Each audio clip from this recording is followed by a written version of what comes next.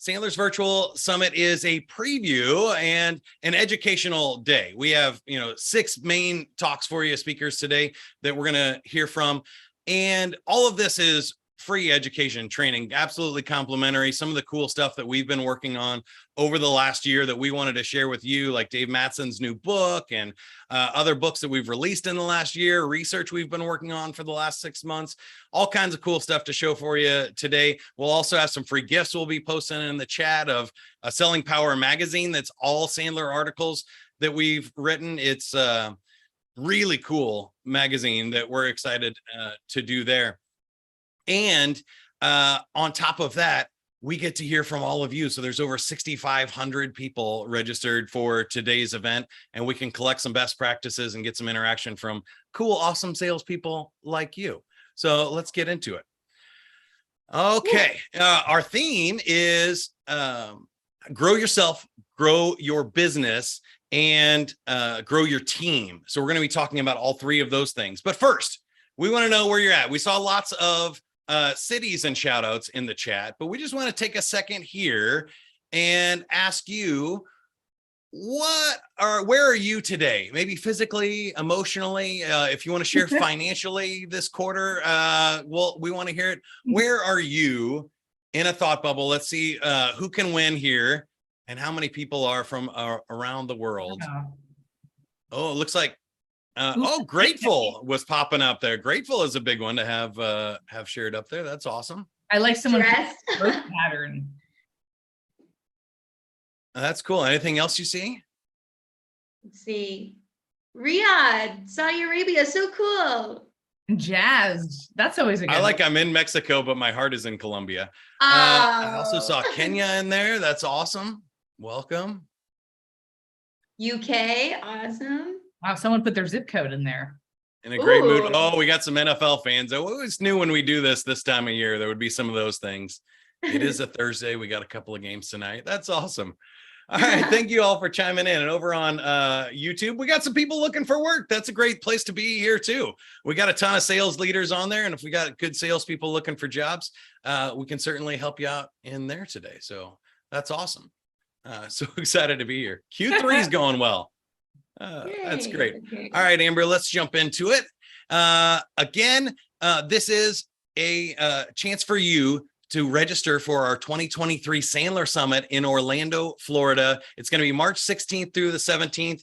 And it's 2 days of live stuff in Orlando. If you want to join us, we're giving you $50 off today if you use the code VS2022. So we're going to have one of the Sandler staff post this in the chat for you, a link. It's sandler.com/summit. And when you register, use VS2022 and it'll be $999. You can join us and we'll do this again in there. And we already got some people signed up. That's how we do this. All right. Now we already went over the agenda. Here are some of the times there in Eastern time. But our theme is grow yourself, grow your team, and grow your business. Which of these do you think is most important for you today? What do you think? Which are you most hoping to hear from us over the next 5 hours? Grow yourself, grow your business, or grow your team? Ooh. Sophia, what do you think? Which one are you most excited about? Grow my team and myself, of course, but the team is expanding. So. Yeah. Amber, how about you? Yeah, I love grow yourself. I love any opportunity I can to really look inward. But I think today I'm looking for grow my business. How can I? Yeah, Michelle said all of the above. I like that answer for sure. Yeah. That's a good one. Good. Cameron says grow herself over on the YouTube live broadcast. But it looks like growing yourself is going to win here. And I think, that's not a bad place to start. If you grow yourself, it should have impacts on your team and your business. So I think that's a pretty great way to start. All right. Now, so you got this one, Amber. I got it. I'm ready. Okay. So just like we talked about, focusing on grow yourself, grow your business, grow your team. And so you know that in Sandler, we love a good metaphor. And we talk about the referral tree. And so today we're talking about the tree of business. So another tree. And this is the tree where the trunk is you. So this is grow yourself. You are the trunk. The branches are your team. And then the leaves is your business. So following along, growing our tree, making it big and strong. Go ahead, you can shoot this in the AHA slides, in the chat on Zoom, or in the chat on YouTube. Type it in for us. What do trees need in order to grow big and strong and successfully take root in any environment? What do they need? Go ahead, type that in for us. Water, energy, water, sun, fuel. Yes, love the excitement. Good. Oh, we got a shout out for the BAT. I did want to shout that one out. On the previous slide, we did list 3 things without making it a triangle. That's personal growth for us here at Sandler. I love it. Okay, this is awesome, you guys. Yeah, let's see what else we have. We have more water, sun, fertile ground. I like it. Yep, some good soil. Always good. Awesome. Okay, and we perfect. picked 4 of these out as well that we thought might help you get prepared for all of the big sessions that we have today. The first one, lots of you nailed this one, water. Tell us about this one, Amber. Yeah, so water is what transports important nutrients throughout the plant, right? So as far as water goes, Sophia, what can we do for ourselves, metaphorically, for the water for ourselves? Oh, thank you, Amber. I want to hear in the chat. I want everyone who is currently doing their journaling practice every single day. I want you to smash 1 in the chat now. If you're journaling every morning, you got a nice journal and a nice pen, and you currently practice journaling every day and prime yourself for the day, because we're out there fighting the good fight, right? Great salespeople are not born, they're made. Well, do you have a journaling practice? How do you Wordle and journal first thing when you get up in the morning? Wordle and journal. Wordle and journal. That's a good combo. I like that. Number 2, your CRM. Does your CRM work for you, or do you work for your CRM? Do you view CRM as a tool, or do you view it as busy work that you hate to do? Or have you learned how to leverage your CRM? How are you connected to people, technology? Another part of water, the last part here, is business, customer success. The people that are on the front lines of your business and your brand. How often do you check in with clients? Here's an odd question. How often do you encourage complaints and feedback, or do you wait for a dreadful email, a cancellation email? How often do you have Caesar meetings and request honest feedback? What else do we need for growth, Amber and Mike? I think just water. It keeps you healthy, and nobody likes a thirsty salesperson. You know what I'm saying? No. It reeks of commission breath. Yeah, I think also some nutrient-rich soil. I saw some people put stuff about, fertile ground, and I think this is another good one. So nutrient-rich soil, the idea of your environment, right? What the environment that you're in, how is that helping you grow? So for you specifically, who you surround yourself with, right? So the books you read, the people you talk to, the networking groups you're a part of, everybody that surrounds you, that's giving you their energy, what is that environment that you're in? For your team, benefits, technology. Are they getting classes in order to focus on themselves? What is their environment? Are they able to really grow and thrive? And then your business, are we truly a partner to our clients, or are we just more like a vendor? Do we have that trust, or are we just somebody that sells them products? Mike, what about this next one? Yeah, I think that that is huge. What you just said has been really a focus for me over the last year, is especially in the pandemic and everything, is your inputs really determine your output a lot of the time. And if you're surrounding yourself with negative people and negative news and social media, I even saw a study today that said you can catch illnesses through social media. So those psychogenetic illnesses, you can actually make yourself sick if you believe you're getting sick, sort of like the placebo effect. Yeah. And that's crazy. And so I think all of that to me led to this sun one, and keeping your energy up. Yeah. So if I need to keep my energy up during the pandemic, I need to think about what's filling my tank. I need to think about getting sleep. I need to make sure I'm confident about what I'm doing and feeling good about it. If you're burned out, if you're bored with what you're doing, if you're frustrated with your team and your clients and your prospects, things are not going to grow very easily for you. You got to be doing energy management, I think, even more than time management. And when you're looking at your business, I think these things are obvious too. I was thinking of an example today, and it's not a great one. Kansas University here is about 30 minutes away from me.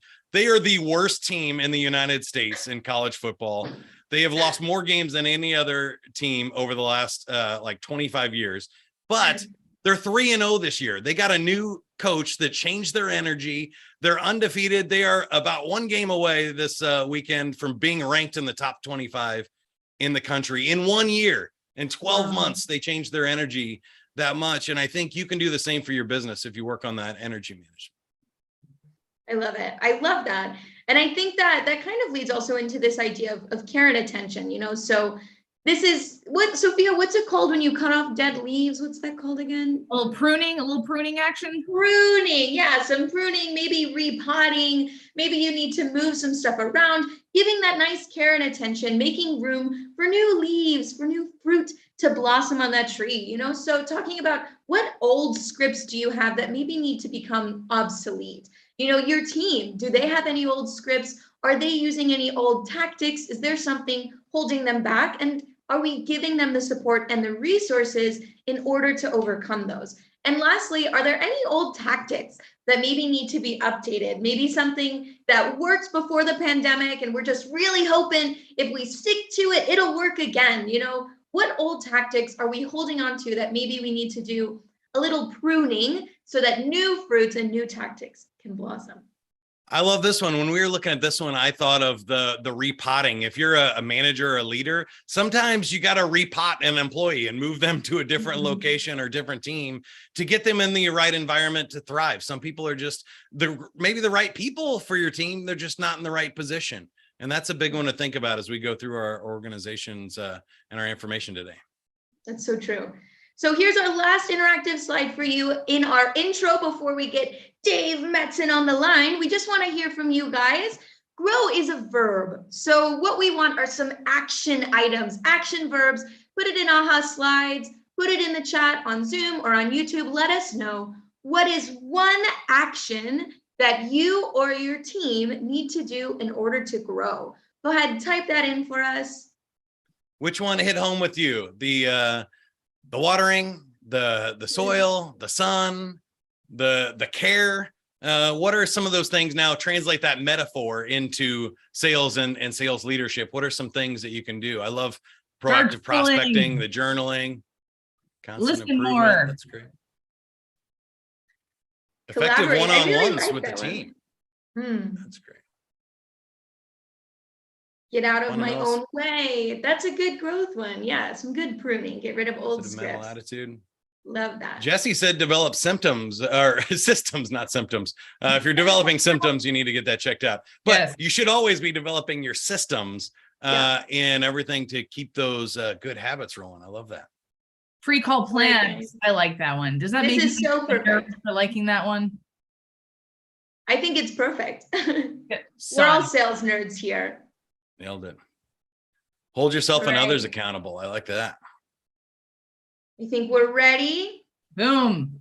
So let's go ahead and get it started. What better way to start our conference than with our fearless leader, Dave Matson. Matson is the president and CEO of Sandler. He's a best-selling author of multiple books, sales and management thought leader, and a keynote speaker and leader for sales training seminars all around the world. Under Dave's leadership, Sandler has expanded into more than 25 countries with over 200 training centers. Now, with Dave's new book, 52 Rules for Sales Success, coming out soon, he's here today to discuss the changes in the buyer's journey and best practices for matching selling efforts so that they align with the modern buyer's journey. So, without further ado, ladies and gentlemen, Dave Matson. Hey, thanks, Amber. Listen, first of all, I want to thank each and every one of you for carving out a piece of your, I was going to say day, Amber, but then I realized how many people are joining us from around the world. It's amazing. I saw Latin and South America. I saw Western Europe, Eastern Europe, Africa, APAC. I mean, just absolutely amazing. So thank you, each and every one of you, for joining us. I know my goal and the goal of all of our presenters here today is to really give you things that you could implement immediately. right? So I love feel good type programs. That's great, but we want to go above and beyond that. We want to make sure that we provide you actionable tactics and strategies that you could take back to your business, implement tomorrow, and say, wow, that had an impact on our business. And that's how we win. Our mission is to elevate the stature of selling. So if we can do anything to help that, that's really what we're here to do. Now, I'm going to be talking about selling to the modern buyer. And as you heard, we have a brand new book coming out. There's 52 rules. And Sandler really provided us with rules. And what does that mean? Well, I don't believe in a lot of scripts. I think it doesn't really work out that way. I can learn my scripts all day long. Unfortunately, the prospector buyer, they don't know their script necessarily. So, it gives me some confidence. But at the end of the day, I think it's more realistic for us to learn how to think about certain situations. And that's really what this book does. If this is occurring, then think about it this way. It's like kind of like spelling rules, right? I before E except after C. I don't have to memorize every single word, but I have to just remember those thoughts, those trends. And that's really where this comes from. Now, as we've talked about selling to the modern buyer, I'm going to be pulling all this content from the Sandler Vault. We've been doing this now for quite some time, won tons of awards, as far as best training and management and sales. But really, our swing zone is for those who generate revenue. And if you're a direct revenue generator or you support that process, that's really where we excel. And as you can see, we train tens of thousands of people a year. We've got over 400 Sandler trainers and consultants around the world. So we have lots and lots of best practices from scaling companies like yourself. And that's really where this is going to be coming from. Now, if in fact we say anything or I say anything during my presentation, I know this is true with the other presenters as well, that you want more of, like, I heard pre-call planner mentioned in the opening. Hey, can you send me a podcast on this? Hey, can you send me a pre-call planner tool? Whatever it is, just ping us on social media, certainly on LinkedIn or any other channels that we've offered you. We will make sure that we get you those assets, okay? Because again, we want you to be successful. That's our mission. All right, so let's talk about how selling has kind of morphed a little bit over time. And just to kind of see if you've seen the same types of things, and I'll ask you in the chat room, if you start chatting up a little bit, what have you seen as the modern buyer? How has it changed? Here's some of the things that I've seen. More people are involved in the buying process. It used to be where you had one or two people involved. And of course, that's changed. But there's a lot of people involved in the buying process, more and more as we move forward. Why is that? Well, if we just kind of peel back the onion for some simple reasons, technology has allowed us to do that. I don't have to get on a plane to go over to a 2-hour meeting and then take a day or two to fly back. All I have to do is now jump in a virtual setting and I can participate in that sales process. That was never the case, right? You'd always have one or two people participating. They would take it back to the super secret committee and they would do their thing. Well, now they're all here, right? And it's easy, much like we have thousands of people here virtually, the same thing happens on the buyer side. Another thing that I've seen is that there's more of a team buy, team sell, right? So what does that mean? Well, of course, it's easy, as I just said, to participate in the buying process. So you've got more, but you're going to have cross-functional people on the buying side. And that's another one, as a matter of fact, that pops in, is that organizations are making decisions based on institutional needs versus just the individual wants of an individual department or group. Now, I know that's a generalization for sure, but if you think about some of the stats that are out there, the average SaaS company has over 250 apps that they're using. Now, they're using is a kind of a funny term because they're not using them and they're completely disconnected. But, with that, the technology has allowed that. So it is more of a team buy, a team sell. Now, though it's institutional, they want to make sure they're making a decision for the company in general versus those siloed decisions as the 250 apps kind of demonstrate with any one given company. Sadly, I have to admit, we have lots of different programs that we here have at Sandler because it served the need of a group but we didn't look at it from an institutional perspective. And now we're doing that. We're dismantling a lot of individual decisions and thinking about globally, how does this fit into the footprint? And I think that's happening across the board. Another big shift, of course, is technology. You know, Frank Cespedes, who heads up the entrepreneurial program at Harvard, good friend of mine, he has a new book out. And one of the interesting things that caught my eye was, hey, pandemics, they don't foster innovation, they foster acceleration. And the more I thought about that, the more that I absolutely agree with that. Think about all the technology and the tech stacks, even the things that we do day in and day out today. Did they just become available since 2020? I don't think so. Most of them were out there, but we didn't use them. Whether the sellers didn't believe it or the buyers didn't believe it. I'll even take virtual training. That was not a big thing prior to 2 years ago, and now it's just the norm. So the acceleration of things going on is insane. So yes, put them some chat. What have you seen as far as some of the shifts in the modern buyer from your perspective? Yep, so agreed. Lots of good stuff there.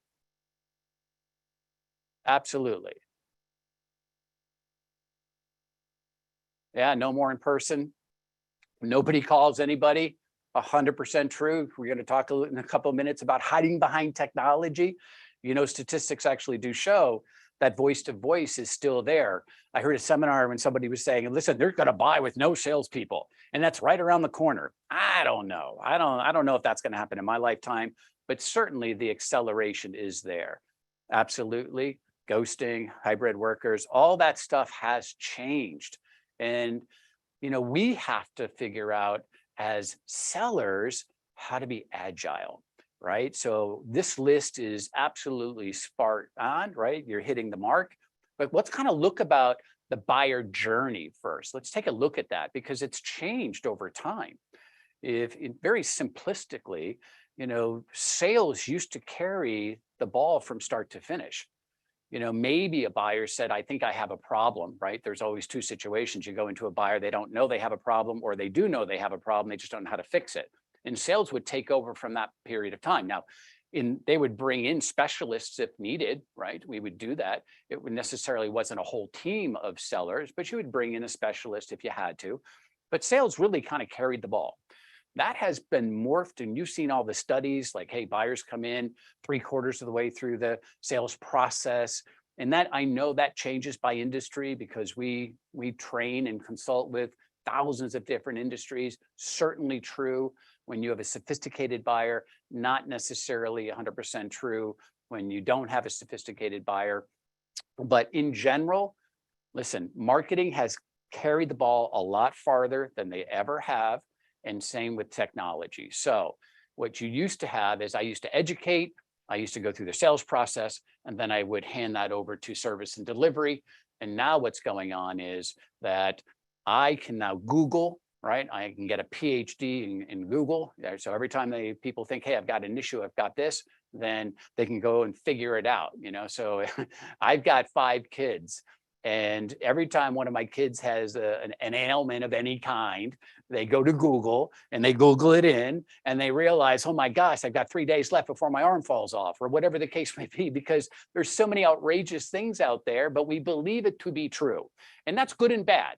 But back to the buying situation, look, marketing is playing a much heavier role.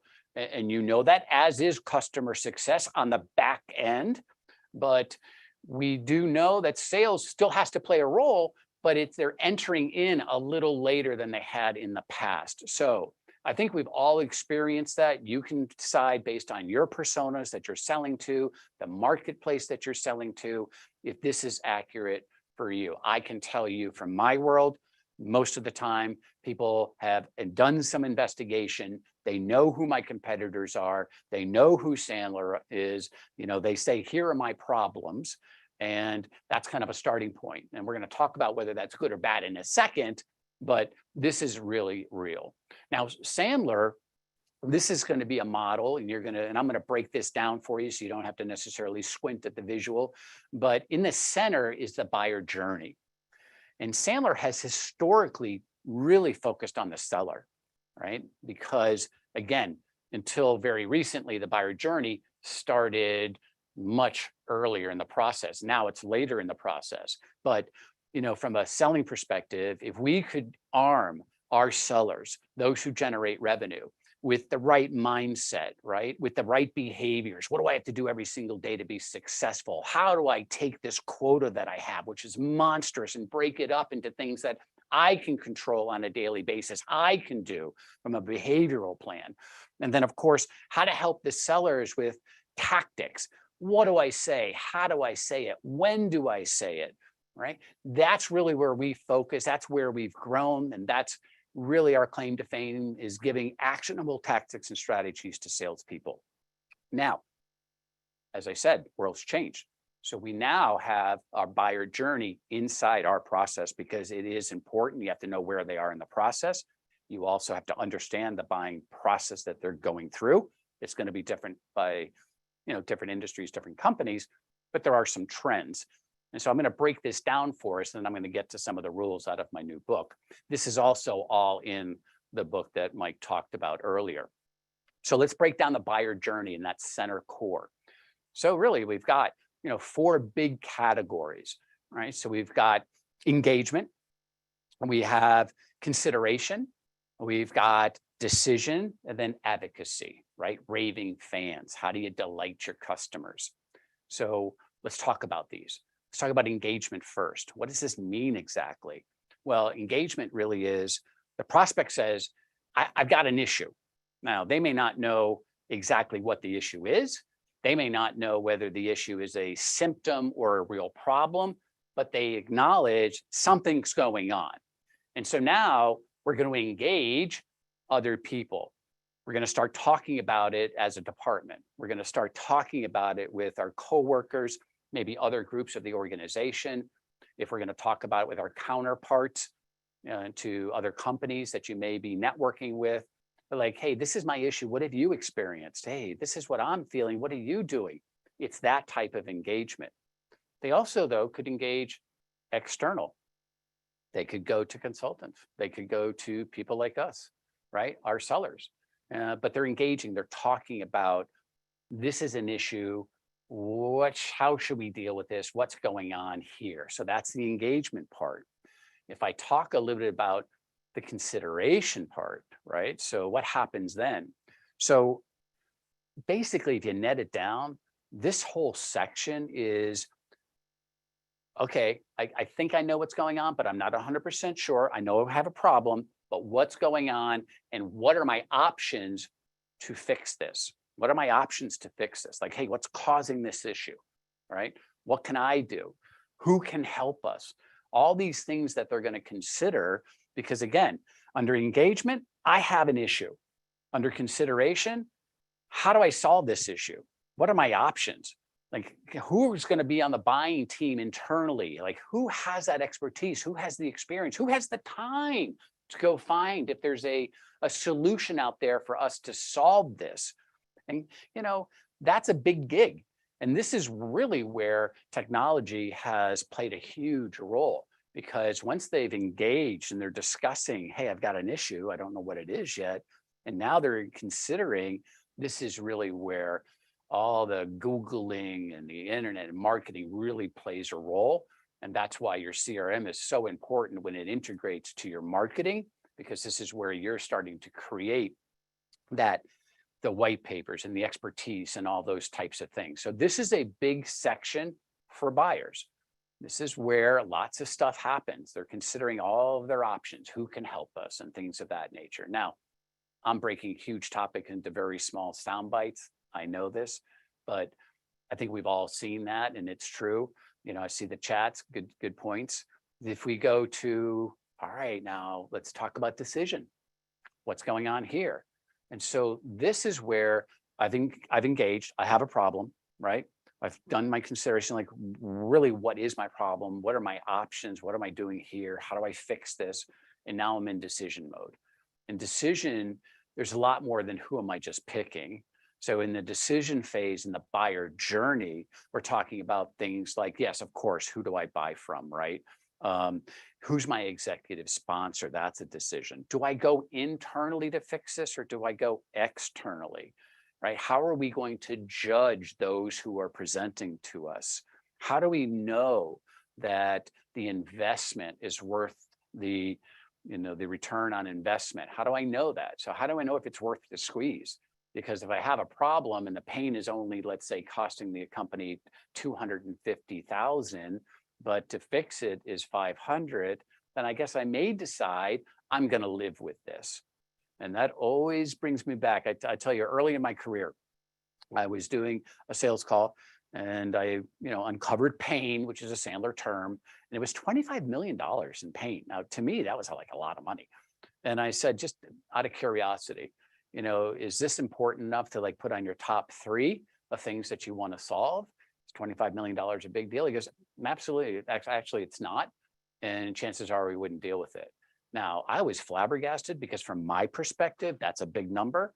But Sandler teaches me I better ask that from theirs, because it's not necessarily who cares about what the seller's thinking. It's really what the buyer's thinking. And that kind of level set it. But they are making those types of decisions.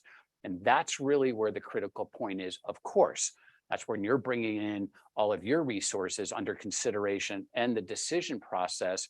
And ultimately, obviously, we want to be picked as individual sellers, that we are there to support them, but to fix their needs, right? So that's in that decision phase. Well, let's talk about advocacy. Now, advocacy happens when they become clients, right? So I've gone through the consideration of all my options. I've made some decisions. I am going to go externally. I do know my criteria. I do know who's going to lead the charge in that investigation. And I know in the decision, I'm going to go external, I'm going to buy from you. Well, advocacy is, how do I turn my customer into a raving fan? How do I make them delight, right? They're happy with us, because you have to remember, some buy, but your product and service tends to support many. So there's a lot of voices here, but we want to make sure that we meet and exceed their needs. That's why one of the tools right out of the sales course is the customer satisfaction.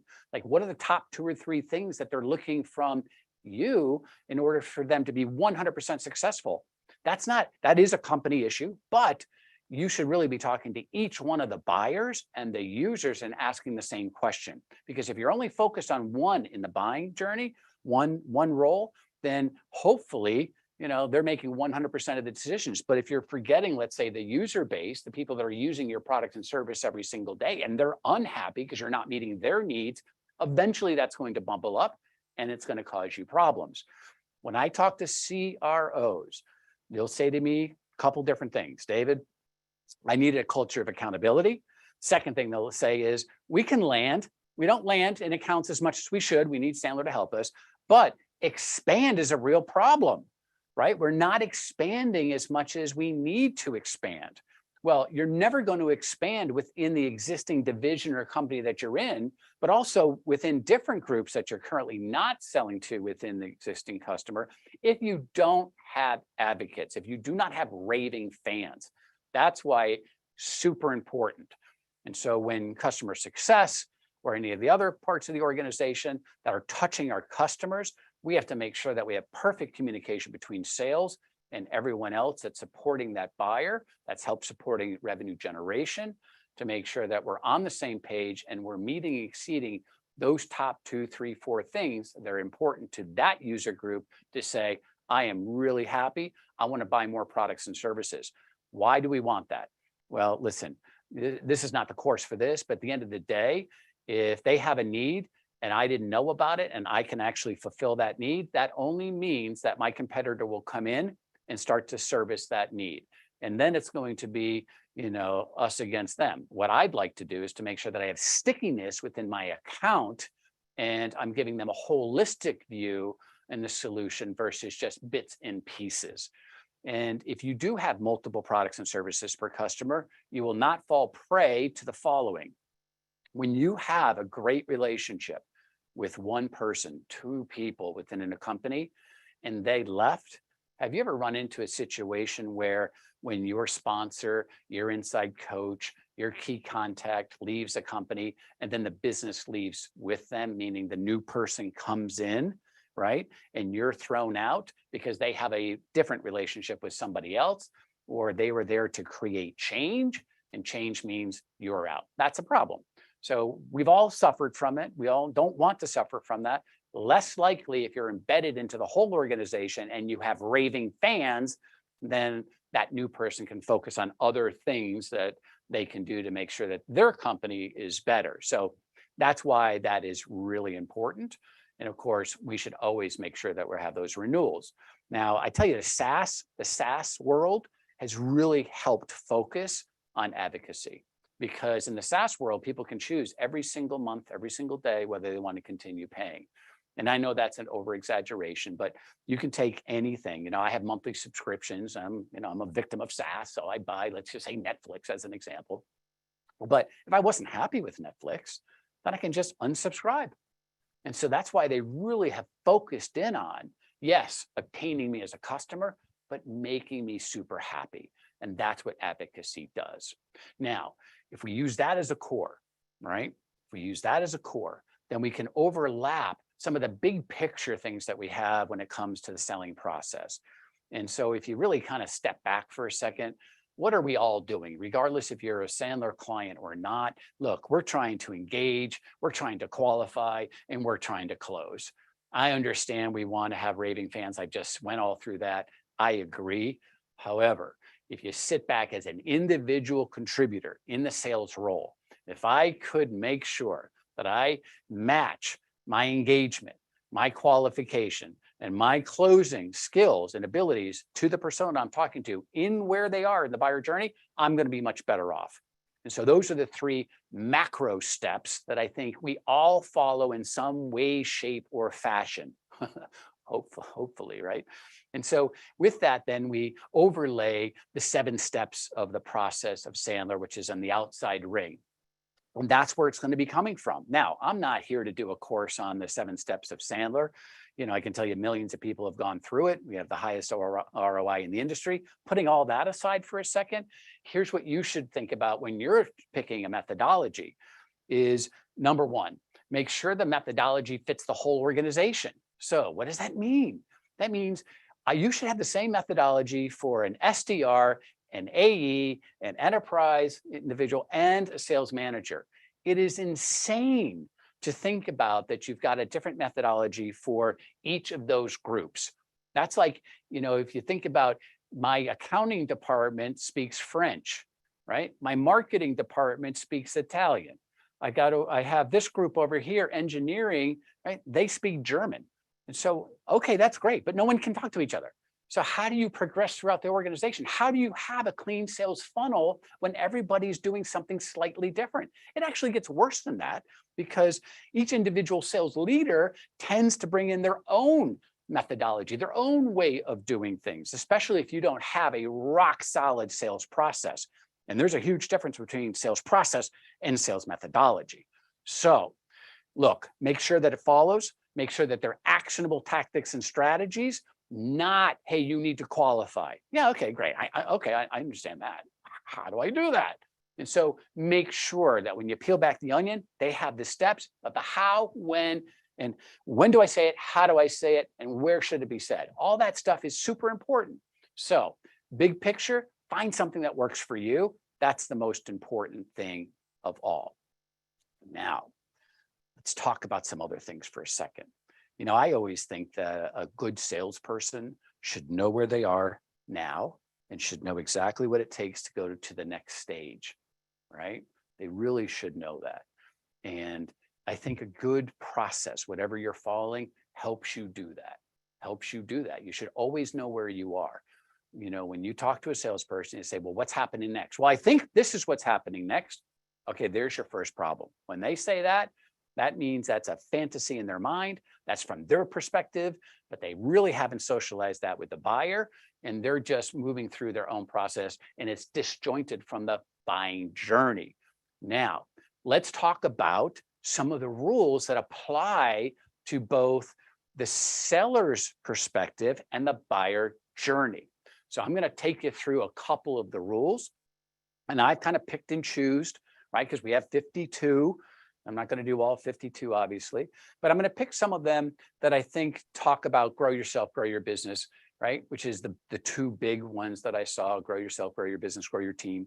And this one would be really for managers, how to help your people think about this, but also as individual contributors, how do I do this? So let's go to rule number 5. So rule number 5 is, right, establish and maintain equal business stature. All right, what does that mean? Look, if you step back for a second, in the opening slides, we said, hey, there's more people involved in the buying process. It's more of a team sell, team buy. They're farther into their process before maybe you even get there. So think about those as criteria for a second, right? Equal business stature, if I really think about it, is an individual seller. Do they believe, do they act as if I deserve to be here? I have the cure to your problem, right? I have the cure to what your issue is. That's your mindset. Now, of course, through questioning, we have to figure out, oh, that's true. So, don't get caught up in that. But I want that confidence and conviction that I have a seat at the table. Sounds pretty simple, actually, except when you have people making institutional decisions, you probably have people higher up than maybe you're accustomed to in the C-suite. Or you have different departments. I'm very comfortable talking to engineers because that's where my products and services typically are bought. Now I'm talking to people over here in 3 other divisions, and I don't really understand their business. So I don't necessarily deal with their personas. There could be 1,000 reasons for this, but you have to have equal business stature. That is probably the number one reason why we are not going deep and wide within an organization, because I'm comfortable selling the 1 or 2 products that I know like the back of my hand to the 1 or 2 buyers that I already know all the time. But for me to now go and sell a product or service that maybe I don't sell every day to a persona that I don't interact every single day, then this would mean my confidence starts to wane a little bit. Now, look, why is this? Why does this even happen? And I can only give you my personal experience, but I've seen it now for tens of thousands of people that I've worked with. My parents did a fantastic job raising me as, a young adult, right? They wanted to protect me. They gave me a ton of these rules as I grew up. But some of the rules that are counter to this and counter to being an awesome salesperson. Let me give you some of the rules that my parents told me. Do not talk to strangers. Don't talk to strangers. They told me, don't talk about money. That's rude. Don't ask people what things cost. That's rude. We don't do that, right? I didn't even talk about money. I didn't even understand the concept of money. Right? Only speak when spoken to. Respect your elders, right? The list goes on.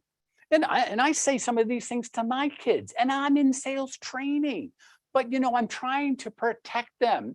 But at the same time, I'm destroying them as a salesperson. Why? Because I'm going to work for you or your boss.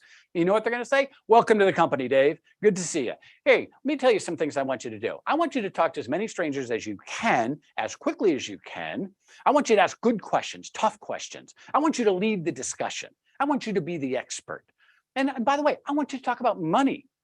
So you can see, and people don't even acknowledge it, but their heads are, oh, wow. Because eventually my mom's popping up.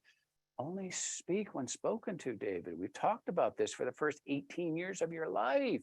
And so that's what holds us back sometimes from equal business stature, right? Now, I'm not saying that's true for you. Statistically, it does probably cover 80% of the reasons why.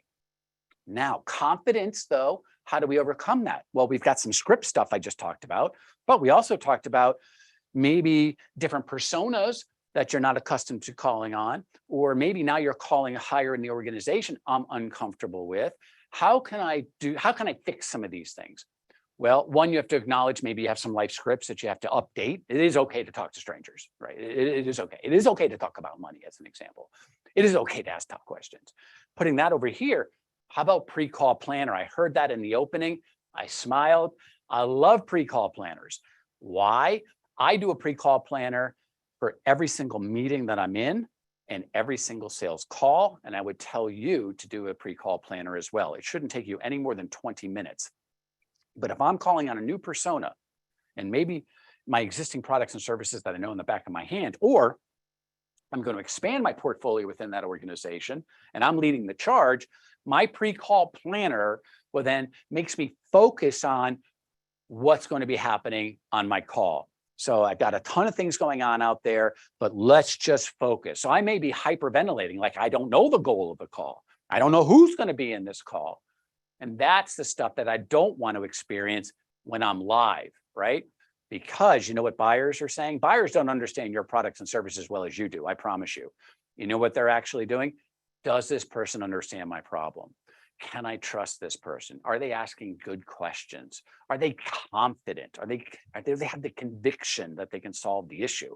That's really what they're buying.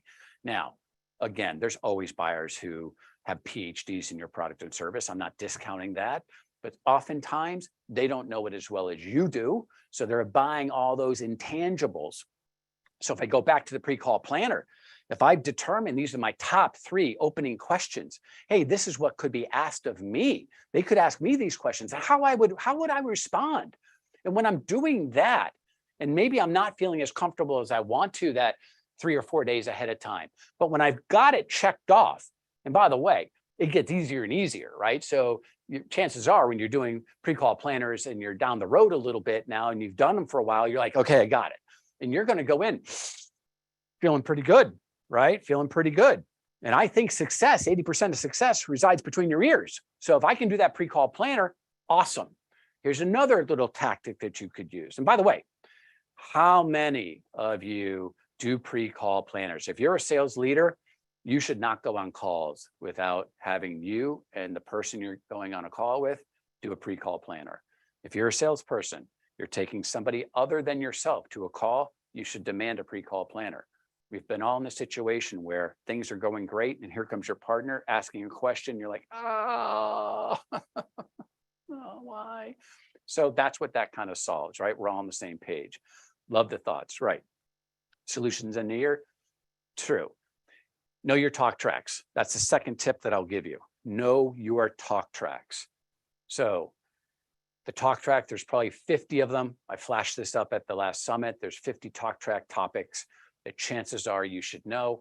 For your business, you have to manipulate them, but just have it down. I'll do a quick example. Let's just say it's your 30-second commercial. You're in front of a new buyer within the organization, and they say, hey, we haven't done business with you in the past. I know you're working with other groups here. Tell me a little bit about your company. You should have that 30-second commercial like boom, right off the top of your tongue, which is applicable to that persona and that pain with this product. You should have done that in your pre-call planner, but that's a talk track, because when you have that down, then it's easier to focus on the buyer. See, if you're trying to figure out what you're going to say, you know, your mind's talking to yourself like, oh my gosh, oh my, wow. Then if I'm doing that, I'm not listening and I'm not paying attention. I've got to listen. I have to pay attention. So if I know my part as a seller, then I can focus on you as the buyer. So pre-call planners, get your talk track down. And by the way, you want to have equal business stature? Use the 70-30 rule. What's that mean? You've got 2 ears and 1 mouth. Use them in the proportion they were given to you. You don't have to show up at a C-suite and just blew everywhere. Just ask good questions. Ask good questions, right? Because the value of a salesperson is determined by the questions they ask, not the information they spew. When you're asking thought-provoking questions, boy, I tell you what, you have your credibility meter goes up really high, and that's great. So that's what this rule is. Let's talk about another rule that kind of fits into what we were talking about as far as the buyer journey is concerned. Let's go from rule 5 all the way over to rule 32. Now, rule 32, the problem the buyer brings you is never the real problem. What does that mean? Well, think about the opening slides where marketing takes the buyer journey up to here. And so when you show up and the buyer has done investigations, right? They've done a lot of considerations. They've engaged. They may think they know the problem, much like I told you, my kids have PhDs in Google. They're going to Google everything. When they can't figure something out, they go to YouTube. They're watching a video. And so we have this artificial confidence in a way that I know the problem and I know how to fix it. What I'm looking for you, seller, is what's your solution? What's it cost? And that's sometimes where they are. What you have to realize is maybe they're focused in on the symptom, not the buyer. Not the pain, right? Not the problem. And so, for instance, when I go to a doctor and I have like lower back problems, I go, hey, doc, wow, I got a real problem here on my back. What I think it is I think one of the discs has been moved over here because that's what technology has told me. If I wanted them to say, oh, absolutely, we're going to schedule some surgery for you, I would be nervous. But they ask a ton of questions. And you know what they come to find out?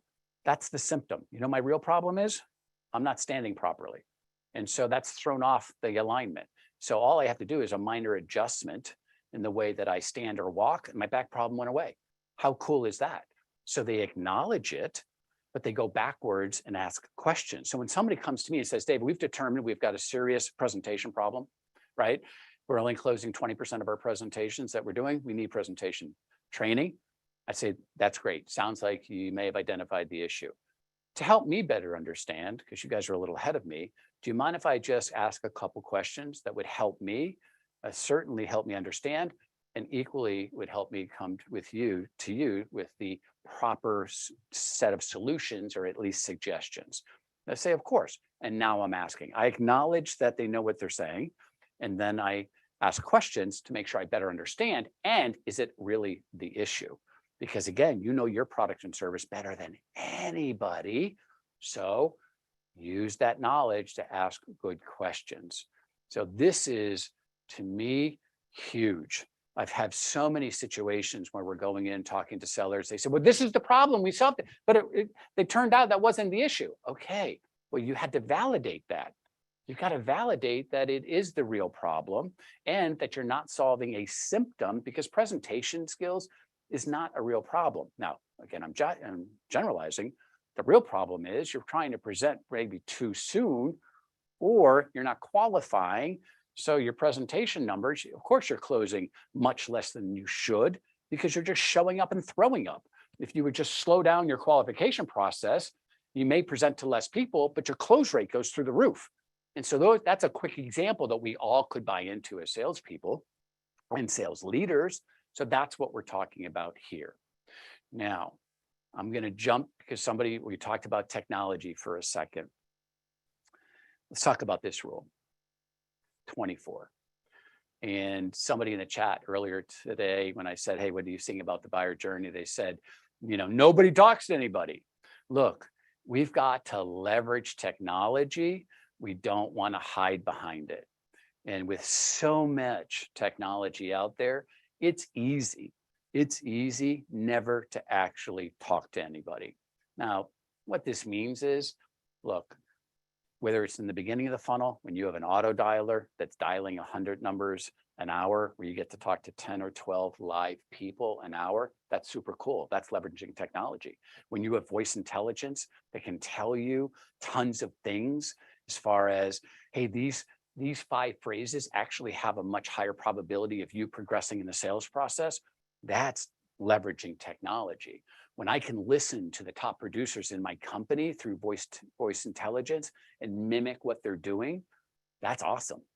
When I'm a new hire and you can give me a virtual playbook of all the best scripts that statistically have worked, that's leveraging technology, right? And all the other platforms that are out there for sales enablement and customer success, there's tons of good stuff out there. CRM, right, is awesome if you use it. It's awesome if it's integrated with your marketing platforms. So technology is great. But what this really means is leverage it, don't hide behind it. Now, look, it's easy to send somebody an email, but pick up the phone. That's a simple example. You know how many phone calls that I get now? Maybe one a day. I just pick up the phone. I'm shocked that somebody called me. right, versus an email, which I get over 300 emails a day. So figure that out. But how do I leverage the technology? Let's take that. Well, let me assume that you have a methodology of some sort. And so one of the things that you may be saying is, well, I'm going to leverage Vidyard. Vidyard, I love Vidyard. Vidyard's awesome. That's great. So instead, no one's picking up, no one's answering my phone calls, no one's answering my emails. So I saw a statistic that said, I'm going to send a video out. That's great. But if you're just doing the video in Vidyard, the same spew you did on an email, which was ineffective, chances are it's going to be ineffective. So use the technology, Vidyard in this example, but overlay, right, a good 30-second commercial that is focused on the buyer's issues, not how wonderful you and your company are. And so now you're incorporating technology with your methodology, right? Whatever it is, hopefully it's Sandler, but it doesn't matter. And now that's a winning combination, because now you're leveraging all of the nuances, all of your best practices, using the technology that you have in your organization, whatever the tech stack is. I have seen more people buy technology and not leverage it. I have seen more people in organizations hide behind technology. It's ridiculous. It happens in our own companies. You know it as well as I do. People email each other, right, within their own company, and it goes back 4 or 5, 6 times. How much was that a time suck? How about just pick up the phone and talk to your coworker, right? And this is just an example of how some of the buyers coming into the future have grown up. My kids text each other and they're in the same house. So this is not unusual. It's not just in our business world, it's everywhere. Now, we've got 52 of these rules. I've done 3. And so I just want to make sure that we're giving you some examples. So if you've got technology that you're using, go make sure that you've got, as an example, your methodology embedded into that at the right time, and it would go up. So that's some of the things that, just come to mind. Again, I only had 3 that I was able to share with you, but the ultimate goal, hopefully you can take 1 or 2 things that I've said, implement it. And again, any one of the presenters happy to, send you additional information if you want. Send me a tool, send me a podcast, send me whatever the case may be. We all want to make sure that you have invested the time and we've met and exceeded those expectations. So again, on behalf of Sandler, thanks for joining us. Talk to you soon. There you go. Big round of applause for Dave Matson, everybody. You can give the +1s in the chat, or you can, put any questions, comments in there, and we'll try to do our best to respond to those. And we have another special session coming up for you. We're going to go nonstop all day here with different types of sessions. So our next presenter is Chris Wakeley from Gong. She is a senior director of advisory partners at Gong. Gong is another one of our partners. Dave was just talking about leveraging technology that you can leverage in your sales call. So it's a call analytics tool that listens to all your calls, and it can do really cool things in coaching, like skip ahead to parts of the interesting conversation.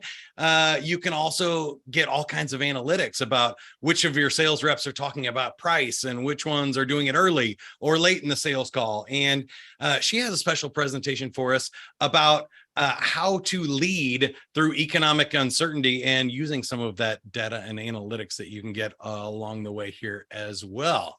All right. We got about 1 minute here. Chris, you can share your slides whenever you are ready.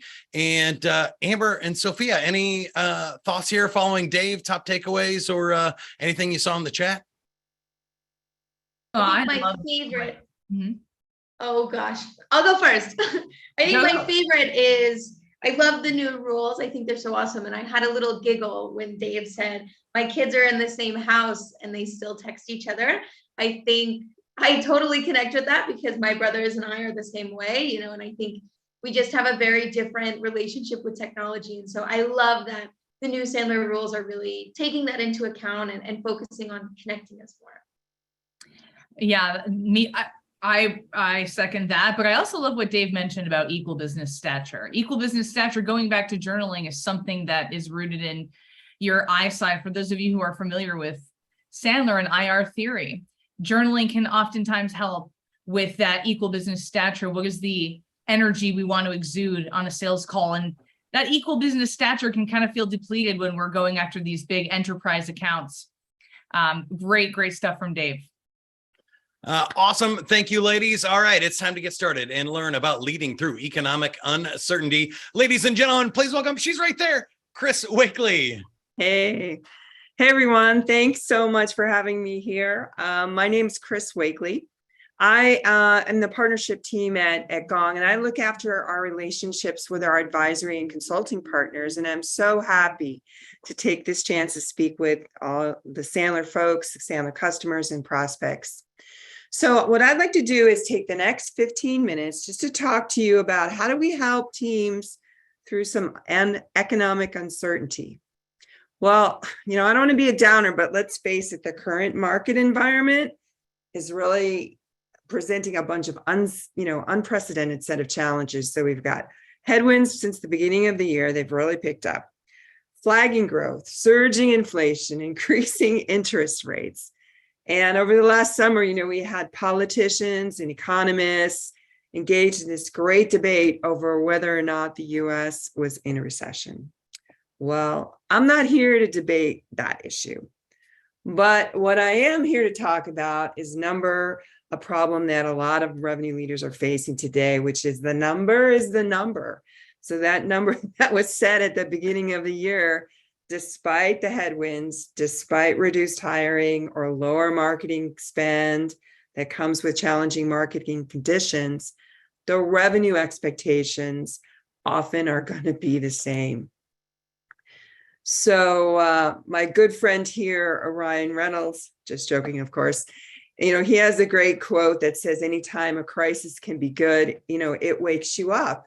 And I think this is, also the time for us to really take a look, as Dave mentioned, about honing our sales skills, getting better at our craft, leveraging some technology today. Now is the time to do it when you're in this crisis mode, or when you're in this position where your pipeline isn't strong enough or deals are falling off. What can we do about it? As American gymnast Gabby Douglas said, hey, hard days are the best because that's when champions are made. So really quickly, I want to talk about 5 levers that we can pull as revenue leaders to deal with all this unpredictability that we're starting to face right now. And I won't read them through the screen. You see them right there. But let's just, quickly dive into each one really at a very high level. The first one is positioning. Positioning is everything. So the reality is that the needs and the expectations of your customers have probably shifted in this environment.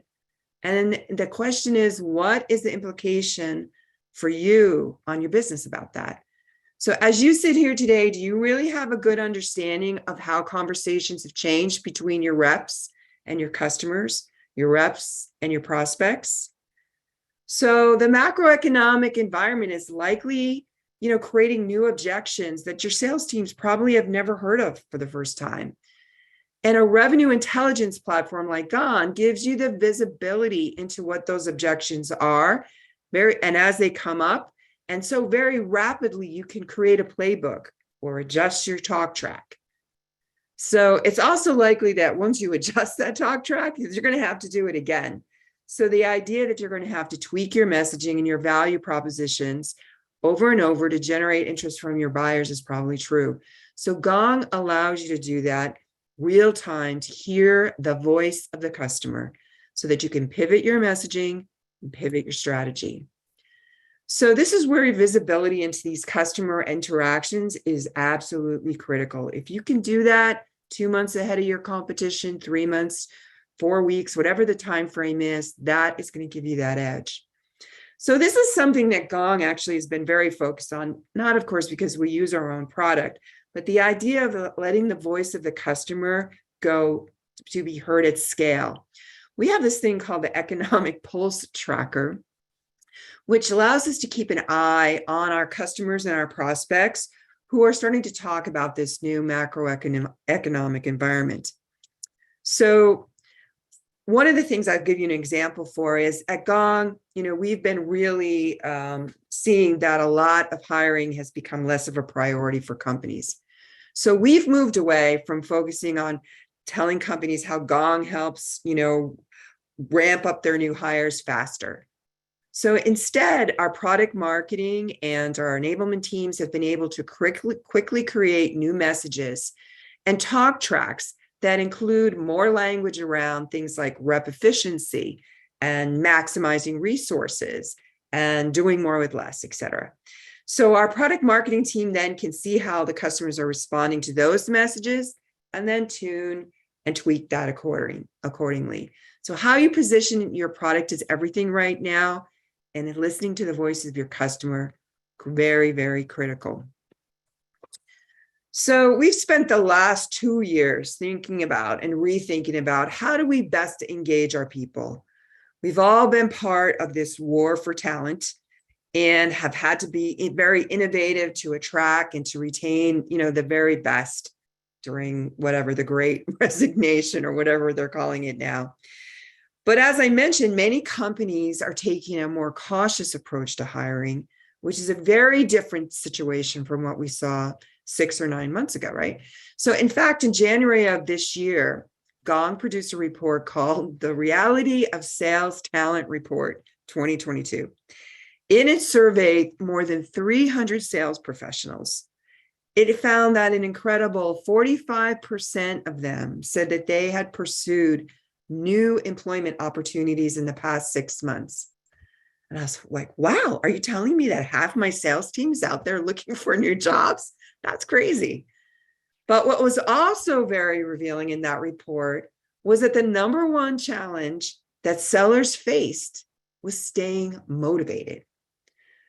So what does staying motivated mean? So that prompts that question, well, how do I motivate my sales team?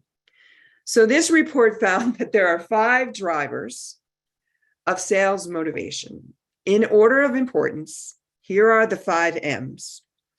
Money, number 1, not surprising. 2, mental health, also not surprising. Mission. This is about whether a seller is excited by and invested in your organization's product and your story, right? Ideally, they'd be enthusiastic about it and be able to, personalize their experience of that product. At number 4, we have manager. Sellers leave when they feel like they're not getting the coaching or the growth that they need to succeed, and they blame their manager for that. And the 5th area is mobility. So given that money is the number one motivator, not surprising that sellers want opportunities to move up the ladder and get more money. So as this group of enablement leaders, I'm sure that our focus over the last couple of years has been around hiring top talent and ramping them as efficiently as possible in a remote or in a hybrid world. But what happens now to your people strategy when hiring slows or even freezes? You need to be able to do more with the same or even do more with less. So it's all about upskilling and strengthening your current people. I'm sure Dave is nodding his head in the background. A report from CSO Insight shows that an alarming 57% of sales reps miss their quota every single quarter. Meanwhile, your best reps are carrying the weight of the team. And so I've got the bottom half that's never going to make their quota, or half of them aren't going to make it. I've got the top that's always going to carry the team. That begs the question, what can I do to move the middle of the pack up? And what would that do for helping me regularly hit my quota? And that's where technology comes in. Imagine if you could truly understand what it is that your top reps are doing differently. What are the talk traps? How do they overcome those objections? How do they position this product? How do they handle that problem? And then take that information and make it available to everyone. The democratization of information can help move that middle of the pack. So, how meaningful could that be? Well, of course, one of the things we talk about is having a common sales methodology like Sandler. And what I'm showing you here are the results from a value engineering study that we did at one joint Sandler and Gong customers. And we started to find out, well, what are top performers doing? Well, you know what? Top performers use Gong more. Well, what does that mean? Well, it means they listen to calls more, they share calls more, they go on the deal board pages.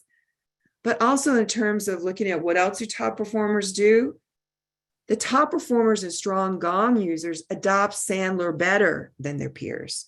And the data indicates that, number one, top performers think Sandler is a trusted methodology.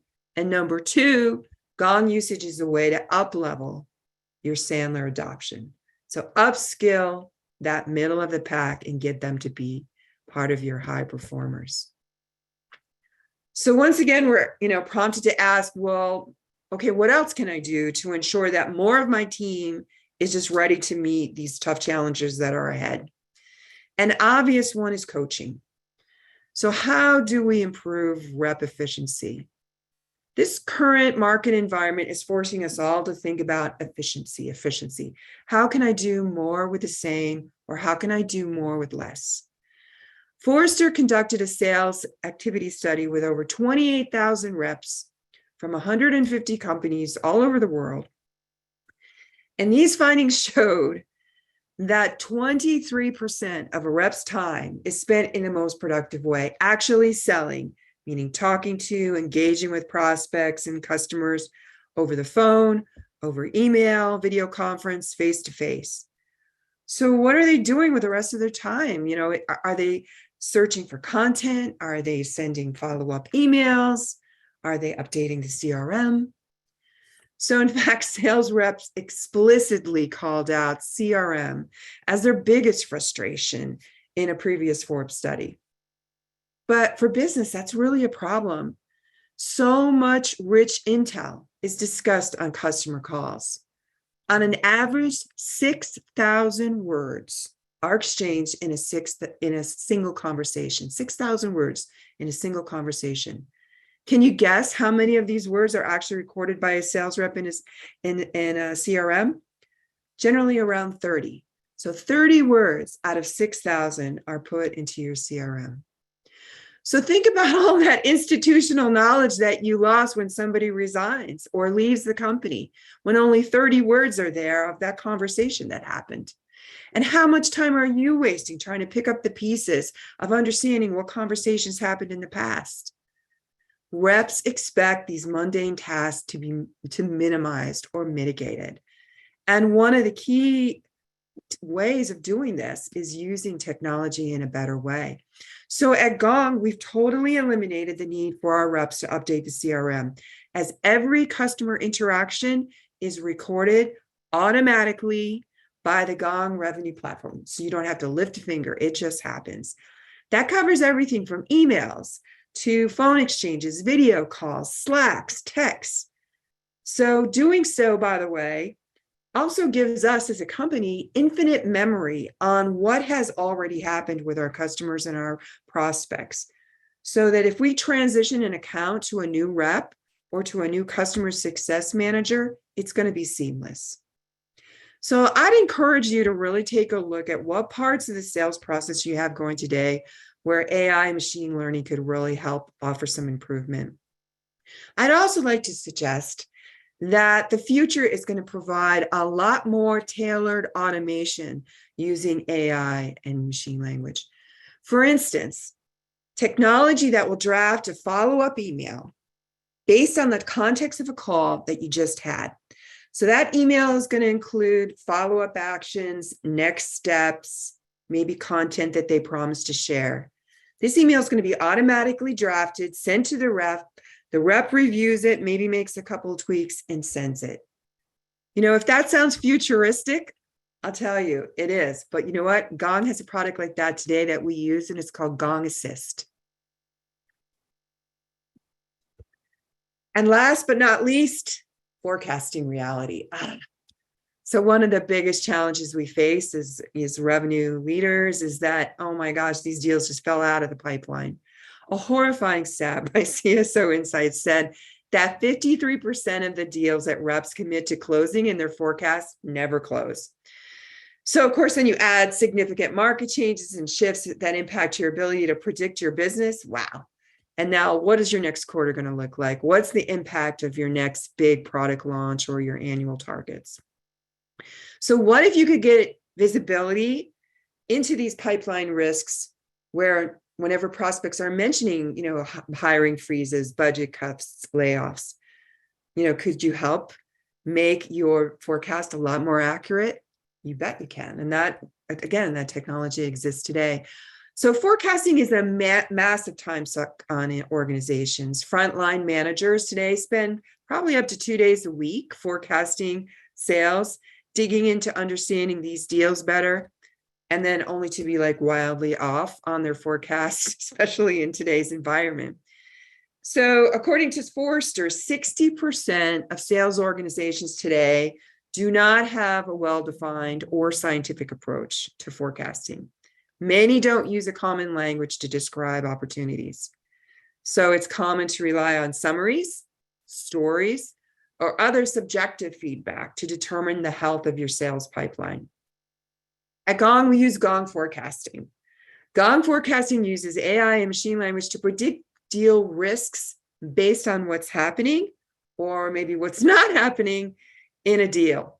So if your rep tells you that a deal is going to close at the end of the month, but they don't have the right stakeholders involved, they haven't discussed pricing at a certain stage of the deal, or they haven't heard back from the customer in a certain period of time, your sales managers will see that as a red flag, and hopefully they can do something about it proactively so that deal doesn't fall out of the pipeline. We call that forecasting based on reality. So what is this revenue intelligence? It's a comprehensive approach to really gathering data and analysis that captures every customer interaction. It understands what's being said in those interactions, not just what's being said in voicemail, but what's being said in the emails, what's being said in text. And it delivers these insights at scale to your organization so that the revenue teams now can be empowered to make decisions that's based on data instead of opinion. And so I'm going to leave that you with- is so awesome. I think it's incredible. And that's one of the things that I love that I think people don't realize. We've even seen with our Sandler clients that they track the words that we teach salespeople to use in their upfront contracts, and deals that were using upfront contracts had more than like a double-digit increase in chances of closing. Not only is that something great to teach your team, but then you can add that into your forecasting details and say, oh, okay, we know this has a greater chance of closing if we're talking about budget early, if they're using upfront contracts. And it really gets just 100 times more sophisticated than we've ever seen before. Is that fair? Exactly. We use Sandler internally, and we have trackers already set up for a lot of mutual Gong and Sandler customers. We love that. And there's just so much more that can be done and leveraged. So thanks everybody for your time. If you have any more questions about Gong, you want to learn more, feel reach out. I'm happy to speak with everyone. All right. Thank you so much, Chris. I'll admit I am quite the Gong guru myself. I love those emails you guys send with new talk tracks. And David Sandler used to say, never do anything unless you know why you're doing it. And I love that these white papers you guys send, not only do you give us new talk tracks that are amazing to coach and role play with your team, but it also shares with you why this specific talk track is effective at the moment. So thank you so much, Chris. Any takeaways? What did you have, Amber? Any thoughts on Chris's awesome presentation? I love it. I love the 5 motivators. I think that it's awesome, Chris. Big Gong fan here at Sandler. I think we're all super fans. And thank you so much for sharing with us today. Thank you. All right. Mike, any tidbits, any downloads? You know what? I shared mine. I think we let Barry get on with it. All right. Hey, Barry, well, let's welcome Barry up to the virtual stage. Barry is co-founder of Sales Mastery, a sales research and advisory firm focused on AI for sales solutions and sales as a profession. Barry has researched thousands of companies and coached advisory clients to successfully transform their sales organizations. Welcome, Barry. Hey, thank you. Good morning. Good to be here. Good morning. from Palm Springs in California. I saw at the beginning, we've got folks from all over the world. So good morning, good afternoon, good evening. And I'll echo what Dave said at the very beginning, which is I absolutely want to thank you for taking time out. The most valuable thing we have is our time. So thanks for sharing time with us today. And hopefully over the next 30 minutes, I'll share some good ideas with you as well. So Amber, I have a quick question. Are you seeing my screen? Do I just start driving or do I need to share my screen? Yeah, Go not ahead yet. and You can share. share your screen and do your thing. Okay, well, I'm not, the share screen went away. Oh, here we go. Share screen. It went away. One participant share at a time. I had a share screen and then this came up and now the share screen is not there. So can All right, I can drive it, or you should be able to see the share screen. It might have moved. You might look to minimize the menu or let me click on something X else. this out and see. Okay, got it. Thanks. And we want this one. So let me know if this is working. There you go. You got it. You got it. And Hey. it's always that second screen gets you. It moves Yeah. around. Oh, thanks. That may wreck my credibility, everybody's confidence in what I'm about to say. But in any event, excited to be here. What I want to present today in the next 30 minutes or so is are the findings from our most recent sales performance scorecard study. We literally launched this right after the 4th of July. I think it was the 8th of July. We gathered data through July and August. We had 850 responses to our survey. And what I want to present today is a sneak peek of our SPS survey. The report, which is going to be somewhere between 45 plus pages, 45 and 50 pages, will be out next Thursday. Sandler was a sponsor of the study this year. We're very grateful for that. And because of that, they will be sharing a copy of the report when it's released next week with all of you that have registered for the summit today. So sneak peek, you'll get more details next week, but I want to jump into this right now and have some fun with it. We're big fans of Edwards Deming. For those of you who don't know, he was the father of the quality movement back in the 70s. And we always love to start with his quote, which is, without data, you're just another person with an opinion. And clearly everyone is, entitled to their own opinion. But when it comes to making decisions, you'll hear more and more these days, data-driven cultures, data-driven decision-making. And what we're going to do is provide some data for you that's hot off the press, as they say. So to follow up Christy's presentation about economic uncertainty, the question that we have is, did somebody say recession? And she listed all the things, inflation, economic uncertainty, high interest rates. There's some debate right now. I guess you could say there are opinions right now about whether we're in a recession, going into a recession, going to have a soft landing, whatever. We're interested in saying, what can you do now? She mentioned positioning. Whenever there's change, the change in and of itself is neutral. How you're positioned relative to the change is what makes it good or bad. And what we want to do is follow up on Dave and Christy's comments with some specifics on how you might position yourself well for the coming year. So here's the data. Here are the first two data points from the 2022 Sales Performance Scorecard Survey. In terms of sellers meeting or beating quota, 61%, this is across 850 responses, 61% of reps met or exceeded their quota. That doesn't mean they achieved 61% of their quota. 61% of reps made or exceeded their number, and 91% of reps hit their revenue, and the average revenue attainment was 91%. So 61% of reps made it, and the firms overall, across all of them, their average attainment was 91%, which of course means many did much better than that, and some did not do as well. So what we want to say is, or ask is, what can you do about this? What can you do to get ready? And to do that, we look back at other black swan events. The recession in 92, 93, the tech bubble implosion in 2002, 2003, and the most recent one, the Great Recession, 2008, 2009. A couple of things are going to look familiar here or similar.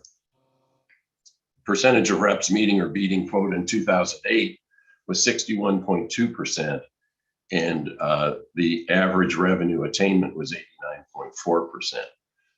In 2009, that dropped to just below 52%, and revenue attainment was 77.5%. So an average fall off of 12% from 2008 to 2009, and it took those firms about 2 years to get back to where they were. So Christy started by quoting Ryan saying, the number is the number. Well, the number is the number, and what we saw in 2008, 2009 is people fell off that number dramatically. So what can you do about it? The other thing, talking about changes in the buyer's journey and changes in buyers, this is from our 2021 buyer study that we did in conjunction with Korn Ferry, where we had a panel of 500 B2B buyers, people who had $10,000 and above signature authority, sometimes well above 10,000. And we asked, what's the preferred resource you go to solve business problems? And this is going to provide some additional data to Dave's comment about maintaining or creating equal business stature. The first place people turn to is their own experience. Have I had this problem? Have I seen this problem before? What did I learn from that? How did we address it? And with whom did we address it? So their past experience themselves and their past experience with the vendor that they used then, and they may still be working with now. Number two, we're subject matter experts from industry or third parties. So SMEs, SMEs, whatever you want to call them, subject matter experts were number two. They were a close second. And then industry and professional online communities, industry events, trade shows, and conferences. Those are starting to happen again. In fact, my partner, Jim Dickey, is at Dreamforce right now in San Francisco. Business or industry publications, peers and colleagues. Down here in seventh place, vendor websites. We did the same buyer survey in 2018. In 2018, vendor websites were in third place. In 2021, they dropped to seventh place. Then web searches, Dave talked about those. Ninth place, vendor salespeople. And then finally, local and national professional trade associations. The question we have is, and I'll just ask it in terms of what Dave was saying, in terms of maintaining or creating equal stature. This does not look like, I'll go ahead and use my pointer here. This does not look like equal stature. Our question is, can sellers start showing up more as subject matter experts rather than, as he said, spewing, talking about their products and services? Can we start talking about the industry, business problems, and so on? So this is a bit of a wake-up call. The other thing that we can say is, or has been said, is to sellers, buyers are just not that into you. Our question is that fact or myth? And we've got some data to support that as well. So this is from the 2022 SPS. Again, going to be released next week. You will have access, you will have a copy of this PowerPoint, but we expand on these charts and the commentary much more in the report, as you might imagine. The preferred point of engagement with the salesperson during the buying process, 21% said at the beginning, identifying and clarifying needs. Another 22% said identifying possible solutions.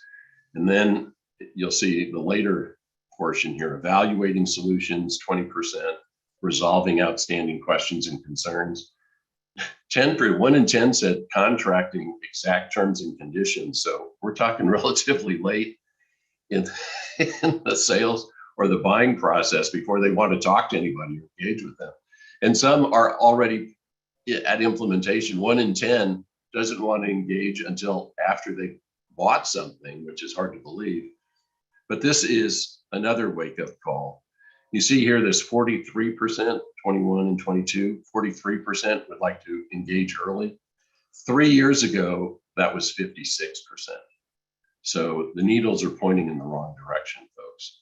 So we asked these folks, is there anything that would make you want to involve sellers earlier? And in 2018, 9% of folks said, there's nothing you could do. We do not want to talk to sellers earlier, okay? Which meant 91% said, yeah, there was something. In 2022, 25% of buyers said, there's nothing you can do. So almost 3 times as many folks are saying, we don't want to talk to you. So when we say they're not that into you, they don't want to hear from you, we're not kidding. 25%, 1 in 4 said, there's nothing you can do. But of the 75% that remain that said, yes, there is something, the number one thing is if it's new to me. So the preferred way is to look at my own experience, my experience with a vendor. If I don't have any experience, then I'm interested in talking to vendors. That would get me to engage earlier. Number 2 is if this is risky, and that has 2 flavors. One is it risky to me personally, as in a career limiting decision, and or is it risky to my organization? And the third one is if this is complex. There are a lot of moving parts here. I don't want to build my own car with all the parts dumped in the driveway. I want somebody in here to help me, and I want somebody in here to engage with early if it's complex. Okay, so few stats, I think, to back up the questions of leading through economic uncertainty. Okay. Another thing we want to point out, and we have a video on this on our website, so I'm going to run through it pretty quickly, but Dave talked about SaaS companies in particular. And one of the things we want to point out is you are not going to expense control your way out of a recession. Okay. Whenever there's talk of recessions, economic uncertainty, all these things going on, a lot of times the knee-jerk reaction will be expense control. And the first 2 things that CFOs jump on is got to cut back on travel and training. Travel and training, got to knock that off right now. And what we're saying is you're actually making a mistake. You're really pulling on, as Christy said, the wrong lever. So here's a P&L for a SaaS company, 100%, 100,000, 10 million, however you want to look at these numbers. When you look at COGS, cost of goods sold, 10% gives a gross profit of 90. You've got fixed development, G&A of 20 and 30. Here's your sales expense, which is high. We also have this on our site for a traditional manufacturing company. You'll see it's much different, but it's only more profound when you see the effects. But here the sales expense is 40%, giving you a pre-tax profit of 20. Okay, so let's talk about expense control. If we cut sales expense by 5%, all of these top numbers stay the same. We reduce this 40 to 38, which yields 22, so which is a 10% increase. So 5% gets you 10% or a 2x multiplier. Okay, I'm going to go through this quickly. We're a little pressed for time, but again, we have the video on our website that goes through this in detail. I'll show you that in a second. What if you could increase sales volume by 5%? So we increase this 100 to 105, COGS to 10.5, which gives us a 94.5% gross profit. These numbers, the rest of them all stay the same, takes us up to 24.5, which is a 23% increase. So in this case, increasing sales volumes, we went from 2x for belt tightening to 4.6x for increasing volume. Okay. What if we just increased price? Okay. And everything else stayed the same. We increased price by 5%, that drops straight to the bottom line, which is 25% or a 5x multiplier. And some firms are doing this right now. They're quoting, supply chain problems or pent-up demand. There's reduced supply, inflation. All of these things, people are trying to raise costs or raise prices. But if you can't do that, one of the questions we used to ask is, well, what's a way of raising price without raising price? And without trying to be too clever about it, the answer is avoid discounting. So what's the impact of a 5% discount? So we go from 100 to 95, drops this gross profit to 85, everything else stays the same. A 5% discount gives up 25% of your profits. Okay, so that's also a 5x multiplier. The problem is it's in the wrong direction.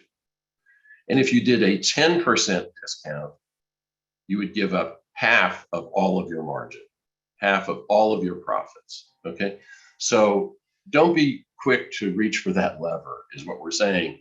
But what we're also saying is you are not going to expense control your way out. What you want to do is increase volumes and hang on to pricing. So how do we do that?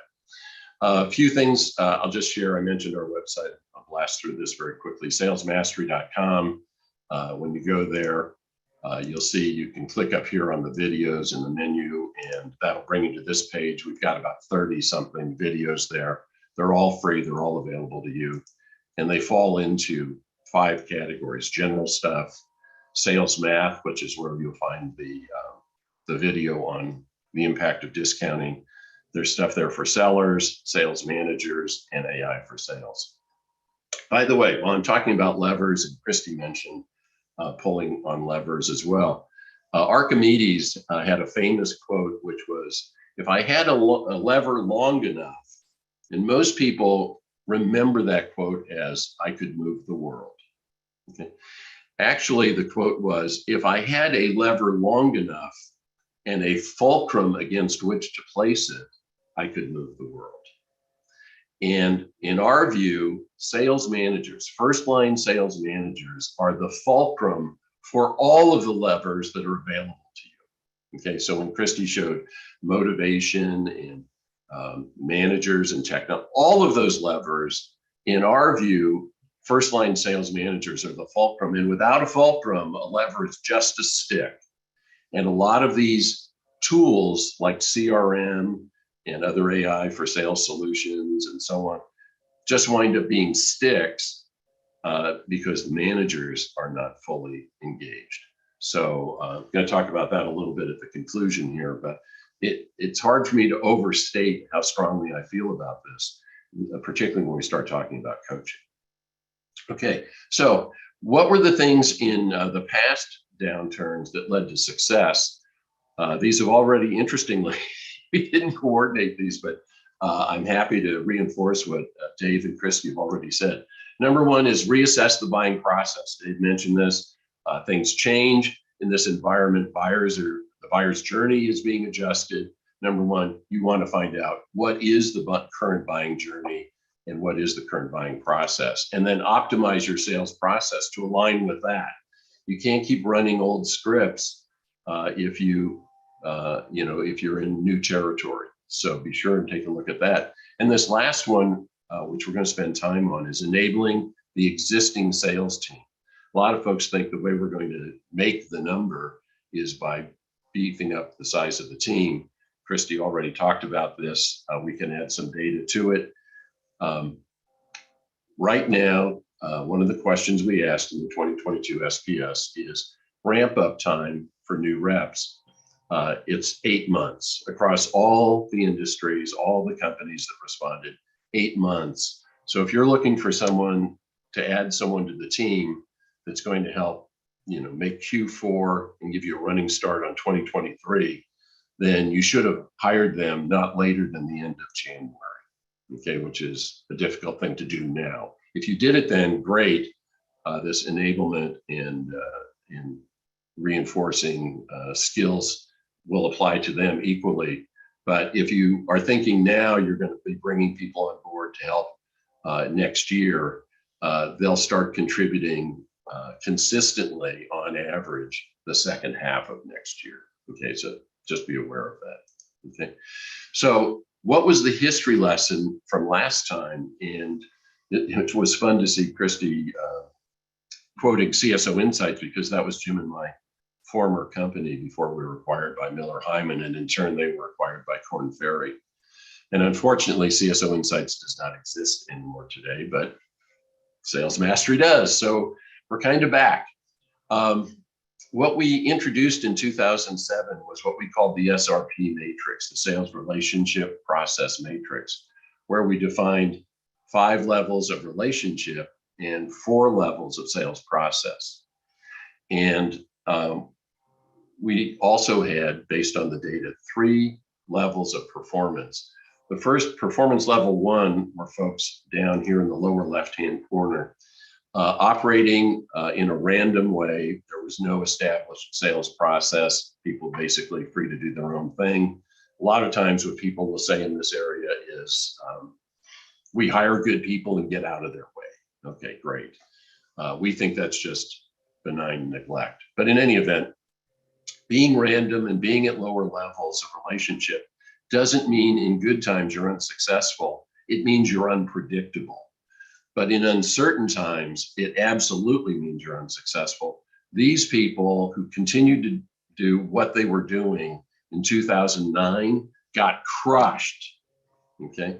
But what we did see is if they moved up to level 2, which meant implemented more formal processes and started talking about things other than the products and services, started talking about business solutions, business problems, the customer's customer, and so on.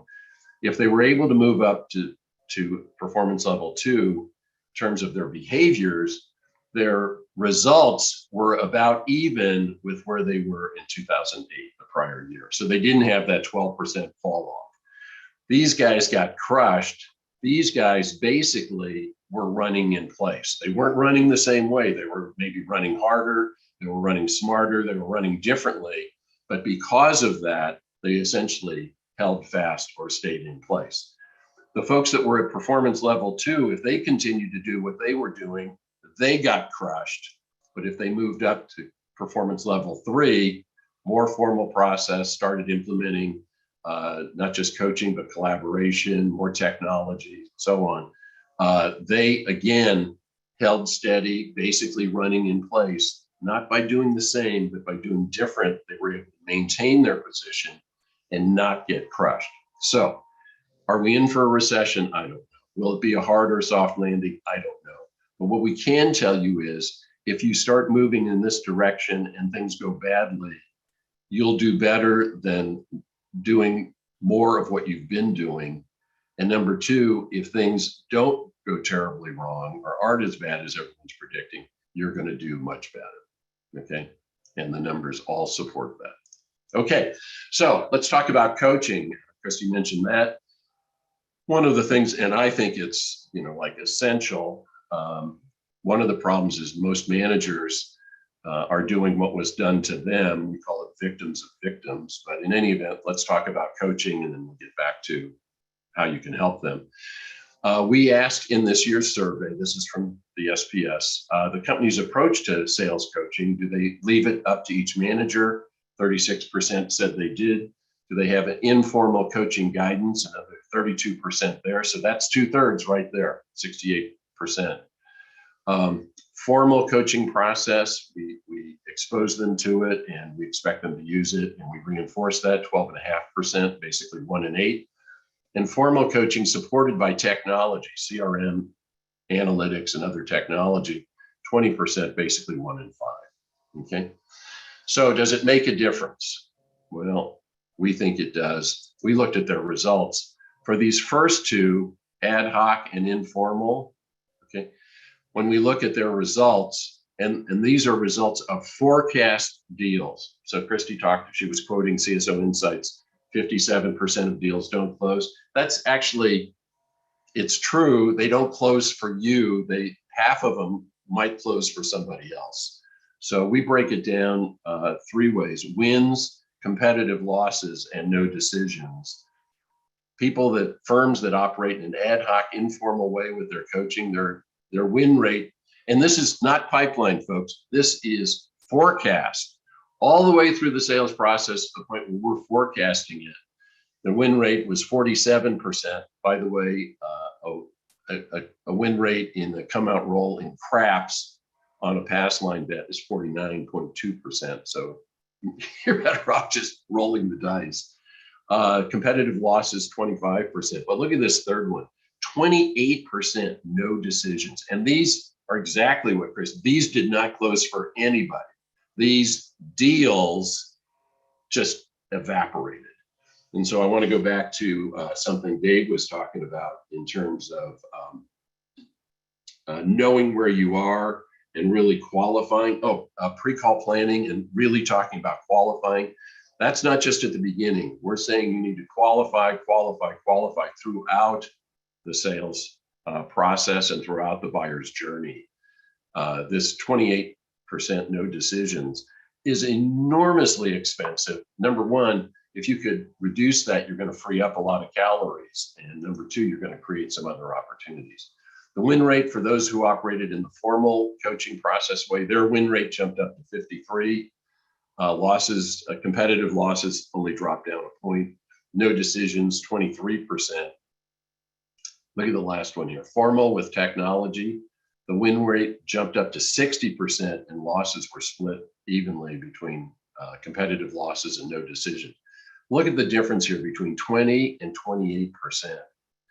Not only does that free up a lot of sales calories and selling cycles, but it also frees up space in your sales funnel for new real opportunities, real ones to get into the pipe. As long as you're dragging these along, they're consuming resources and they're also taking up space, okay? So I think this is the money slide of this presentation, is coaching. Do your managers know how to coach? Have they been coached? I'll tell you when the room gets real quiet when we ask, who's coaching the coach? And that's not just the first line sales managers. Who's the coach for the directors? Who's the coach for the regional VPs? Who's the coach for the VP or the CRO or the CSO?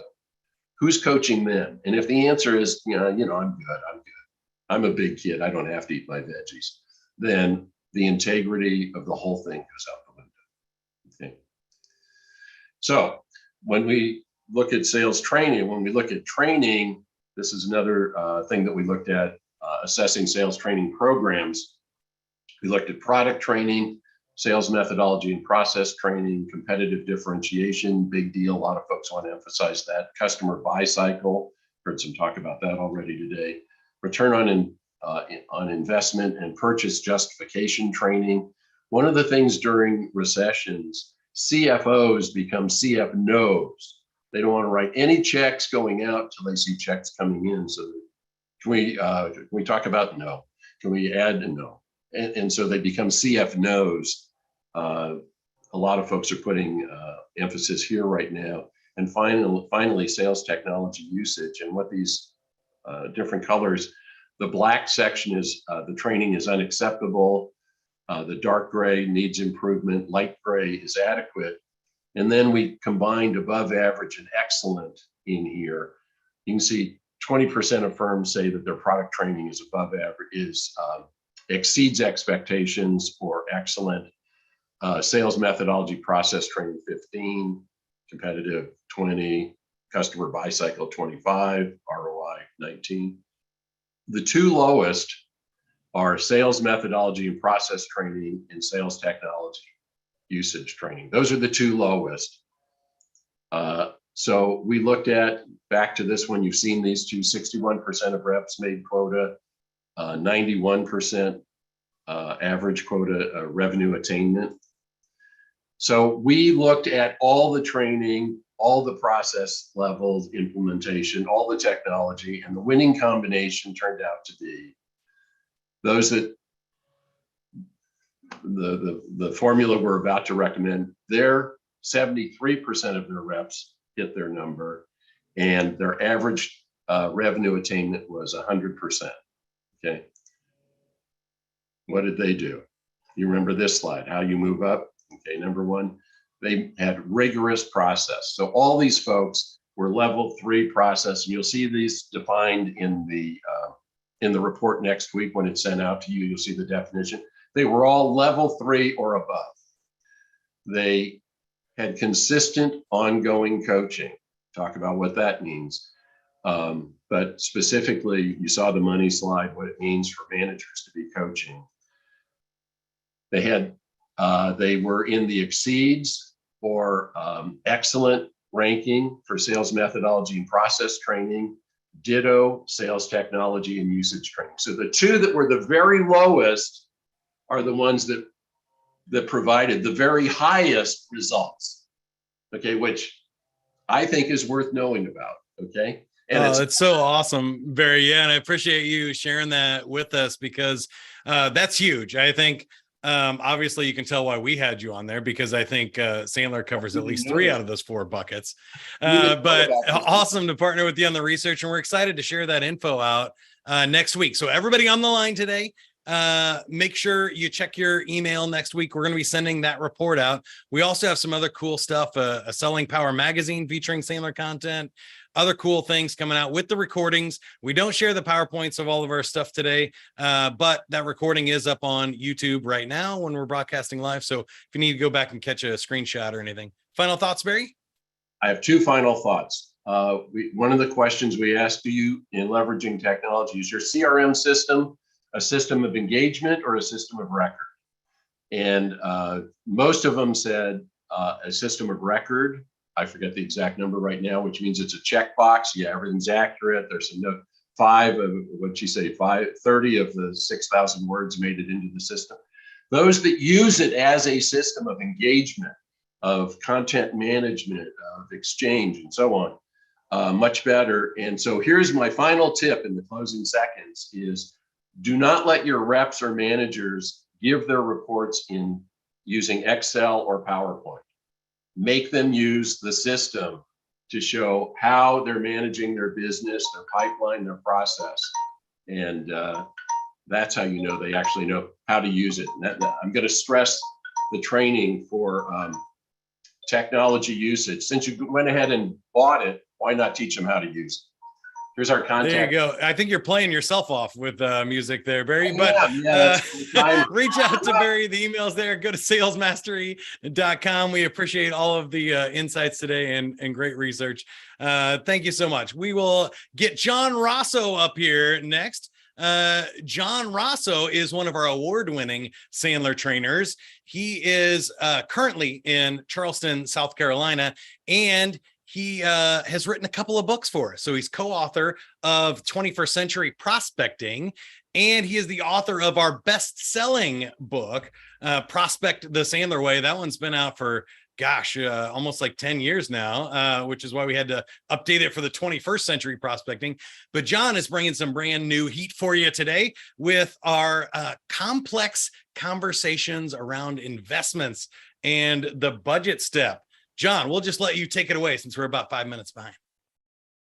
Yeah, thanks, Mike. Really super appreciate it. So today is going to be a little bit of a technical session now. I love what Barry said, where he called it the money slide, where the difference between a formal process and ad hoc really was where the money is. This is a little bit about process and how to be formalized. So we're talking about the decision criteria in a complex sale.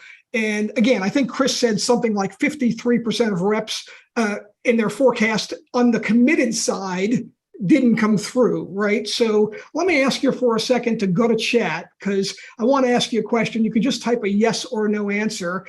Have you ever been told you lost a deal, while at the same time they were telling you you lost the deal, they told you the reason why you lost the deal? Have you ever been told you lost the deal? Yep, yes is everywhere. I saw Mike Norton's name. Nice to see you, Mike.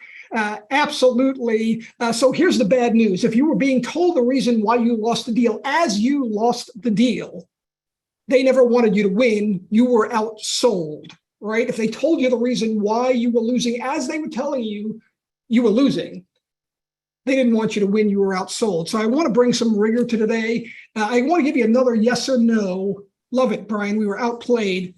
I want to give you another dual choice question. In the sales process, do you think you should be a country doctor? What I mean by that is nurturing, relationship oriented, curious, inquisitive, empathetic, understanding, a good questioner? Or do you think you ought to be a New York City surgeon, precise, maybe even abrupt, direct? What do you think? Just give me a word. Country doctor, both I'm seeing, haha.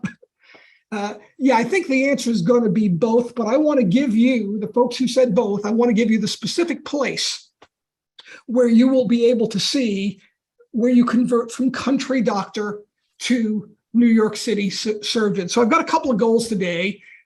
With Barry's follow-on, I want to talk about more rigorous qualification, which increases forecast accuracy, increases win rates, decreases showstoppers and finding out showstoppers at the last minute, differentiating yourself from the competition, and then ultimately getting your prospect to sell themselves. And so here's what I'm going to need from you. I want you to listen with a very disciplined ear or eye on what are the gaps in your current sales process, especially as we move from understanding discovery and their pain into the budget step or the investment step.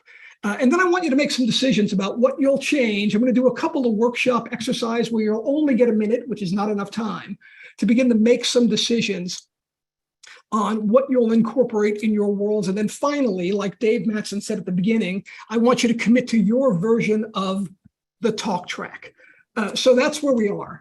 Here's one more question for you. You can answer it if you like on chat. How do you know when you're in control of the sales process? How do you know when you're in control of the sales process? Let's get one or two answers and we'll hit it up. Talking time, maybe. Customers talking more, maybe. Yep, when they're doing most of the talking. So I'm going to give you a different answer. Here's what I see. You're in control of the process when you're the one making a specific suggestion about the next step and they comply to that. Just because you're in control doesn't mean you win the sale. I can be completely in control when I ask about budget and they say, I have none. Can you ever find any? No. Can you find someone who can find some? No. I'm still in control of the sales process, but I may not win the sale. So you're in control when you're the one being more specific about recommending the next step. And they follow that. So let me give you a quick overview here on the Sandler System, which you've seen. So this is super quick. I'm going to give you the objectives of each. Where you see the arrows, we're going to talk about that thin line between pain and budget. So as you know, bonding is all about establishing an environment of trust, comfort, credibility, connection. As Dave Matson said, equal business stature. This is an equal business stature talk. Upfront contracts are about setting ground rules for that relationship in a couple of specific areas, like how much time do we have? What's our agenda specifically? What are the decisions we're looking to make at the end of today's meeting or our next step? Pain, of course, is discovery, uncovering through multiple stakeholders. What are the compelling personal and emotional reasons that would commit a buyer or a set of buyers to take action? And budget, I love the word investment, but investment is really about understanding, are they willing and able to make any and all investments to be able to move forward? Decision process, of course, is getting a complete and accurate understanding of that decision-making process, including what's their timeline, what would be driving that timeline, what are the consequences of missing it, is doing nothing an option? How does the paperwork move through the organization? What are the milestones? Who's involved? What criteria are people using along the way? What are the showstoppers? And if we do that well, we can set up an upfront contract to move to fulfillment. Right? Where our goal, again, is not only to present our solution specifically in line with pain, budget, and decision, but get a yes or no answer, and then ultimately move to post-sale, where we can not only make sure there are no backouts and the competitor doesn't sneak back in, but we set up the ground rules for a long-term relationship. So I'm looking for this. Today is about that small gap between pain and budget or the investment. And so one of the models you may have seen if you've been in Sandler for a while is something called the painometer, right? And we're not going to spend a lot of time on that today, but I want to uncover all of their key issues and challenges and wants and goals and objectives. But more importantly, I want to prioritize them. I want to get them talking about them. I want specific examples because that makes them emotional. I want to understand from a business acumen standpoint how it impacts the organization. What might they be losing or gaining? How it impacts the stakeholders? Is there a commitment level? Is there some consensus to take some action? As Barry talked about, so many deals not closing. And you're right, Alexi, it is not always linear. The one I want to focus on is once we've done a good job on discovery, and Alexi, that might take 2, 3, 4, 5, 6, 7, 8 calls with multiple decision makers. Ultimately, I want to help uncover what's their vision of the solution. In the ideal world, what would you hope me, John, Sandler, what would you hope we do for you? And so that happens at the end of pain, not at the beginning. If you walk in and say, what are you hoping I do for you? They go, well, I don't even know what you do. But if you do it at the right time, after bonding, right? Yeah, by the way, don't worry too much about pain. You should never really be using the word pain in front of a prospect. I don't ever say, so what are your pains? What's keeping you up at night? I mean, there are more sophisticated ways to do that, but assuming for a moment you did a good job to sort of figure out what's driving it. Now it's time to understand their vision of a solution and then really control the process. Most salespeople jump from pain or problem or needs or wants, right? You name it, into solutions. This is where we've got control. I'm going to give you some talk tracks. I'm going to model it, right? So I'm going to slow down the role play speed. Once I get their vision, I'm going to start my transition from country doctor to surgeon. Because again, once someone has been diagnosed to some degree, I want to be confident I've got someone who can fix it. And so here's what the talk track sounds like in hopefully slower tones, modeling it. Ms. Prospect, would it be helpful if I sort of share with you big picture how you and I would typically engage? And here's what I find. If we don't agree big picture, it may not even make sense to go down the road and talk details. Would that be helpful? So this is a little mini upfront contract that I think of as an easy on-ramp to the budget step, to the investment step, as opposed to, do you have a budget set aside?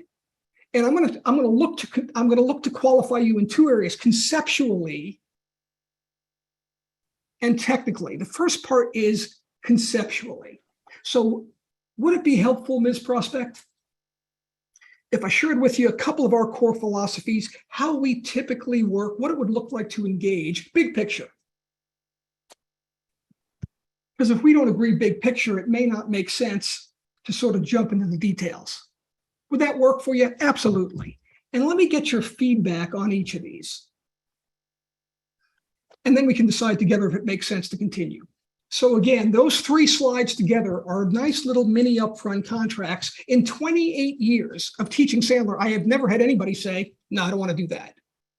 So once you get that vision of solution, would it be helpful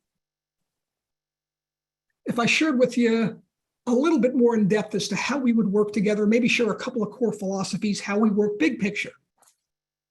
Because one of the things I understand, if we don't agree big picture, it may not make sense to talk details. So let me share with you a couple of key philosophies, get your feedback on each of these, and then you and I can decide if it makes sense to continue. Fair enough? Fair enough, John. Now, here's what a good philosophy is. A good philosophy not only qualifies the buyer, because we want good customers, good clients, but it does differentiate you as well. And it also gives the prospect the opportunity to sell themselves. Let me give you a couple of examples. In my world, and I'll give you 2 other worlds that are not my world. Would it be helpful, Jim, if I shared with you a little bit as to what it would look like if you and I had a chance to engage, our teams had a chance to work together? Sure, John, sure. And I'm thinking, let me share with you some core philosophies, big picture. Because in my experience, if we don't agree big picture, it may not make sense to talk details. Fair, fair. And let me get your feedback on each of these, and then we can decide if it makes sense to continue. Absolutely. Out of role play, notice the subtle change I'm going to put in place to go to New York City surgeon. Back and roll. Jim, our first philosophy is you are the leader of the sales organization. You got 3 sales managers. You got 21 salespeople. Your participation is not optional. Should we stop? By the way, you might have noticed a little bit of edge to that one, right? A little bit more surgeon.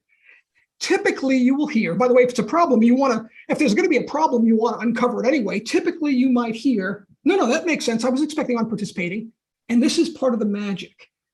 To be able to say, no, Jim, I understand that makes sense, but help me understand in your view why that's so important, why your participation is so important.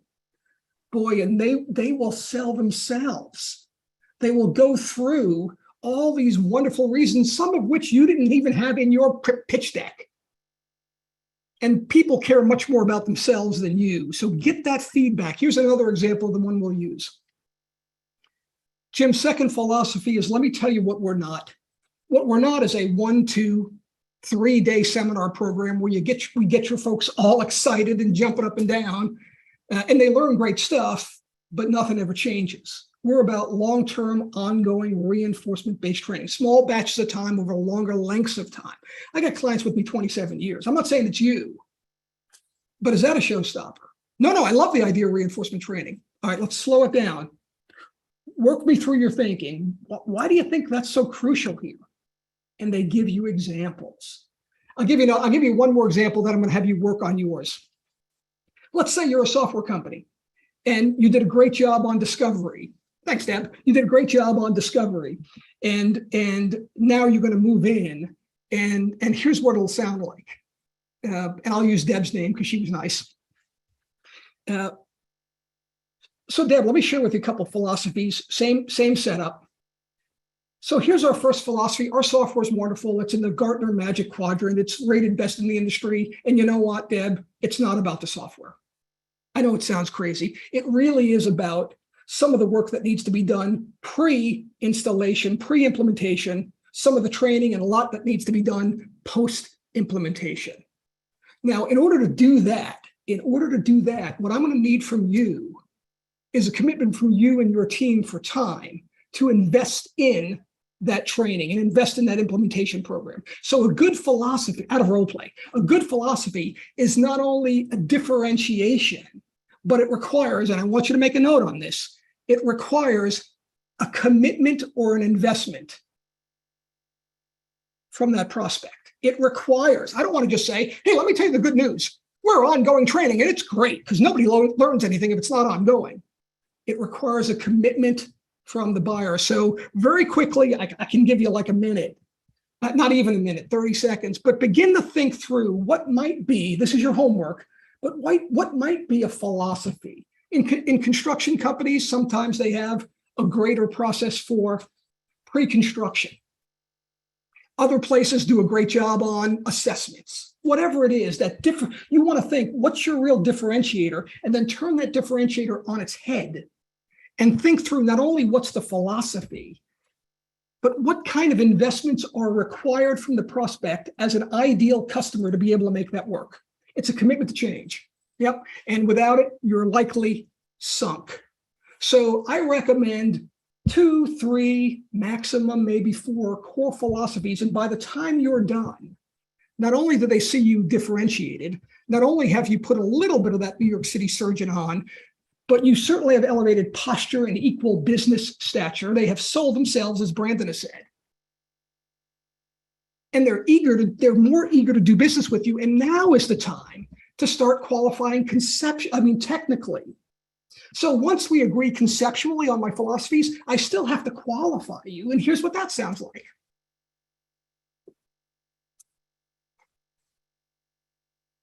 Now that we're on the same page conceptually, Jane, and I appreciate that, do you think it would be helpful if we talk through more specifically the kinds of investments that you and your team and your organization may need to make?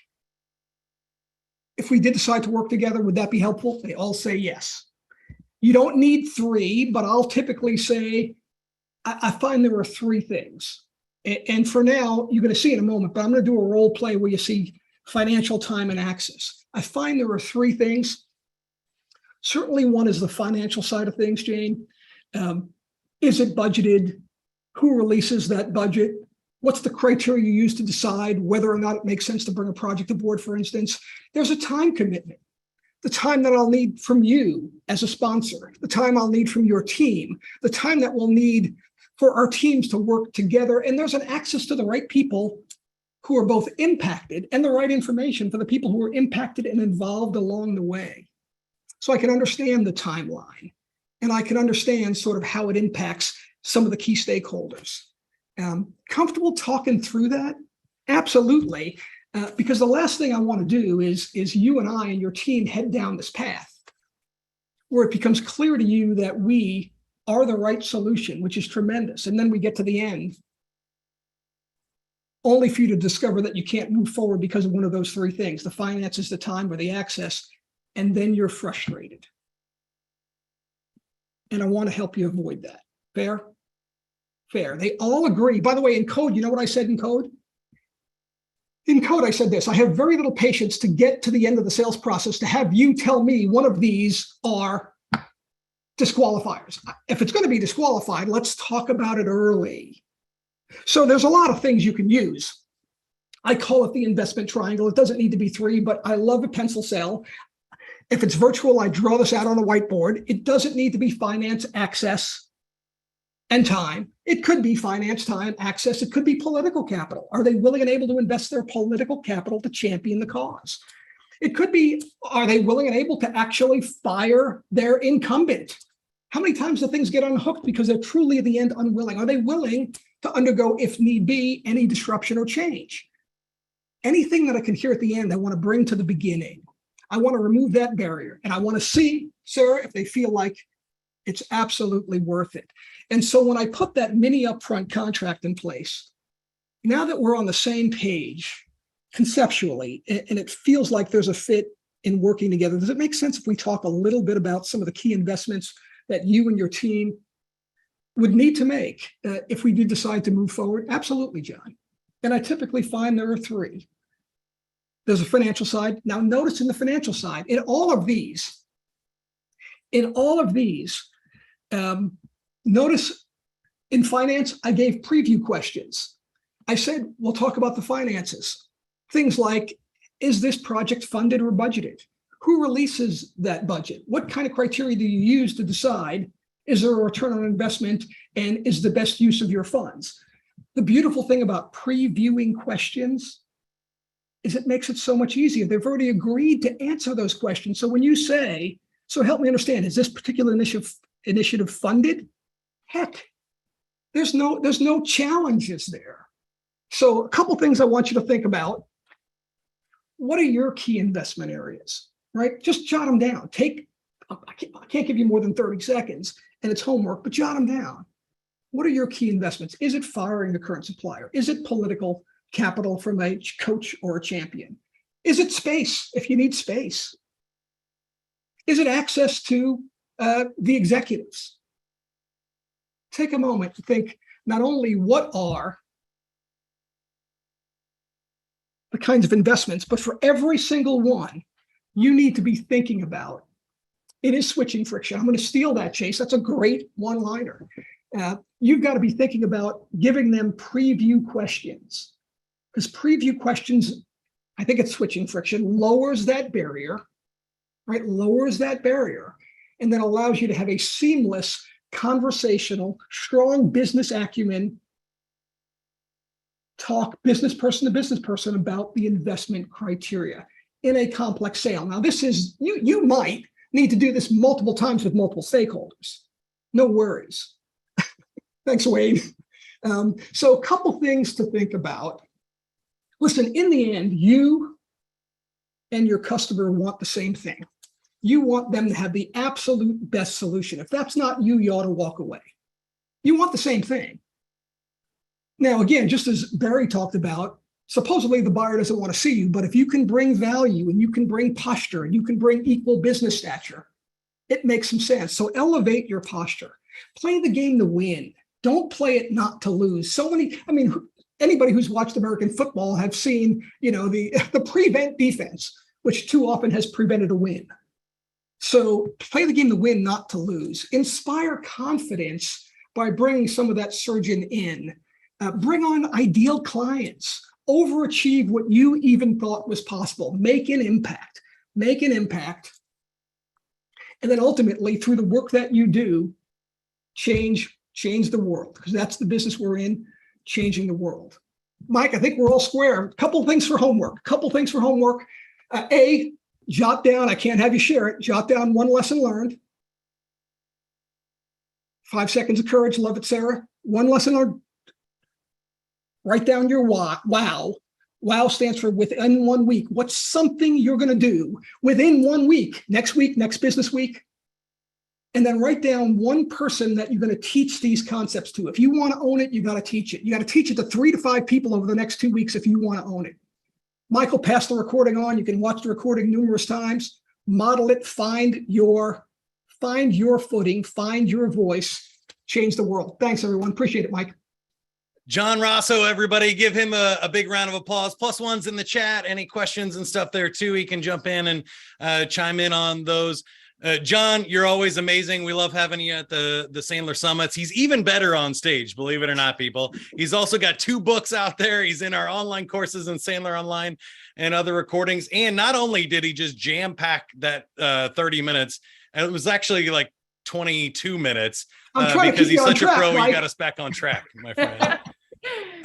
That is amazing. And I had a couple of people ask, they were like, could you repeat those talk tracks or those last 3 slides? They are recorded. If you jump over to the YouTube channel right now, we'll put the link in the chat. You can actually do an instant replay and rewind here real quick when we take it over, and we're going to have some fun. John, thank you so much.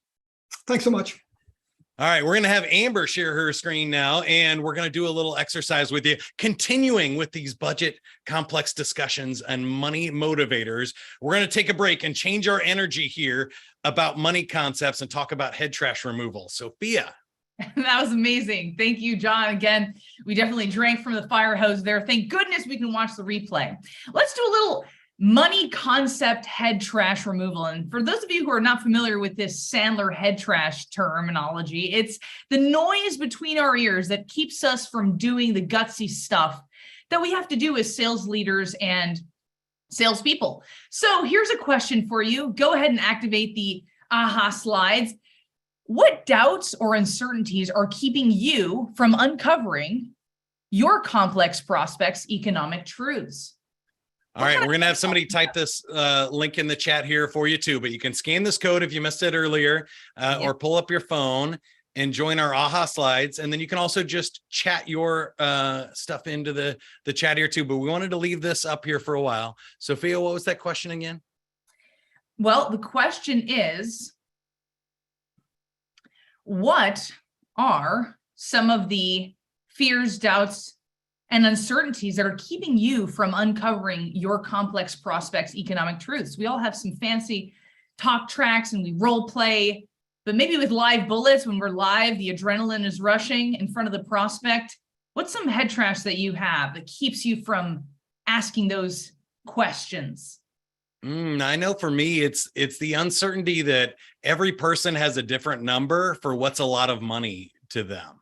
So I've been working on my own money concept. I've been in Sandler for like 28 years now. My father got me started in high school. But when I ask somebody else, I don't know if I say it's $1,000. I don't know if they go, what? That's a lot of money, or, oh, $1,000 is no big deal. That's a great deal for me. So it's always that moment of uncertainty when I share a budget or ask a budget question of knowing what their money concept is going to be. What about you, Amber?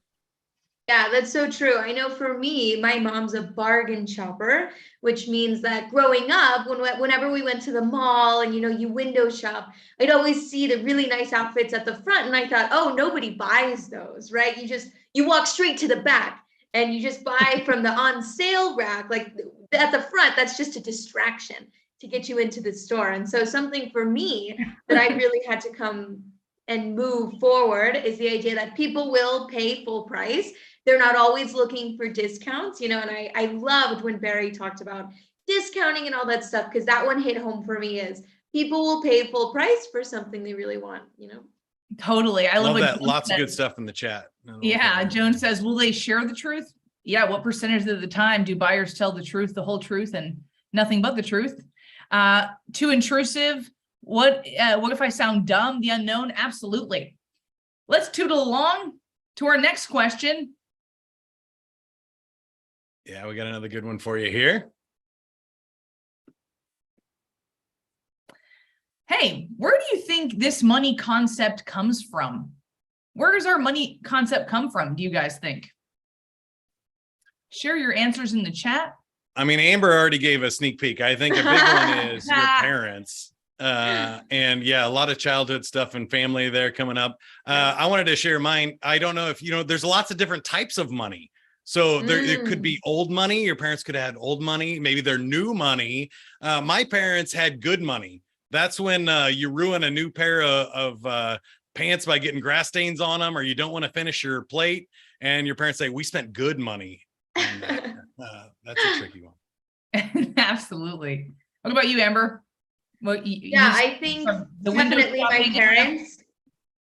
Yeah, definitely my parents, definitely a lot of kind of my surroundings too, right? If your friends think that something is maybe really expensive, then you start to think, oh yeah, maybe it's untouchable, right? We can't reach it, unachievable.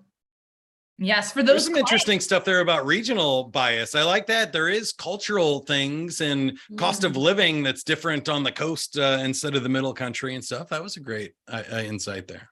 Absolutely. And for those clients that are on with us today, sometimes our money concepts come from our adaptive child. For those of you who are familiar with transactional analysis, we're sitting in front of a prospect that's badgering us with some kind of critical parenting questions.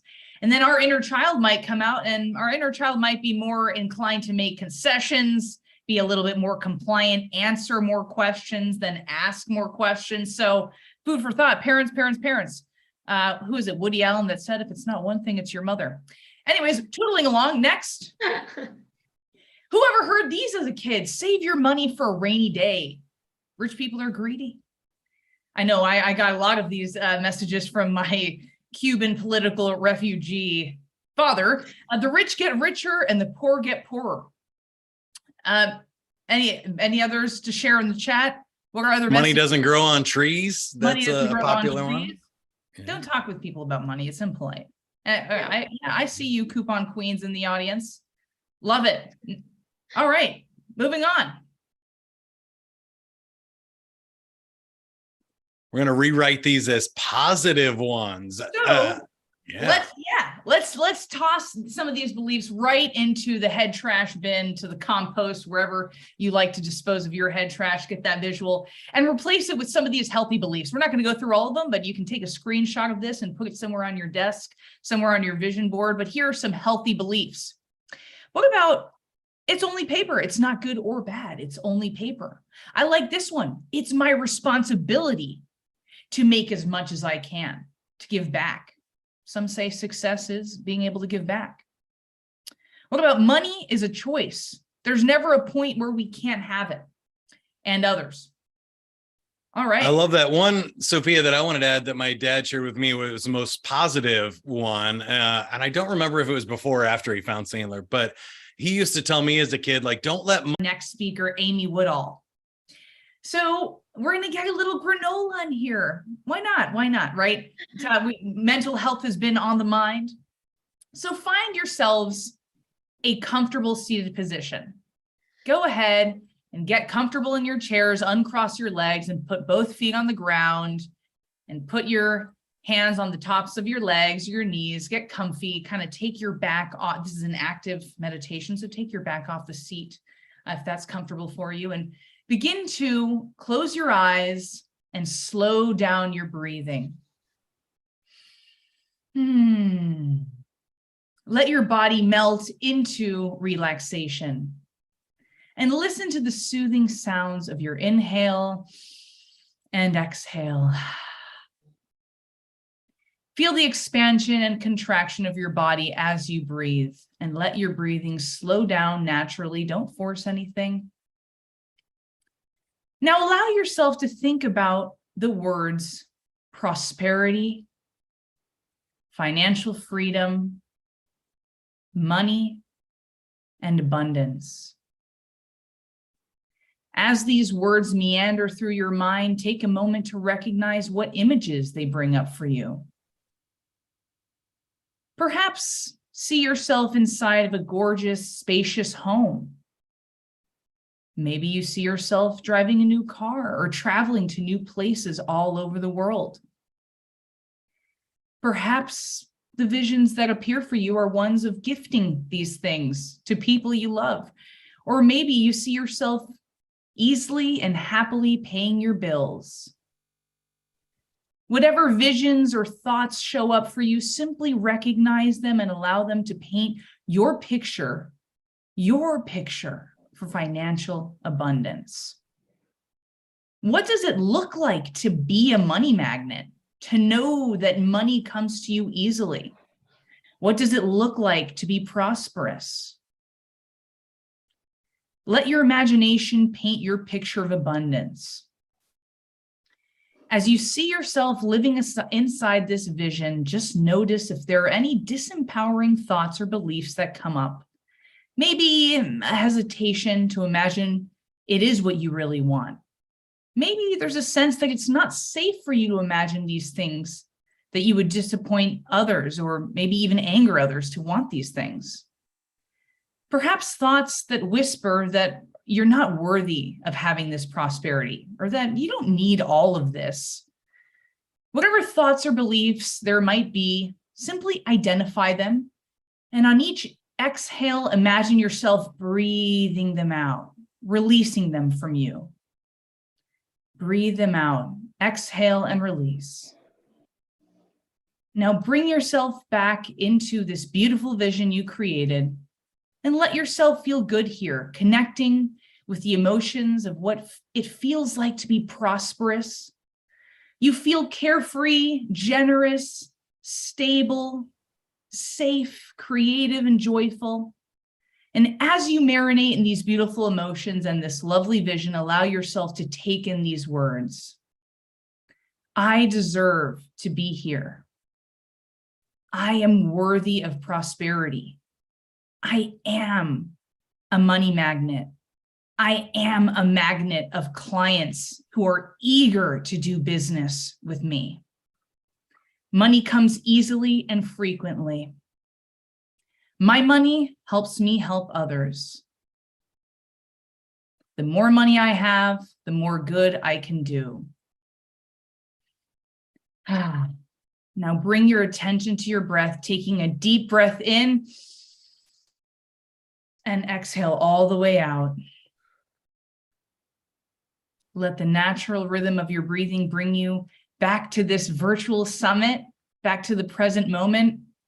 And notice just how good you feel, how light, how joyful and free you feel. Gently open your eyes. And welcome back. Amber. We made it. Share some of those positive beliefs about money and that, that law of assumption and law of attraction out there of attracting the kind of money you want to make for the rest of the year. And I think we had, talks about recession earlier, and I think you get to choose whether you believe that or not. It may be a recession for a country or for our gross GDP, but it doesn't have to be in your world. Your world can be abundant and it can be full of stuff. And Amber, I love what you said about it being a flow of money in and out and an energy change between people or a value exchange between people. That's awesome. Yeah, thanks so much, Sophia, for this meditation, for really honing back in. And I think that that's a perfect segue into our next speaker, who is super fantastic at meditation, at mindset, and everything like that. So next up, you guys, we have Amy Woodall, who's the president of Sandler Trust Point Indianapolis. She's the hostess of Conscious Habit Podcast, co-founder of High Vibe Tribe Retreats, and a keynote speaker. For more than 10 years, Amy's helped countless companies transform their people, profits, and process.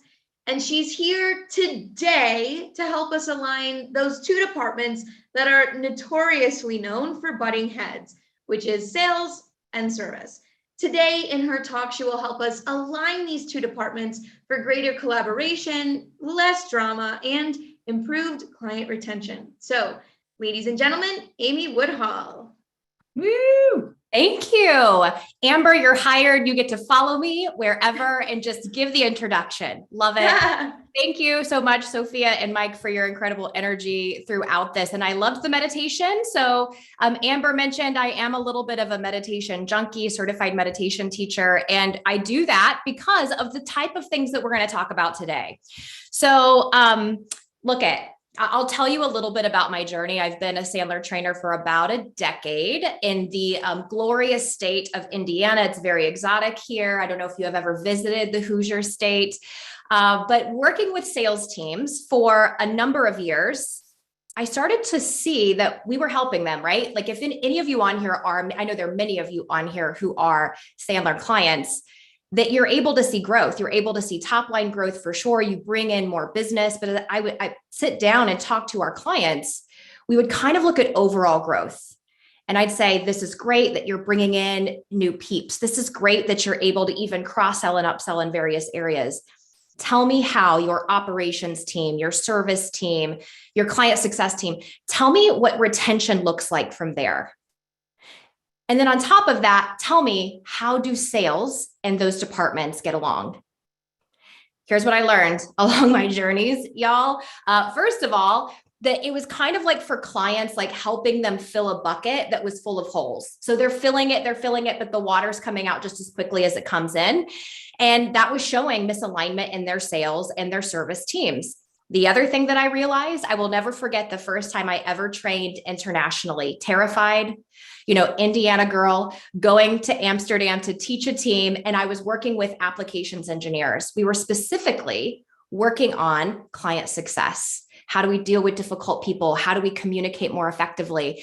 And I asked this group, hey, does the sales team ever overpromise on your behalf? And here's what I learned. Number one, there are a lot of curse words that translate flawlessly into the English language. That was like number one, never forget that. Number two, I learned that sales and service butt heads in almost every industry, every size of organization, and every language. So if this feels familiar to you, can I just see some yes, amen, no cap, hallelujah, whatever your jam is, if you have felt some tension between sales and service. So we're going to walk through in our time today, what is it that are common experiences? And if you're experiencing these already, I hope you know you're not alone. We're going to talk about some ways that we can kind of measure where it is that we fall into that, misalignment.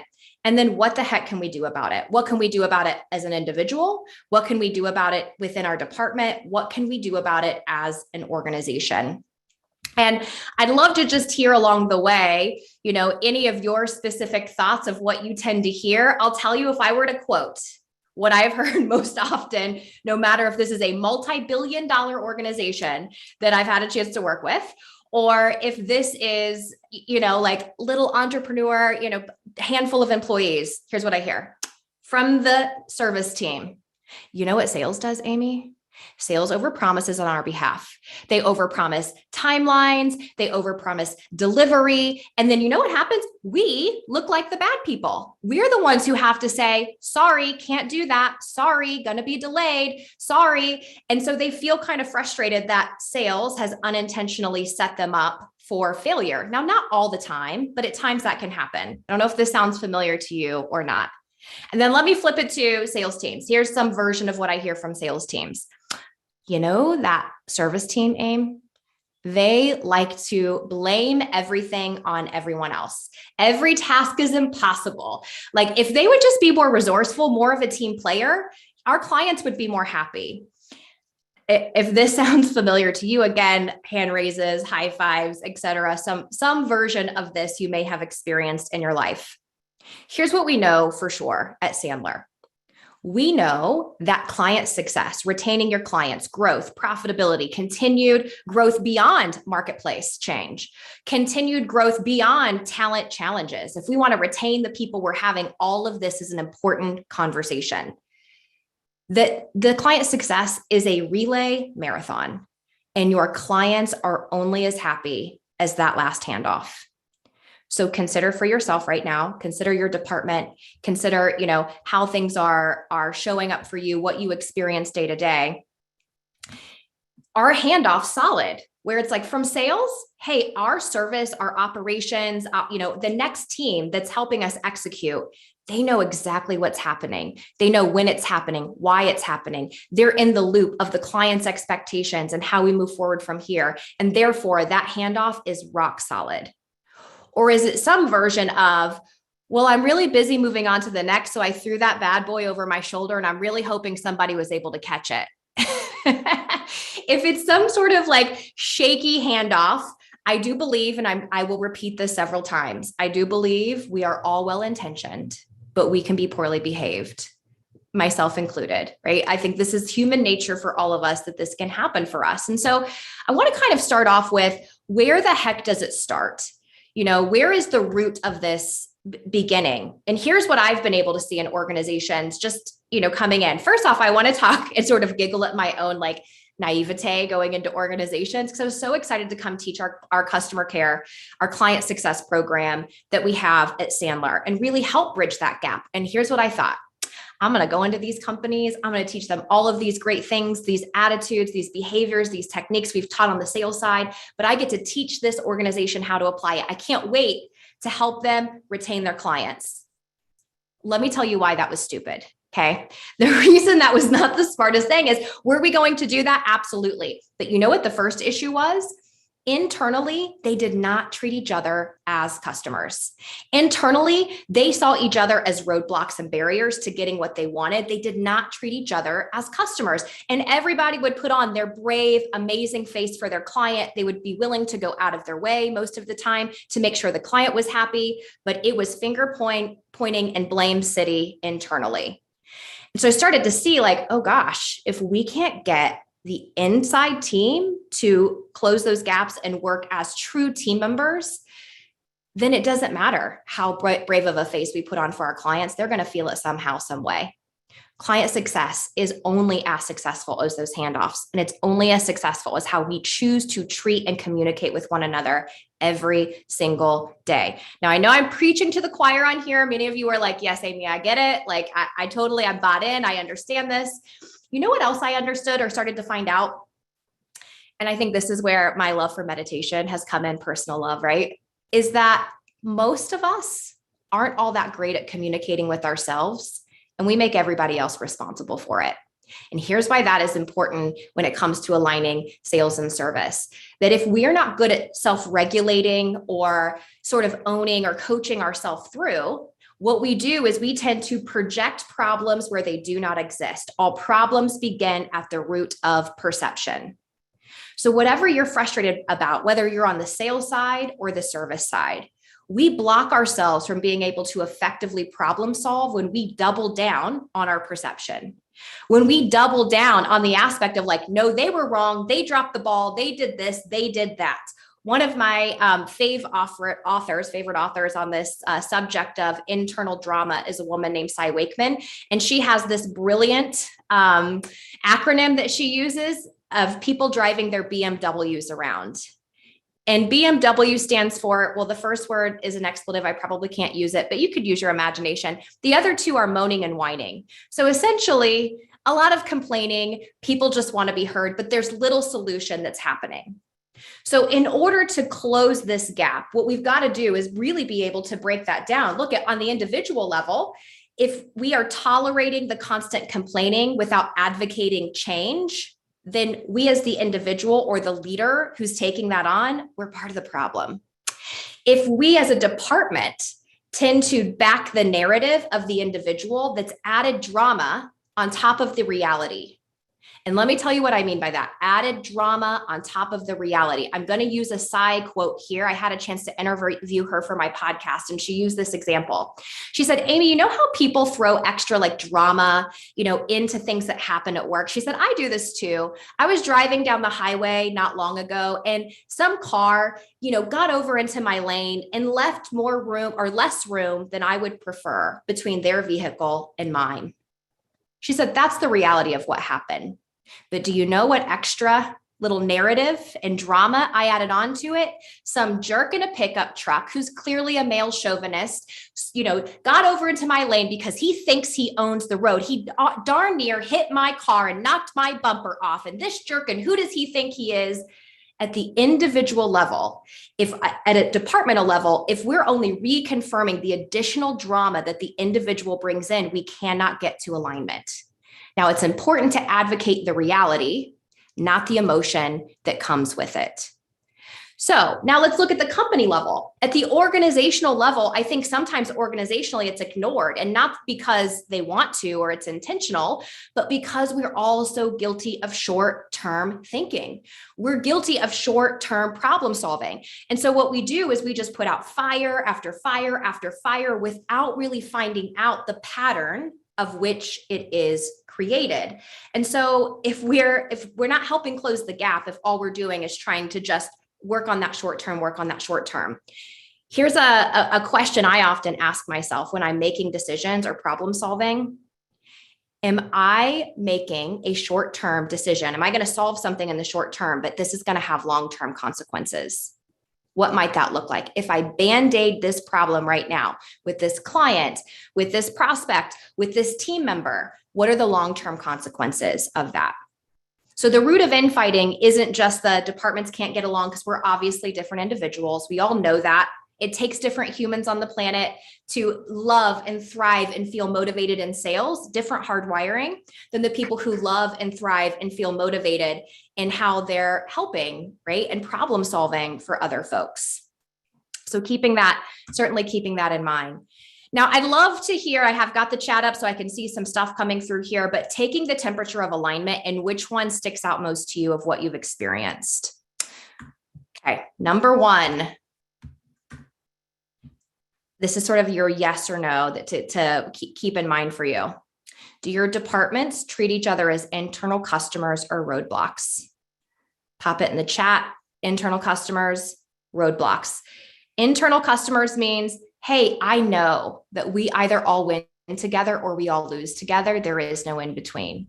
So I'm going to lean in with empathy. If I don't get something I think I need or want from someone else, instead of driving my BMW around, I'm going to say, gosh, are they okay? Do they need some help? Did I provide clear communication? If I still don't get what I need or want from that person, how can I ensure they get the coaching they need in order to become more effective? I see a lot of roadblocks in there. It's not uncommon. It's certainly not uncommon, but we can begin to change that at our level by the way we're willing to see it. So if you've watched any video I've ever done, like in the past, there's a saying that I repeat ad nauseum, like I ad nauseum to myself, you guys, it is that the eyes see what the brain believes. I don't think the importance can be overstated that what we think to be true in here, we will see in the world around us. So if we are frustrated with other departments, I'm not asking you to not feel that frustration, but I am encouraging you to be willing to see it differently.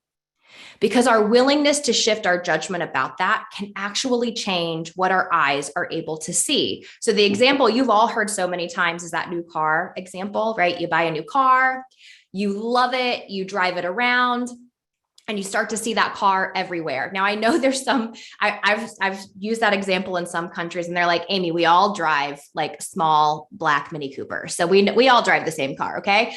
But if you've ever had that happen, I've said this to myself, right? Nobody had this car until I bought it, and now they're everywhere. Lies. It is not true. It's not true. Hannah has a white Mini Cooper. Okay, Hannah, I see.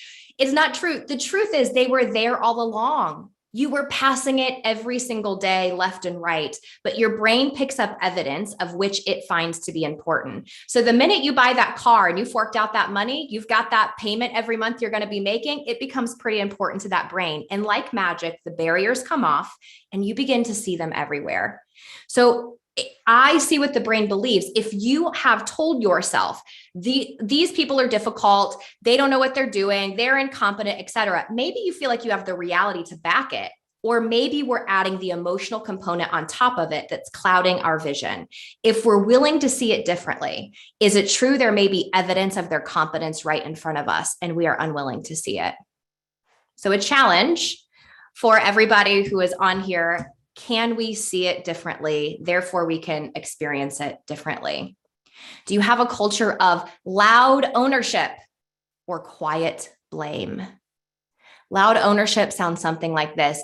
Hey, I'm really sorry about that. We're going to get that taken care of. I'm so sorry we dropped the ball. I'm so sorry we overpromised that.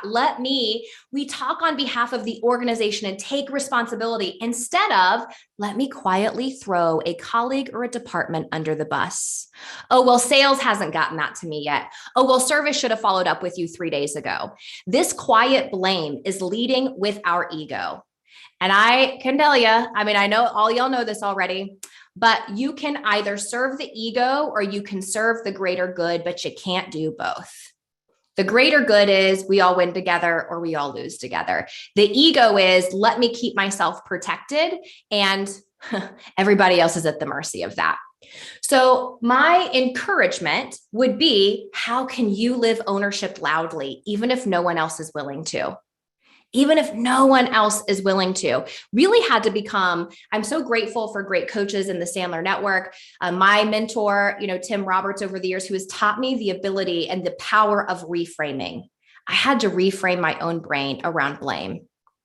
Blame isn't bad unless we give it that definition. Blame is just something somebody else does to make themselves feel better, but it doesn't mean I have to carry the weight. Ownership is empowering. Ownership means I have a choice and I am not the victim to this situation around me. I don't mean victim in a true victim sense. I mean victim in how the scenario of communication is playing out around us. Okay, next question. Are managers running interference with departmental drama or discourse? Now listen, I get this is a part of being a leader. I totally get it. But if you're spending a large amount of your time, large being 40%, 50%, 60%, putting out fires for other people, you know what we might accidentally be doing? Creating learned helplessness. And not only that, creating the self-fulfilling prophecy loop where it's just same story, different day, same story, different day. And it's because that short-term versus long-term, we're putting the Band-Aid on. What do we need to solve today? Okay, I got it. I'll take care of it. And we burn ourselves out from that. If you're familiar, I don't know if you're familiar with Karpman's drama triangle. It's Karpman, Karpman, by the way, not Cartman, like the weird character from South Park, but Karpman's drama triangle. There's 3 spots: victim, rescuer, persecutor. Victim says, this isn't fair. I'm doing everything I can. My hands are tied behind my back. Persecutor says, you guys are idiots. HR doesn't like that, by the way, but they basically say, this is your fault. You dropped the ball. You need to make it right. The rescuer says, let me fix that for everybody and make it better. And oftentimes that's where leaders fall. They fall into rescuer mode because it feels like the best thing to do in that moment, but they create that learned helplessness. And you know what happens? We tend to get frustrated at our team that they're not solving the problems themselves, that they come to you with every problem. And it's kind of like we have tied our kid's shoe and now they're in the 4th grade and we're mad that they don't know how to tie their own shoe. We have rendered them helpless by over-serving them. And so managers, if there is this departmental drama and discourse, I have some suggestions of what you can do to help bring it together, still leading the charge, of course, but ensuring that the valuable lessons are being learned along the way. And then this one, do your sales and service teams or operations teams, whatever the setup of your organization look like, do they have an in-depth understanding of each other's role? Have you done any sort of like cross-training, sit with this person, day in the life? What does their day-to-day look like? Because here's what I think is human nature. We have 100,000 foot view and we believe that that means we are an expert in their world. And we know exactly what it should be, how they could be doing it differently. But the truth is we don't have the 6-inch view. And so we've got a lot of opinions, but not a lot of facts and data to back it up. We got a lot of they should be, they could be, they ought to, but we don't truly know what their day-to-day looks like. So again, reflection, on this of what gaps of understanding do I have? Where could I have a better knowledge of what it looks like for this person in their day-to-day? When I make these decisions, how does that change their entire day and what they're able to do effectively?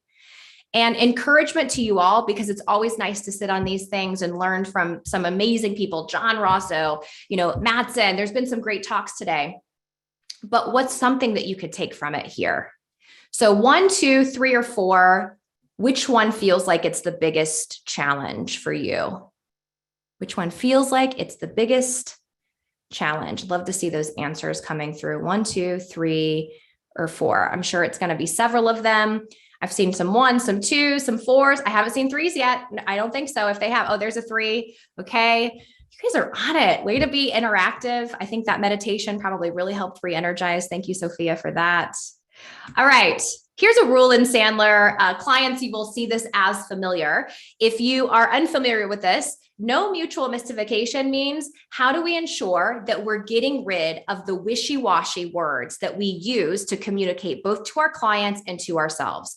And wishy-washy words, I'll tell you, one that is probably, one of the biggest ones specifically in customer care are terms of time, like ASAP. So if you're in sales, you talk to a customer says, hey, I really need you to help me get this a little bit faster. We have to have it ASAP. And then we go running to customer care, operations, or shipping, or whatever the setup is. And we say, oh my gosh, this customer has to have this ASAP. But what we didn't do was ask them better clarifying questions to find out what the heck does ASAP mean to you. So we're operating off of our own definition, creating fires. We think we're doing the right thing, creating fires where they may not need to exist, where if we ask the right question, the client might say, I actually don't need it by tomorrow, like later next week is fine. No mutual mystification means creating that alignment. Are we speaking the same language? And so that moves us to what the heck can we do from here? Okay, so creating alignment, some suggestions here. Number 1, you've heard it said before, and I promise we didn't all get together and decide we were going to put this your way. I think we all just know how important this is. Common language, common language, common language. If we don't have this common language or common methodology, can I tell you what tends to happen? We demonize the person instead of helping perfect the process. And what we're doing is missing the opportunity to learn how to get better as a whole, because it's so much easier just to say, well, they're the ones that suck, rather than maybe we're not collectively speaking the same language internally. So common language, very important. Encourage personal ownership and advocation for yourself and for other people. I think we can really coach people to this. And it might sound like this. What would you do differently? What lessons did you learn? If you knew that that person or that department was operating the best that they knew how might you see this differently? If you knew, now this is going to sound soft, y'all, but I think it's an important one. If you knew your goodness and worthiness were not up for debate in this scenario, how might you see it differently? We often avoid ownership because we're afraid of what it means about us if we take it on. We're afraid it means I'm incompetent. I'm terrible at my job. I'm going to get in trouble. Somebody's going to use it against me. Retribution will happen. We need to create a safe space where they know that making a mistake is just learning, right? Taking this ownership on at the individual level, the departmental level, and then encouraged at the organizational level. Okay, advocation. This is where instead of hearing somebody complain with all their extra emotional stuff on that doesn't allow us to be good problem solvers, instead we allow them to advocate.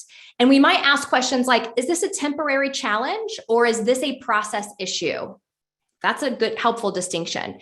Is this a temporary challenge or a process issue? Is this a temporary challenge or a personal preference, right? Their advocation is important.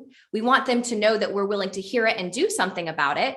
But we need to know, like, okay, do we need to solve a process or is this just your perception challenge along the way? Both departments, here is a best practice, both for one another and for your client. Manage expectations early and often. Misalignment happens because we have different ideas or stories about what good looks like. How can you align what that looks like, manage expectations, and ensure everyone is on the same page together? Having a common language allows you to do things like that. But often if you were to go through an exercise like this, the post-fire analysis, you'll find that the fires often start because there was lack of expectation understanding and expectation management. So post-fire analysis, this is really fun to go into organizations and help them bring to life. It is where you get your sales and service teams or sales and ops teams. And depending on the size of your organization, if you're all in one building, this could be a weekly, bi-weekly, once a month meeting that you have. If you're a giant organization, you could just start with, what area do you work in most often? Is there a counterpart that you could have this meeting with? But post-fire analysis does this. What are all of the fires I had to put out in sales, you had to put out in operations or service, client success, et cetera, with a client? What were they? Let's list them out and let's see if we can find commonalities. Where do we think this started? And it requires us all to put our ego aside and say, we're not pointing fingers. We're merely learning how to get better at the process. And by doing that, we can begin to see the root of where it starts and see how we can solve things in the long term rather than Band-Aid in the short term and have that self-fulfilling prophecy, same thing over again, same thing over again. So having these meetings, super important. Leaders have them. What do we do? Where could our team get better? Where do we need to manage expectations? One of the things additional that I'll throw on here, are you getting your service teams involved when in closing the deal or in the conversation with the prospect or client? Because they'll be able to accurately paint the picture. They should be the ones painting the picture of what does it look like to do business with us? What are the expectations? What are the timelines? Right now, everybody is so overwhelmed with, having difficulty getting product in on time. Their timeframes are 6 months, a year, 2 years. They can't even give a client a number. Are we getting our people in to help us ensure that we are under promising and over delivering?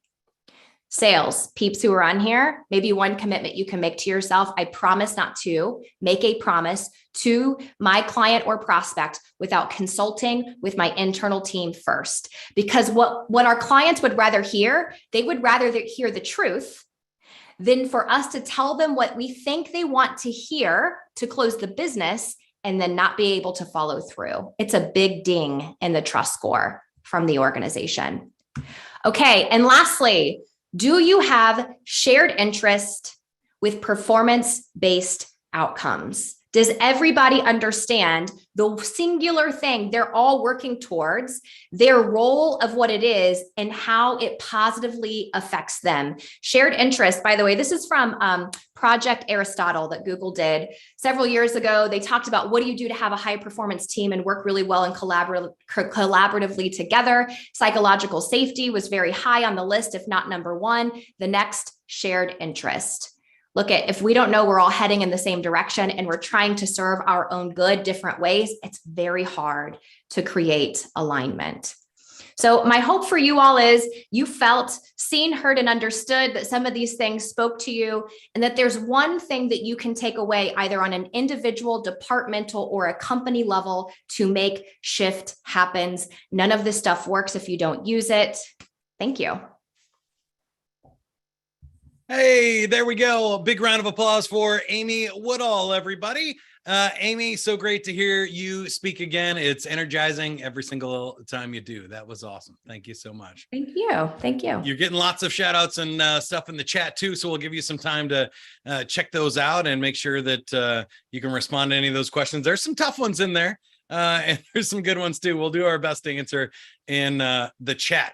But Amber, anything you heard there? What was your favorite part? I love anytime Amy speaks, because she has this way of really connecting with that inner self and getting us to really reflect on it. And so I really loved, and I know Amy, you've said it before, but what was it? The eye see what the brain, what is it? Can you say it again? The eye see what the brain believes. Yes. Yeah. Oh my gosh. Like I need a little Amy doll that just like sits next to me and goes, now Amber, and just like repeats that over and over again. Fantastic, Amy. Sophia? Oh, I love what you said about wishy-washy words. Man, the world would be a better place if there was less wishy-washy, especially being Hispanic. Sometimes we say, hey, I need that ahorita. And ahorita can mean right now. It can mean next week. It can mean a lot of different things. So amazing. I have so many notes. Great stuff, Amy. Thank you. All right. Awesome. We are moving on to our next speaker. Jeff Pankoff is a longtime Sandler trainer from Minneapolis, and he brings over 20 years of successful sales management experience to the table. He was national director at an international company you have definitely heard of. He was responsible for over 200 managers, over 350 sales reps, and like a $350 million quota. That might be one of the highest quotas I've heard here, Jeff. So I'm excited to hear what you have for us about sales management and looking out for that superhero syndrome in your role of sales management. Wow, that's quite the introduction. Thanks, Mike. I appreciate it. I'm looking forward to this so much. Thank you for the opportunity. And thank you for being here, everyone. Thank you for making the investment in time. Time is our most precious resource, like we said before. And you're investing time for continuous learning, and we don't take that lightly. So thank you. I'm looking forward to this subject. Watch out for superhero syndrome. About 6 months ago, one of my clients, a manager, a sales manager, comes up to me and says, Jeff, you know what we really need to work on in the next training session? We really need to work on how we get our folks to be better at critical thinking. How do we get our folks, our employees, our people better at thinking, not just what to think, but how to think, better at solving problems for themselves. Great points. And I was excited to have that conversation. And from that conversation about 6 months ago, I developed some different materials that relate to superhero syndrome that address critical thinking, address making sure that we do whatever we can to help them solve their own problems for themselves. Because superhero syndrome, you want to stay away from. It's a condition. It's an actual condition. It's a fix-it condition. We want to stay away from it because superhero syndrome will limit creative thinking, will limit critical problem solving. It'll limit all of those things that I mentioned. Because what it is when someone brings a problem to us, we solve it right away. We give them the answer. We put on our cape, our superhero cape. Superhero cape comes on and we say, we know, we have the answer. We have been doing this a long time. We have a lot of experience. So this is what you need to do. And we tell them what to do instead of ask them questions to get them to discover their own path. And we think of ourselves as a problem solver, as a manager, instead of helping others grow and problem solve for themselves. So that's what superhero syndrome is. Stay away from it, please. Okay. So what we're going to do is we're going to talk about today in 3 areas. The talk is in 3 different buckets. There's the awareness bucket. First of all, why? Why do people put on the cape? Why do they become a superhero and feel like they need to give everyone answers and solve everyone's problems? Why do we have that fix-it mentality? That's awareness. Okay, we're going to talk through that. After we talk about the why it's happening, we're going to talk about what to do. So the actions we can take as leaders, as managers, as coaches, what we can do even as mentors to help others grow. And then we're going to talk about how, the approach, how you can have those conversations, those coaching conversations, so they're meaningful conversations. Barry talked earlier about the importance of coaching, and we're going to talk through an acronym, a coaching acronym that's going to be simple for you to remember to make sure you have those valuable, meaningful conversations in the right way. So that's the approach, the how. But ultimately, what we're trying to do is fulfill our purpose as a manager, fulfill our purpose as a leader, and that's to help others achieve their goals, their personal and professional goals. Our goal is simple. It's to help them reach theirs, right? Another way of thinking about it, that our purpose is to help others achieve their highest potential, help others do their very best work. And that's going to help them in their career, and it's going to help the organization, of course. Okay, let's start off. Awareness. Why? Why do we do this? We need to look in the mirror. It starts with us. A lot of times when I'm talking with managers in training sessions, we have leadership programs and sales management training programs and so forth. As I'm talking with them, I hear the word they a lot. They're not doing this. They're not accountable. They don't get it. They're complacent. They, talking about their people, talking about the employees, talking about people that report to them. Now, I know people are not trying to be critical, but they're getting frustrated with what they're getting from their employees instead of actually appreciating the employee's position. Instead of us talking about they today, that was a rhyme that was unintended. Instead of us talking about they, let's talk about us. Let's look in the mirror. Okay, so what happens on an airplane when the oxygen goes down, when the compartment loses pressure, when there's emergency happening? What happens in an airplane? The oxygen mask comes down, right? All these oxygen masks from the ceiling come down. What do they say? First thing we need to do is put the oxygen mask on ourselves. Once we manage ourselves, once we take care of ourselves, then we can help others and then put the oxygen mask on others. That's what we want to talk about right now. So why do we do this? It's human nature. Amy just mentioned this. It's human nature to jump in and fix things. We have a problem-solving habit. We get rewarded by how quickly we can solve problems. Well, that's okay if you're an individual contributor and you're solving a problem right then and there in front of you, but it's not okay if you're trying to develop others to solve their own problems for themselves. So instead of solving problems for others, we need to get them to solve their own problems for themselves. And we need to resist the problem-solving habit. And it's human nature to want to jump in and help. It's human nature to, to rescue someone. That's why we have helicopter parents, by the way. I mean, not letting their children make a mistake and not failing and over managing people, the children and so forth. Well, we have to understand that when we allow someone to fail, when we allow someone to struggle, as long as they learn from the failure, they learn from the struggle, then we're doing them a favor long term. And so, but it's human nature to not let that train wreck happen right in front of you. You want to step in and help that person. Ego was also mentioned by Amy. Ego, a lot of this comes down at the core, our ego. We get our needs met. We get our needs met as a leader, as a manager, as a coach, as a mentor. We get our needs met when we're the expert, when we tell someone what to do, when we give advice. It makes us feel good, but it doesn't always do good. Feeling good is different than doing good in a lot of cases. And in this case, watch your ego. Are you really helping this person to satisfy yourself? Or, are you really giving the answer to this person, telling this person what to do, telling them how to solve the problem for yourself, to make yourself feel good? Or are you doing it because it's necessary and absolutely urgent to be taken care of right now? Or could you do a longer approach that really develops that person through questions, which we'll get to in a minute, so they can discover how to critically think themselves? Ask for feedback is another piece that we as managers need to really take to heart.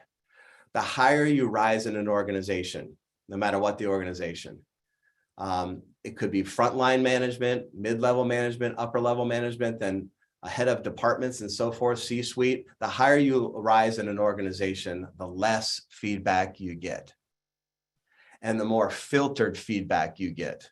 It's not real feedback, it's filtered. It's not true, transparent feedback typically in an organization, because people are guarded. They don't want to say the wrong thing to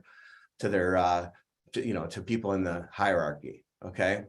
So we need to proactively ask for feedback and be a little vulnerable as a manager, be a little vulnerable as a leader. Ask them, what can I do better for you? What's working in my approach? What's not working? If you were me working with you, how would you best operate? How would you best handle this situation? Ask, it's okay to not have all the answers, and ask them, what they recommend. All right. So that's looking in the mirror here, why it's so alluring to put on that cape.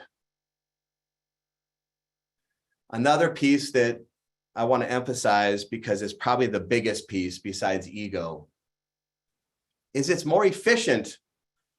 It's more efficient. It's quick. It's easy to just tell someone what to do than to actually spend the time asking questions, getting them to discover what the answer is for themselves, or even explaining how to do it in a thorough way. We just do it for them instead of explain it to them. But what ends up happening is that even though it's efficient in the moment, it's ineffective long-term. It's not effective long-term. So don't trade off the short-term benefit for the long-term benefit. The long-term benefit we need to be looking at, not just what is right in front of us. Unfortunately, we get so busy, we wear so many hats as leaders. We've got so much going on. There's so many priorities we're balancing, and it's hard to spend the time we need to spend in order to make sure we have those productive coaching conversations, but we're going to talk through that momentarily. Okay, now let's talk about what actions you can take. What actions you can take. Know your role, first of all, okay? So we're talking about what we can do here to be more effective as a leader. The first thing is know your role. We work with a lot of managers, sales managers, and oftentimes sales managers get promoted into sales management. Why? Why did they get promoted into sales management? Because they were great salespeople. They're fantastic salespeople, great hunters, fantastic prospectors. They're also good at farming the existing customers or selling more to the existing customers, running a sales prospect, qualifying the opportunity, building trust, right? Closing down with clear next steps. Fantastic salespeople. And so I don't know if it's ever said out loud, but the thought is, since you were a great salesperson, clone yourself and you can help other people do what you did, and they'll be successful also. Just tell them what you did and they'll do it. They'll be successful just like you were. Well, you're in a different role as you move from a salesperson to a sales manager. You can't become just a super salesperson selling at a different level. Super salespeople get burnt out. Instead, you have to understand each person's individual strengths, their motivations, their weaknesses, understand how to best adjust your approach to each individual person, and really get the most out of them because they're uniquely different from you, right? So we know all this, how important it is to know your role and how your role has changed from an individual contributor to a manager. But sometimes we forget we're not just super salespeople as a manager. Okay. All right. The other thing is set clear expectations is a key thing. On a consistent basis, always be managing expectations. Again, Amy mentioned that too. So I believe there's only two reasons for disappointment. Disappointment comes from two reasons: inappropriate expectations set or expectations not met. One more time. I believe, and you can argue with me if you want, that disappointment comes from two things: inappropriate expectations set or expectations not met. So much of what we need to do is set and manage expectations, but get agreement on those expectations with others. So they know what your expectations are of them, and you know what their expectations are of you, and there's agreement on both sides. Let me give you an example. So one of my managers, her name is Sarah, does a really good job with her team. And she was getting frustrated with, people coming to her, asking her for all the answers, instead of coming to her with ideas on how to solve a problem or recommendations on how to address a project or a situation. So they'd be coming to her without recommendations. And she just simply said to the group and to each individual, she just said, look, I want to help you. I want to help you be successful. I want to help you achieve your goals. I'm here for you. I've got your back. You can call me and talk to me anytime. All I ask is, if you have an issue, a situation we need to discuss, please do three things. Number one, Be ready to articulate that issue or articulate that situation in a concise way. Number two, make sure that you are able to articulate the options you looked at to solve that problem. And then number three, what's your recommendation? So what's the issue? What are the options you've looked at? And what's the recommendation? Think through it first before you come to me, then we'll have more robust, valuable conversations. Since she's done that, the culture is starting to change in her organization where people are thinking for themselves. And that learned helplessness is not there. What learned helplessness is really a dependency loop. If your people are dependent on you as a manager, that's a problem. Don't make your people dependent on you. Instead, teach them how to think by asking them questions, getting them to discover their own reasons for a solution, et cetera. Okay. And we're going to talk again tactically how you do that in a minute. Okay. But learned helplessness is a big problem where people learn that other people people learn that other people will do the thinking for me. I can turn off my brain. I can just wait until I get instructions. And then I become helpless just waiting for others to tell me what to do. The other thing we need to avoid, we need to avoid learned helplessness, but we need to empower and trust people. What we need to do is make sure that if there's several projects, several tasks, several initiatives, make sure that you give people an opportunity to grow their skills in a new assignment. Give them an opportunity by giving them an additional role and responsibility, stretch their comfort zone a little bit, empower them to do that project, and then trust that they're going to do it right. You'll be there for questions, you'll be there to support them, but trust them in the decisions that they make. Now, that's hard to do in a lot of cases because we as managers, in some cases, have a fear of loss of control. We like to control things. And the reason why we like to control things is because we want to have an ultimate perfect outcome. We want to have the ideal outcome, high quality. It has to be done the right way, so to speak. Well, if you're always thinking about perfection and high quality in the end on certain things, then progress is going to get overlooked.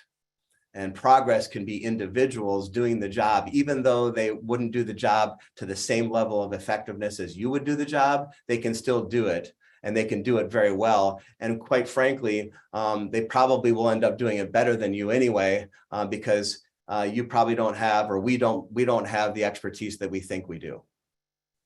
Okay? It all comes down to empowering people and allowing them to fail, allowing them to make mistakes. Now that's easier said than done.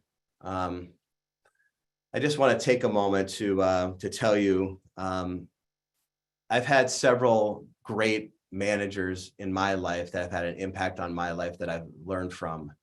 And I've had great sales coaches. Well, one of my sales coaches was insistent on learning through failure. I remember when I was building a sales territory, going to this sales coach and saying to the sales coach, I screwed it up. I made a huge mistake. I didn't get the business. And what did the sales coach say? That's okay. No problem. Let's talk through it. What did you learn from it? It was such a different approach than other managers that I've gone to. I blew it. I didn't get the sale. It didn't work out. And the other managers would say, well, we got to have more in our pipeline then. We're just going to have to pick something up somewhere else. Instead of saying, okay, no worries. Let's talk through this. What did you learn? And because he did that, and because managers do that, other managers, what they do is they break down comfort zones. They stretch comfort zones.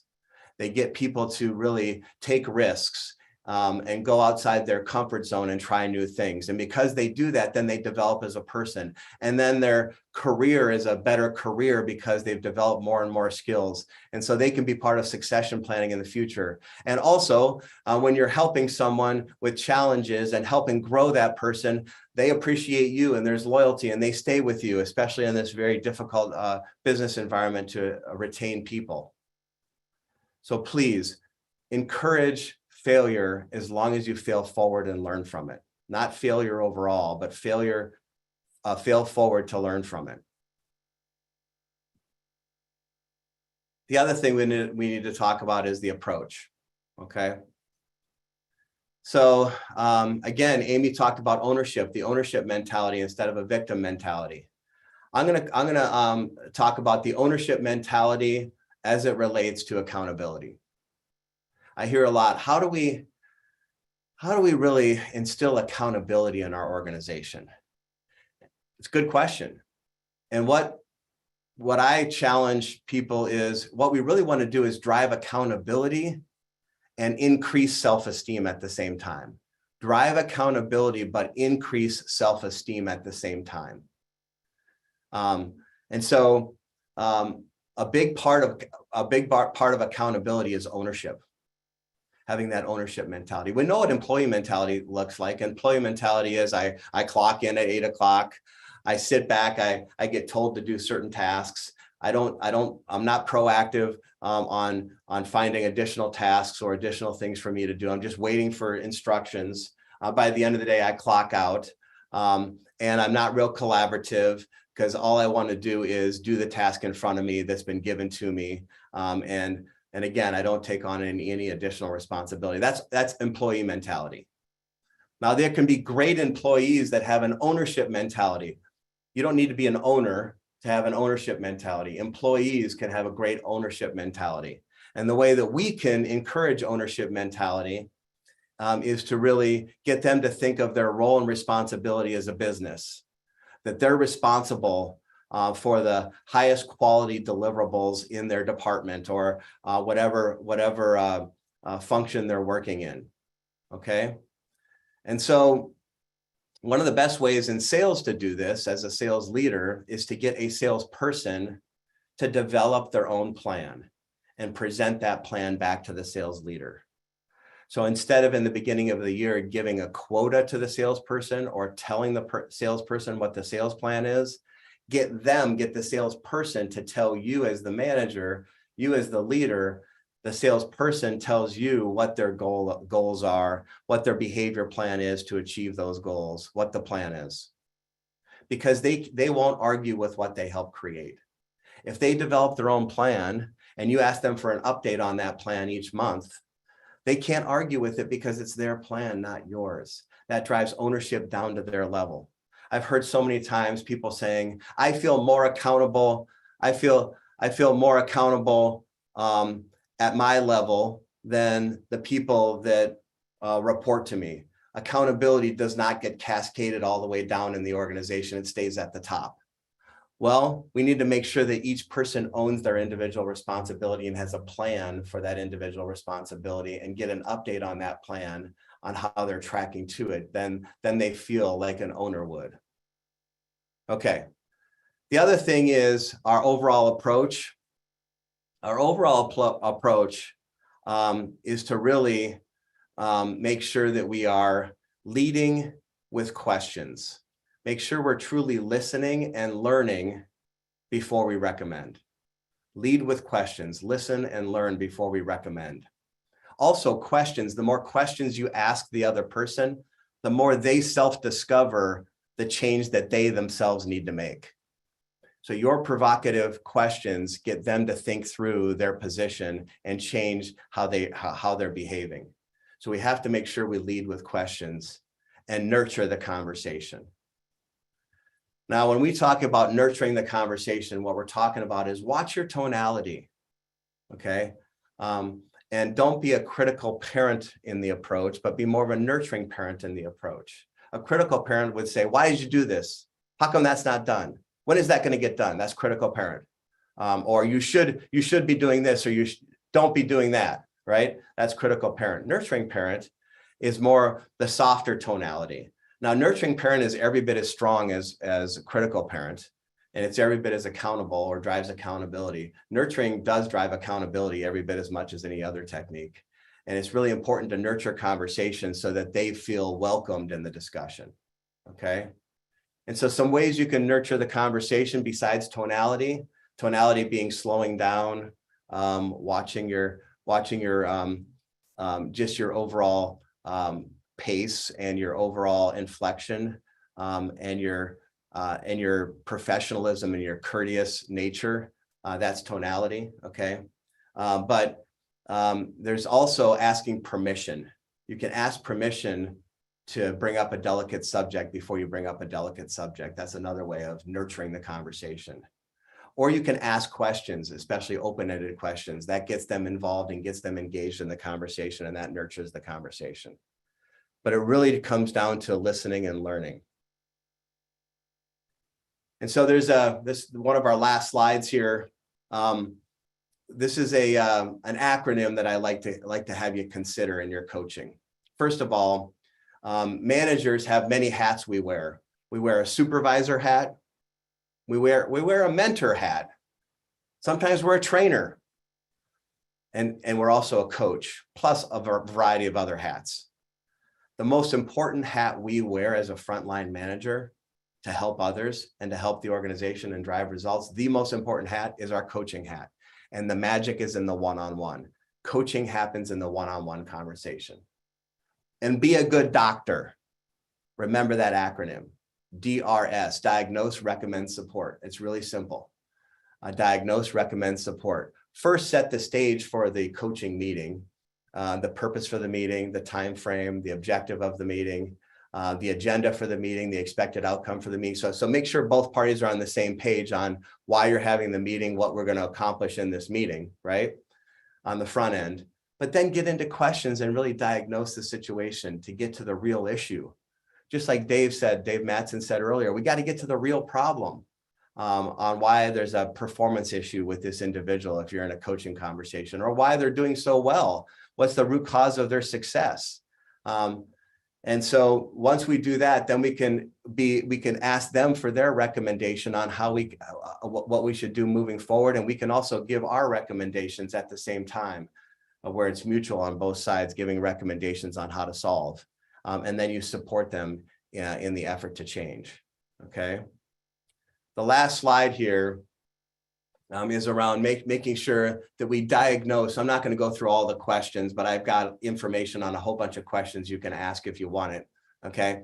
But it's important that just like a doctor, and Dave said this already, you go into a doctor's office with a bad back, the doctor's going to ask you a bunch of questions to diagnose the problem and what was the cause of the problem and the root cause of the issue, right? Well, we need to diagnose before we solve, and we can't assume anything. And there's two different models to consider. Either one is great. Sandler, I love the one on the left, the Sandler model. The one on the right is something that I have in my head over years and years in corporate America. The one on the left is the success triangles. Many of you have seen this as a client. You can ask questions around behavior, goals that they have in place, a plan that they're using to achieve those goals. Okay, so behavior questions. What are they specifically doing? The activities they're doing or not doing each and every day proactively. Attitude, their belief system. Do they really truly believe that what they do makes a difference? Okay, do they believe in the company, believe in the industry, etc.? So, and then technique, do they know how to do the job? You can ask questions to diagnose where is the issue when you have a performance issue. So if you have a performance issue, like you have a salesperson, you're a sales manager, and you have a salesperson that's not proactively prospecting on a regular basis. Well, let's not assume we know why he's not prospecting on a regular basis. Let's ask about behavior. Let's ask about attitude. Let's ask about technique and do a good diagnosis to know why they aren't prospecting on a regular basis. The other way of thinking of it is the 5 C's. Do they really have the clarity on what's expected? Do they have the capability, the skill to do it? Do they have the conviction? Do they have the belief system and conviction that they make a difference and it makes sense to do the task? Are they complacent? Because it could be they don't get it, or they don't want it. They may not want it. They could be complacent, or they could have a capacity issue, which is time. But the point of all of it is make sure you dig, and fully understand before you recommend, and get them to realize the problem at a deeper level, the root cause of the problem. The person you're coaching, will realize it for themselves, and they will own the answer because they realize it for themselves through your questions. So the takeaways from my perspective is explore, don't fix, install ownership, don't take it, and lead, don't do. Don't do their work for them like a superhero would. There you go. Big round of applause. +1s in the chat for Jeff Pankoff, a Sandler trainer from Minnesota, and an award-winning Sandler trainer, I should mention. Jeff, amazing comments in the chat. Lots of good stuff and support I think sales managers need to hear. Amber, what was your favorite part? So I love this idea. I wrote it down, Jeff, of unclear expectations set and expectations not met is what leads to disappointment. I'm going to keep that with me. I love that idea. How about you, Sophia? Man, Amber, you took mine. We have group mine as 3 hosts today. I loved that. And we can all be a little more nurturing parent, not only to it's not what you say, it's how you say it, to our prospects and to ourselves. Great presentation, Jeff. Yeah, awesome job. Thank you so much, Jeff. Have a great afternoon. And we're going to take a little break and follow up with an exercise on Jeff's session. So you don't want to be a superhero, but you do have superpowers. And so we want to remind you again, I posted the links in the chat. You might have to scroll a little bit up now because we got Jeff applause, but this is a preview of what we do live in Orlando for 2 days with some of the world's best sales and leadership thought leaders, plus best sales and leadership people, our clients in Orlando every year. We got $50 off the tickets right now. If you want to join us, get the early bird discount. And there's lots of other information that we posted in the chat as well if you want to join in. As a reminder, there's lots of stuff going on. So we're going to send the research report that we mentioned a couple of sessions ago to you on a follow-up email. We also have a Selling Power magazine that we're going to send to you in email as well for free for attending. We'll have links and more information of good stuff coming your way, including the recording. So we're going to take these individual sessions and break them up for you so that you have a nice program you can go through if you want to go back and watch them. But we are live on YouTube right now, and that link will remain up. So you can find the whole 5 hours up there, and you can fast forward or jump ahead to the part that you missed if you need to take a screenshot of a slide or try to remember something that you missed while you went to get lunch or something. We're not taking an official lunch break because we got people from all around the world. We're still over 2,000 here live online and people jumping in and out all the time. So you just do what you got to do, and we'll keep things rolling and try to keep answering them. Anything else we missed, Sophia? I don't think so. I think we're good. All right, Amber, throw up that AHA Slides QR code one more time for us because we're going to jump in and do an exercise with your superpowers. Now, the disclaimer here is this is not scientific. We do sell scientifically validated disc profiles. And so if you really want to learn more about your profile and your personality, you can talk to your Sandler trainer and they'll get you set up with an extended disc. But join in right now. We're going to have some fun and do more of a BuzzFeed style quiz about your specific superpowers and how you can use them to not rescue people, but to leverage them to grow yourself, grow your team, and grow your business. There's the QR code. We got the link in the chat there as well if you want to click in. Got a lot of people on there. All right, they're jumping up. All right, so this first question here is, what is your sales superpower? So this is the idea. What is your sales superpower? Are you the best listener that there is? Are you a super budget finder? What is your sales superpower? Put that on the AHA Slides, put that in the chat, on YouTube, on Zoom. Let us know. Sophia's thinking hard. Do you have a sales superpower? Well, I think my sales superpower is being able to mirror and match someone's disc pretty quickly. But I want my sales superpower. I'm going to manifest my sales superpower being what John Rosso spoke about today, which is having that precision to know when to go from country doctor to New York surgeon and take them to the mat. Ooh, I like that. I was going to say questioning or listening. Those are always popular ones, but I think the reason we're hosts is because we do have those personalities that are flexible. So I always kind of, I fit in with the nerds, I fit in with the jocks, I fit in with the alternative kids, even though I can't pull off the goth look. But I feel like that, being a little bit of a chameleon is one of my superpowers. Here's some other ones. What do you got, Amber? I love this one. We got some good ones. X-ray vision, kindness, really big ears. Hopefully that's metaphorically. Maybe that means that you're a really good listener. Over deliver. I like a lot of listening. They say you can talk your way out of a sale, but you can't listen your way out of a sale. So we've got some good listeners in the crowd. Empathy, reliability. Yeah. Calling BS. Oh, they're good. Hiring somebody else to do it. That's a great answer right there. I love that. That's definitely a sales superpower. Oh, look at that. Making others feel seen and heard. They say that people don't hear until they've been heard. I love that. Okay, I bet you guys have a lot of oh gosh. Okay, so we have a lot of really good ones here, but we want to keep the fun going. So as Mike said, this is not scientific. This is just having some fun with our disc personalities, BuzzFeed style. So go ahead, choose one of these on AHA Slides or type it into the chat. If you had on your phone one of these four, which one would you want to have? Speed, shapeshifting, telepathy, or invisibility? So if you got logged out, I'll let you guys log back in here for a second. So one of those Before we show the results, what would you pick, Sophia? I already gave mine away. It's the shape shifting. I like to fit in a lot of different situations. Plus, I feel like that's just a really good superpower. Yeah. I think, that's a good one. That's a good one, especially if you have a high need for approval. Invisibility. Maybe Harry Potter invisibility cloak would be. Oh yeah. What about you, Amber? I would probably, it would depend on what kind of mood I'm in. Some days I would say speed so that I can get done all of the millions of things that I have in my head. And then other days, maybe a little shape shifting. So it looks like I love that, but telepathy seems to be winning. Other people want to read people's minds. That would be a good sales superpower for sure. But I'm not sure I want to know what other people are thinking.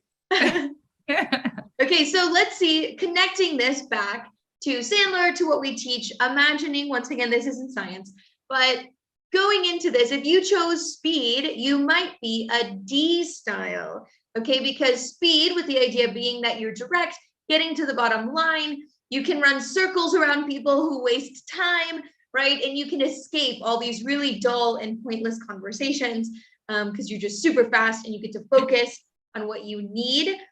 Maybe a weakness, if you want speed or you're that D style, it could get a little too bossy at times. Maybe check in, making sure that everybody's on the same page. We're not managing everybody. We're leading, just like Jeff was saying. We're not creating that learned helplessness. Maybe a couple of these other things, they don't analyze details. Now, Mike, what about shape shifting? Which style? Tell us about that one.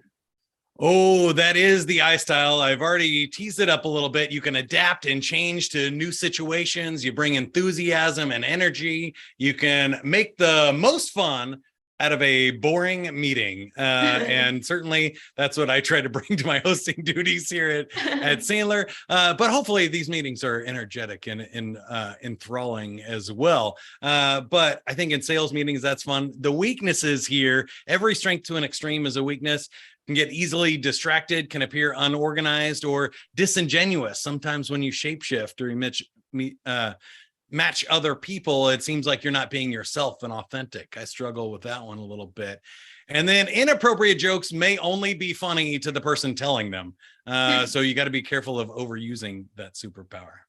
Yeah, I like it. Then we have telepathy. That's our S style. So if you want to tell us a little bit about this one.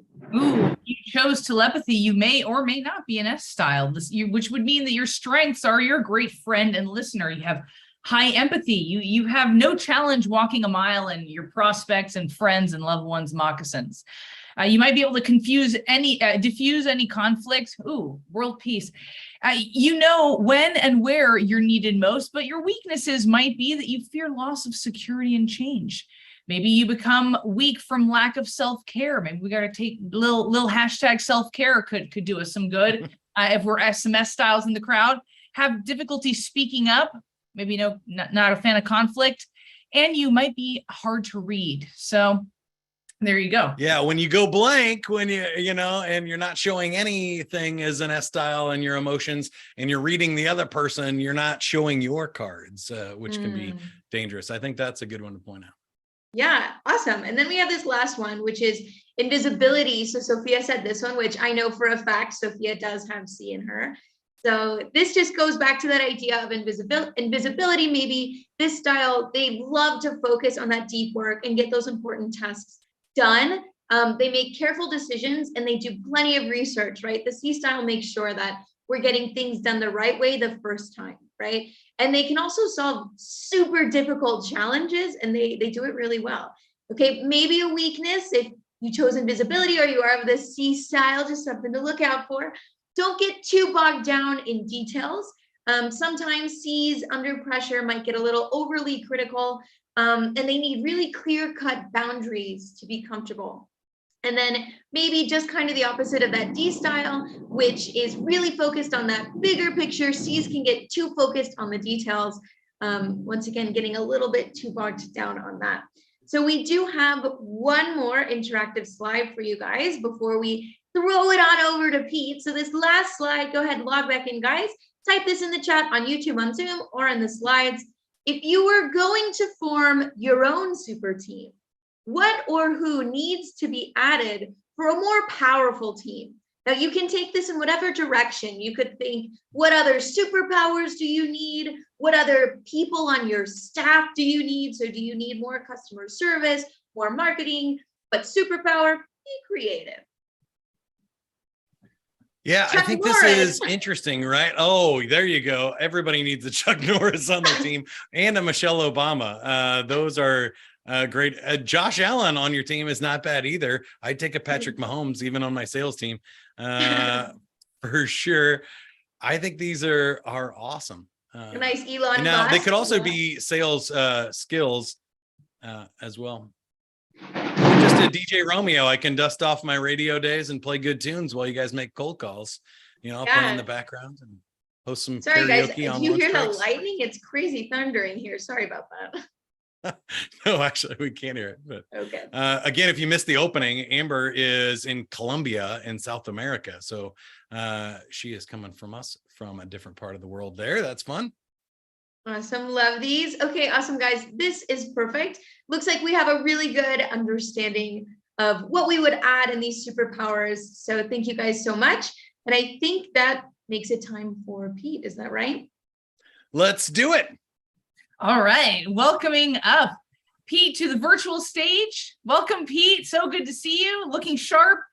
Pete Oliver successfully made the climb from salesperson to sales leader, eventually managing an area responsible for growing a software business to the 250 million level.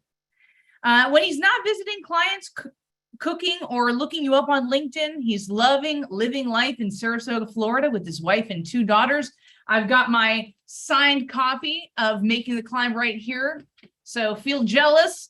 And let's welcome up Pete, and you're going to introduce your panel. Thank you, Pete. Thanks, Sophia. Appreciate it. Thanks for having us on. I'm really excited about this. I'm a firm believer that you're the average of the 5 people you spend the most time with. And for everybody to get a window into some of the climbs that these folks have made, I'm excited to just be a part of try to get some of that story out. So what's the goal for today? It's to figure out how we can climb from a salesperson to a sales manager to a leader and beyond. And I think the air is really thin up there where these 4 are. One thing I know about all 4 of them is they're all honest and they're all humble. So one of the things I asked them to do as part of this panel is to let us behind the curtain on some of those things that have made you successful. I know they didn't get to this level of success because they like talking about themselves, but that is frankly what I'm going to be asking them to do today. So without further ado, let me introduce the 4 panelists. So first off, Tracy Mills from CrowdStrike. She's made the climb to sales VP at one of the fastest growing, most successful cyber companies there is. She's a thought leader in her organization, and she's played a huge role in her org's professional development process. She's actually a thought leader in the partnership that we have with her organization. She's got a great heart, and I love her style. She's honest, she's passionate, and she's there for her people. So Tracy, thanks for being here. Thanks, Pete. Awesome. Next, we have Scott Ernst.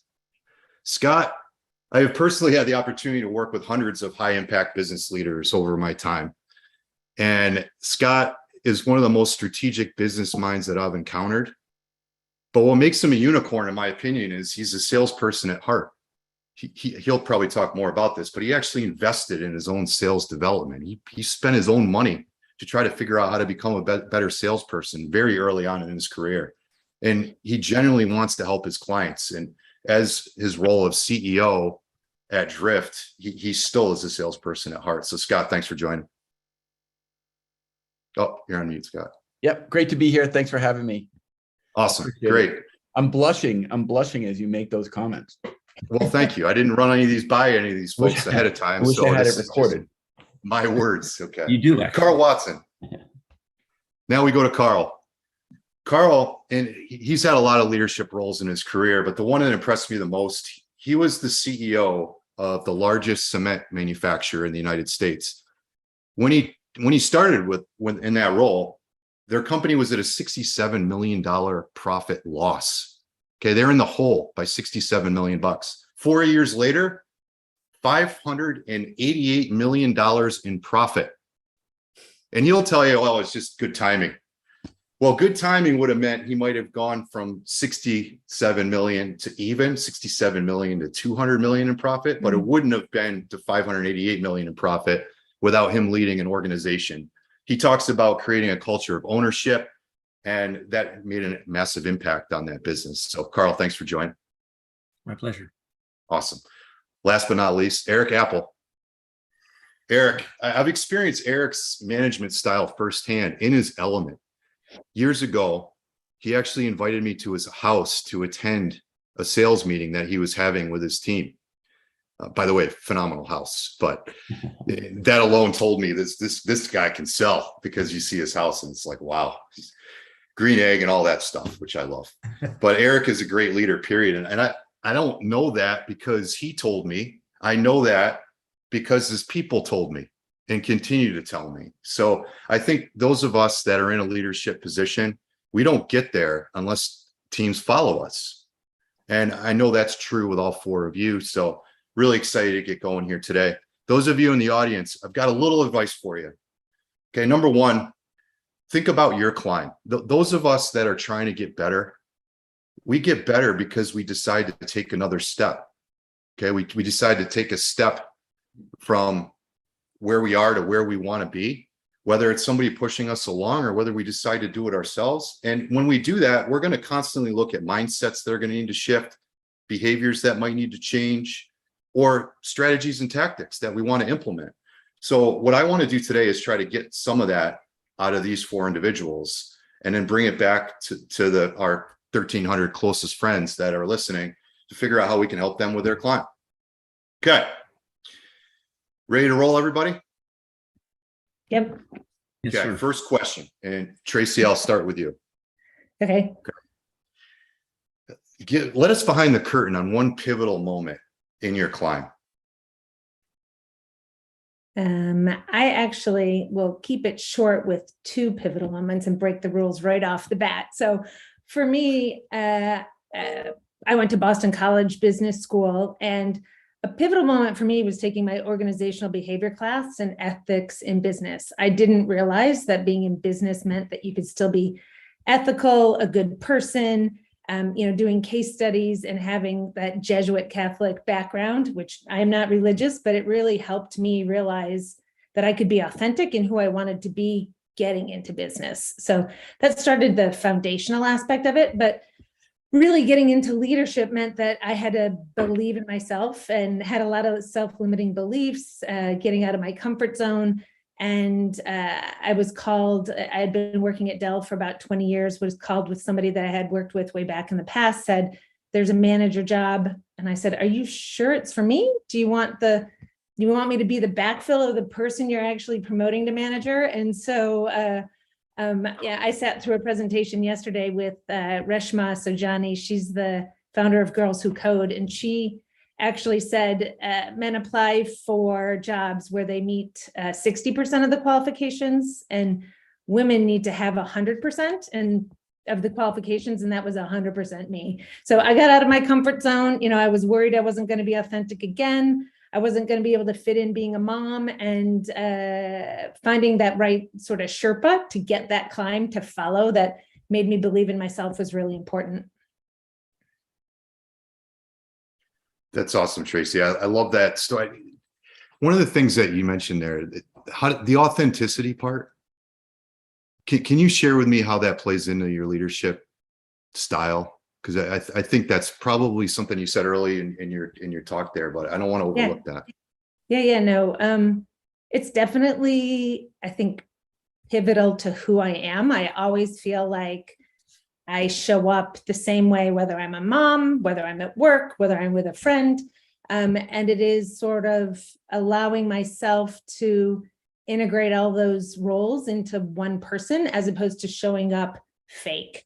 You know, I was always worried that getting into leadership meant I had to like sort of play the game or tell the story or not be able to like truly work in a fashion that I wanted to work.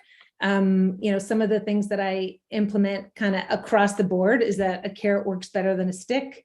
Learned that very, very early on. So actually, you know, using positive reinforcement as opposed to a mandate, no matter what I do, and that everybody wants choice. You know, people do things for different reasons, and you sort of have to put yourself in other people's shoes, have empathy when you show up, and give people the ability to do things in the way that they want to do it, with a little bit of guidance. Obviously, there's a coaching around that. You know, you've got to obviously be there for recommendations and you know, thought leadership. But I'm helping, not necessarily directing.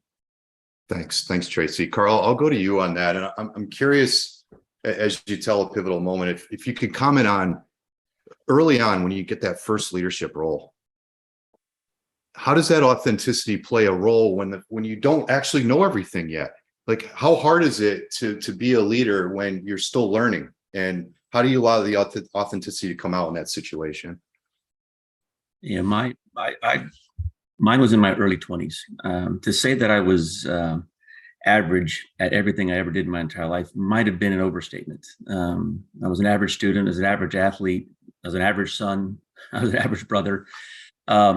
And then I was actually an average salesperson in the southwest coast of Florida, where you live, Pete. And we had a business over there, and it was not considered a core business of the company I worked for, and they were actually going to sell it. We had a succession of 2 managers that came through there and left, and they weren't going to put a third over there because they were going to get rid of that part of the business. And it's almost like for people with gray hair like me, remember that old Life cereal commercial about Mikey? Yeah, let's let Mikey try it. Well, let's let Carl try it, because there's nothing to lose. And they gave me ownership of a business. And I it's not too much to say that my life changed completely in one day. I went from being averagely committed to 100% committed, to the point where I actually put a cot in my office and slept there because I didn't want to drive the 45 minutes from Bonita Springs back to Fort Myers. And it was ownership. The concept of ownership is a drug that I have found in working on 3 continents and in multiple countries. That is a universal drug. If you can give somebody at a very young age the ability to own something, it makes all the difference. And if you have somebody who is humble and truly has some self-confidence, meaning they're not afraid to ask, it's not a bad thing to put somebody in a leadership position where they don't have all the answers. As long as they're willing to ask and the organization is willing to help, that's a fantastic combination to give a young person the chance to own something. And even if that's not really owning something, because we were $1 billion company and all that sort of stuff, I literally didn't have Carl Watson on the checkbook. I felt like it was mine from the safety of the employees to generating the revenue, to delivering the customer service, to working on the equipment, to making sure that at the end of the day, there was an actual profitability of the organization. It was the most life-changing experience I ever went through from a professional standpoint. Carl, I appreciate that. Jeff Pankoff earlier, he talked about the super rep syndrome when basically the manager takes over and does the job of the people on the team. I think that ownership concept is interesting, but think about also, how can we allow our reps to maintain some ownership, even within the context of their role, right? The minute we start playing super rep, that goes away. So I was glad Jeff brought that up earlier. And Carl, I'm curious, what, if you can give me in like 30 seconds or less, like why did that switch flip for you to all of a sudden say, I own this? Like what happened there? I don't really know. I don't really know. But it did. And I'm not alone. I have given that opportunity to so many people across the United States, Asia, and Oceania, that it's the same. People who really want to achieve, if they have the ability to own something, they do. But I have this one little pithy saying that I use with managers and salespeople. I advise, you decide. So I'll give you advice, but I'm not going to decide for you. You have to own whatever you have, whatever your position is, and you need to take it and run with it. So there's a big difference between advising and deciding. And so it's important as managers that you can advise, and you should be a coach, an advisor, a teacher, but you can't decide. They have to own it, good or bad, and learn from the mistakes or failures or successes.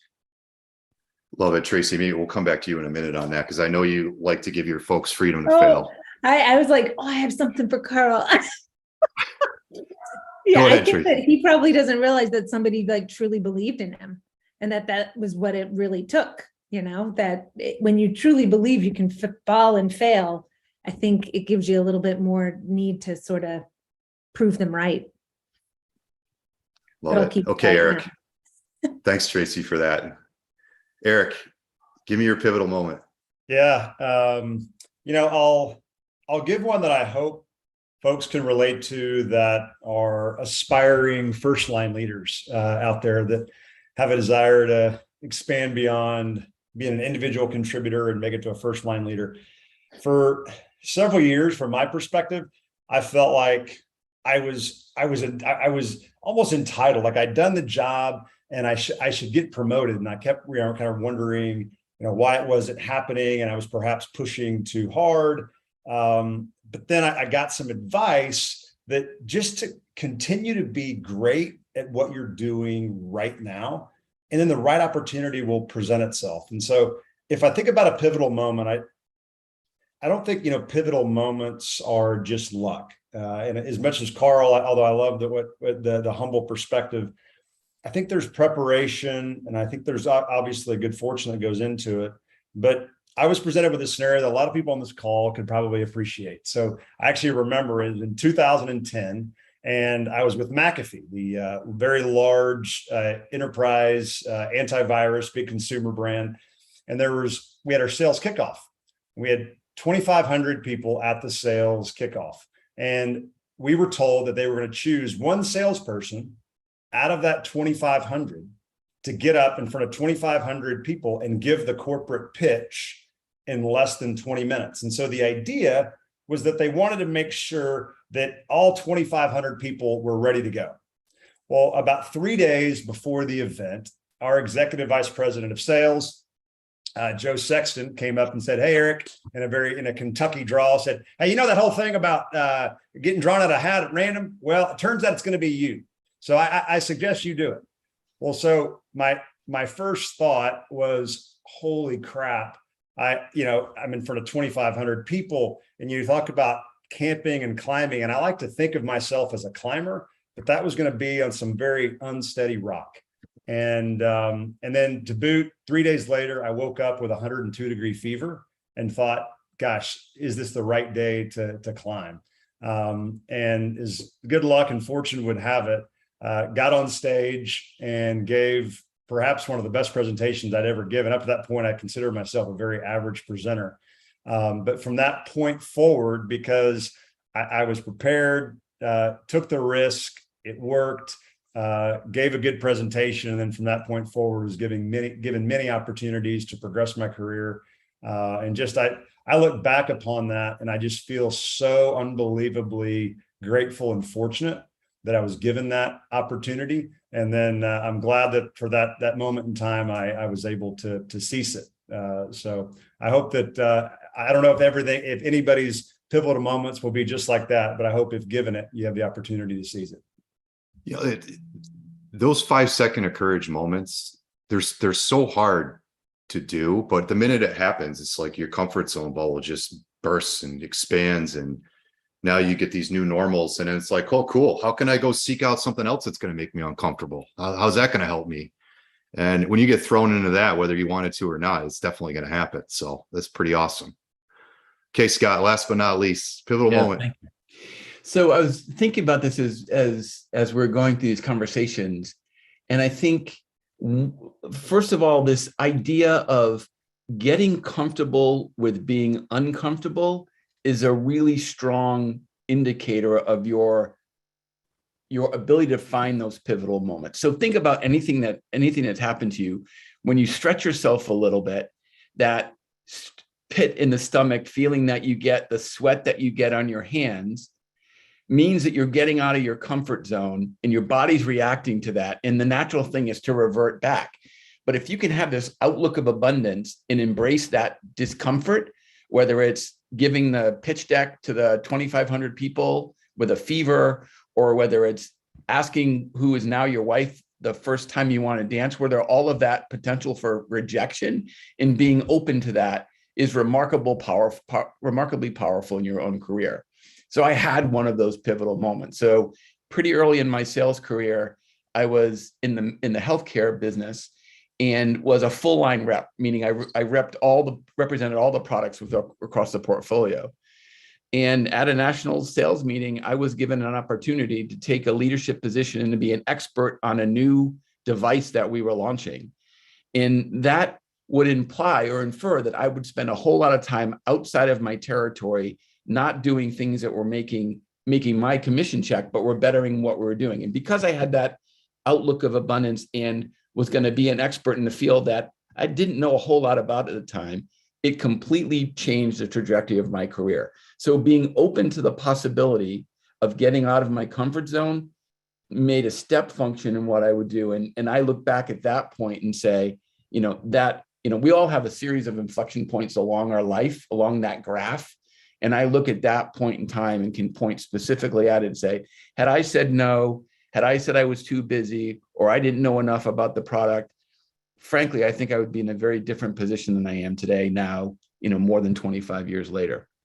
So get comfortable with being uncomfortable, get out of your comfort zone, because when you do that, really good things can happen. But you need that outlook of abundance to be open to those kinds of things. Okay.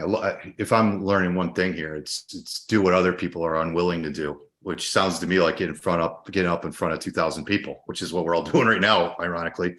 But that's basically what I'm hearing is if you do that, you're going to get promoted. Is that pretty much the takeaway from the first couple of minutes here? I know that's simplifying things, but Scott, so let me ask you this, and Scott, I'll let you lead us off on this topic, but I'd like to get everybody's take on this. You mentioned what's possible versus what you did on purpose. So you're going in a certain direction on purpose, and you might be so tuned in on going in that direction versus keeping the blinders off to figure out what's possible. How do you manage that dichotomy of having a direction, having a goal, but then also being open-minded enough to pivot when you need to? Like, what?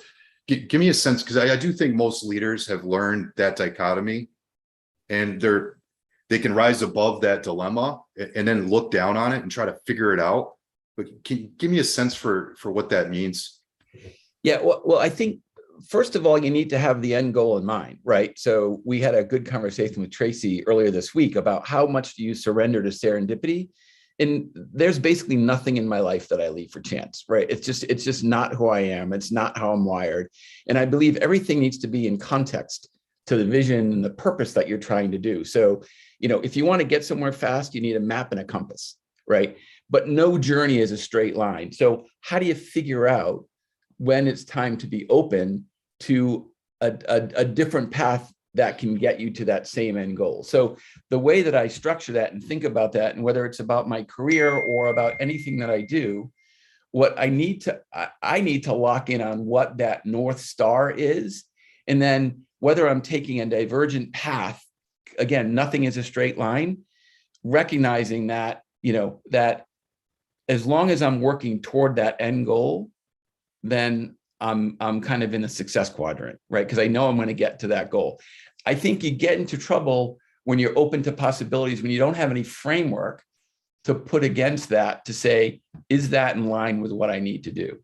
So if I'm going to explore something else, right, think about doing something different that may be outside of my comfort zone, then I need to know that it's in service to where I want to get to long term. And in my mind, there's always a 5-year horizon. I think of the world in 5-year cohorts. And what am I going to do for the next 5 years to get me to the next 5 years after that? Thanks for that, Scott. Okay. Anybody else want to add anything to that?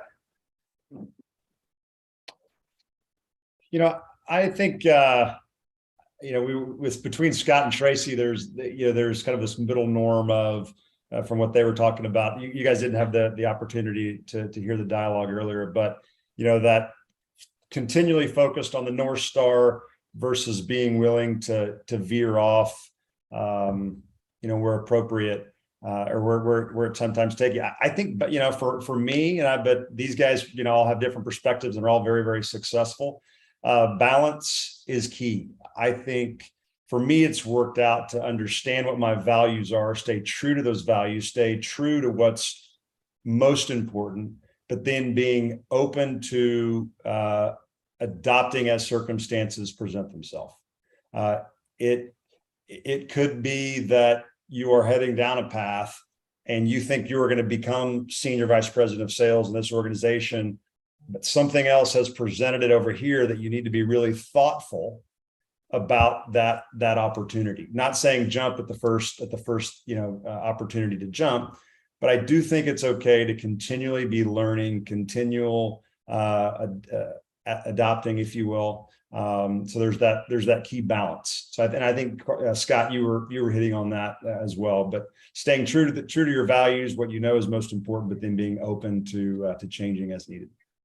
So Tracy, like one of your strengths is staying open-minded to what's possible, right? Yeah. I mean, I think a lot of it just has to do with my main goal and my North Star is my family. And so it's hard because I think as a mom, you have such a draw to wanting to be at home, to do all the things for your kids. And you want to be perfect at that role and then also perfect at work. And so having the drive and the vision doesn't always work because you have so many veers in the road. You get pregnant, you take maternity leave or not, I don't know, so many. There's just sort of check upon check around, I think, being a little bit more flexible and figuring out that my instinct was probably my number one thing I had to learn with time to trust, and that my core values of grit and positivity and being grateful for where I am. So, there's a lot of different pieces of the, both folks who've spoken up so far, which is I still have a vision and a goal, but there's probably a little bit more, I don't want to say luck, because there's a lot more to luck than just luck, but it is absolutely working smarter and not harder, which I know is one of the Sandler goals. And then also a lot of just sort of faking it till you make it, which again is another Sandler goal. Those two things to me just resonate just very strongly. And I knew I wanted to be successful, but I didn't want to be that salesperson. And I didn't necessarily know that being a leader meant that I could lead a team in a way that I wanted to lead, which might be different than I've been, led in the past. Okay, Tracy, thanks. Carl, when you had some adversity, right? Early in that stint when you were minus 58 million, 59 million, 67 million. I'll get my numbers right. A lot. Yeah, a lot. obviously you're taking over in a position where there's some adversity happening there. How do you allow a positive mindset to exist inside of adversity like that? How do you instill that in your team when you know there's problems, but obviously you don't get out of that if the mindset won't allow you to? So can you let us behind the curtain on that a little bit? There was not a single doubt in my mind we were going to get to where we got to. I knew what it took. I knew what the playbook was. It was just executing on it. And I think you have to model that behavior. No matter how dark the day looks at the time, there's a sunrise coming. That sounds awfully odd, but it's true. I mean, and so if you have and vision a lot of times is an overused word. I mean, it's easy to pontificate a grand vision if you don't have the actual executable steps to get there. But you lay out a path forward. You say, this is what we're going to do. This is when we're going to do it. This is how we're going to measure it. And then you are you spread the message far and wide, and you repeat the message over and over and over again. And you have a communicable story that you tell. I read one place one time, I forget who said it. It says that when you think that you're going to throw up the next time you say it, that's the first time they heard it. And so you have to say it over and over and over and over again, and to get everybody repeating the same song, and the results come. I think one thing I was going to add to Carl's comments there, which were great, is as leaders, your team looks to you when you receive tough news, or when you're going towards a quarterly goal and a deal falls out, or there's lots of different situations that present itself. But to remain steadfast, as Carl was saying, I think to remain positive in tough times is something that sounds easy to do, but is really important, because not only do you need to your behavior need to direct your own attitude, it's important that others see you behaving and acting in a way that personifies positive leadership. I often did not do that. And after that, you feel, I wish I would have reacted in a different way. But when you do react in a way that remains steadfast and positive, it's amazing how others around you will react to even challenging news. I'm very good at remembering not where I read it. I read somewhere where the leaders are supposed to breathe in stress and breathe out calm. I mean, so you do take that onto the organization. Troubled times, you have to breathe in the stress of it, the anxieties of it, but you can't breathe it out. Right. You have to breathe So out.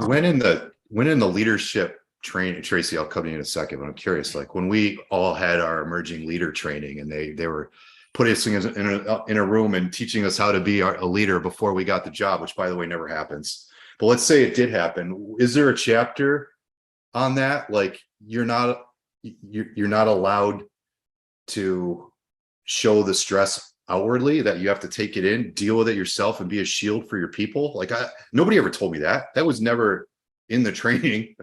But that's huge. It's such a huge point, Carl. I appreciate you bringing that up. That's great. Tracy. Yeah, I agree 100% with what Eric and Carl just said. But I also think that there's a bit of acknowledgement as well that comes into play, of acknowledging where other folks might have some fear and saying, I have a little bit of that too. I think that, again, that shows up as the authenticity. You definitely don't want to be like, the sky is falling or the building is burning and you're running out. But at the same point, I think acknowledging, where some of the struggles are and why people are concerned, but then giving them the 3 points in a very succinct, clear fashion of what to look for in the future to be different and why things are going to be brighter, I think is really important. And I think, again, succinct leadership is clear. If you've figured it out in your mind, as Carl said, he didn't have a doubt in his mind, which is awesome. That meant he knew what he was going to do, and he just has to make sure to reiterate that over and over and over again so that people feel more comfortable. And to some degree, I think it's the courage to stay on the throttle when the things start to get hard. So Carl had this absolute conviction that he could do what he needed to do in the business and get it where it needed to be, right? So but there are clearly points along that journey when things are harder and more difficult than you thought. But having the confidence and the courage to stay on the throttle, to get enough data, to get the proof points that you need and the proof points that the rest of the organization needs to see, to have that same reason to believe that you do, is really important. Now, the balance then becomes, how do you then get enough signal to recognize that it's time to change the process? And we're always kind of in this dynamic of change management, but we need to stay on that throttle long enough to see the result. And if you believe in the process that you're running, if you believe in the plan that you've created, and if you believe in the team that you've built, you need to let all of those things have enough time to show the results. And that's where the courage comes in. Scott, thanks. Especially now with this instant gratification world we're living in, it's hard to stay focused on whatever it is you're going to get, because you're going to be chasing purple squirrels all over the place. There's so much distraction out there. And I do think having that vision, that mission to drive us in a certain direction, and the positivity, like so far, we've talked about ownership. We've talked about getting comfortable being uncomfortable. We talked about positive belief systems. Like, I don't think it was any accident that y'all went to the attitude piece first. I think that's huge. I think we didn't guide it that way. It's just the way y'all took it. But let's go to behavior for a minute. I'll tell you a quick story. When I got my first technology sales job, not my first leadership job, but my first technology sales job, I went into my boss's office and he had a whiteboard in there, and I put his name and I put my name, and then that was it. And then every morning I saw who got in the office earlier. If I got in the office earlier, I got a check mark. If he got in the office earlier, he got a check mark. And then we started competing against that over the years. And now that guy's one of my best friends, and he was my business guy, it's George, right? That was my, and he's the one that promoted me into my first management job 22 years ago. And so there is an element of behavior that we would want to exhibit if we wanted to keep climbing.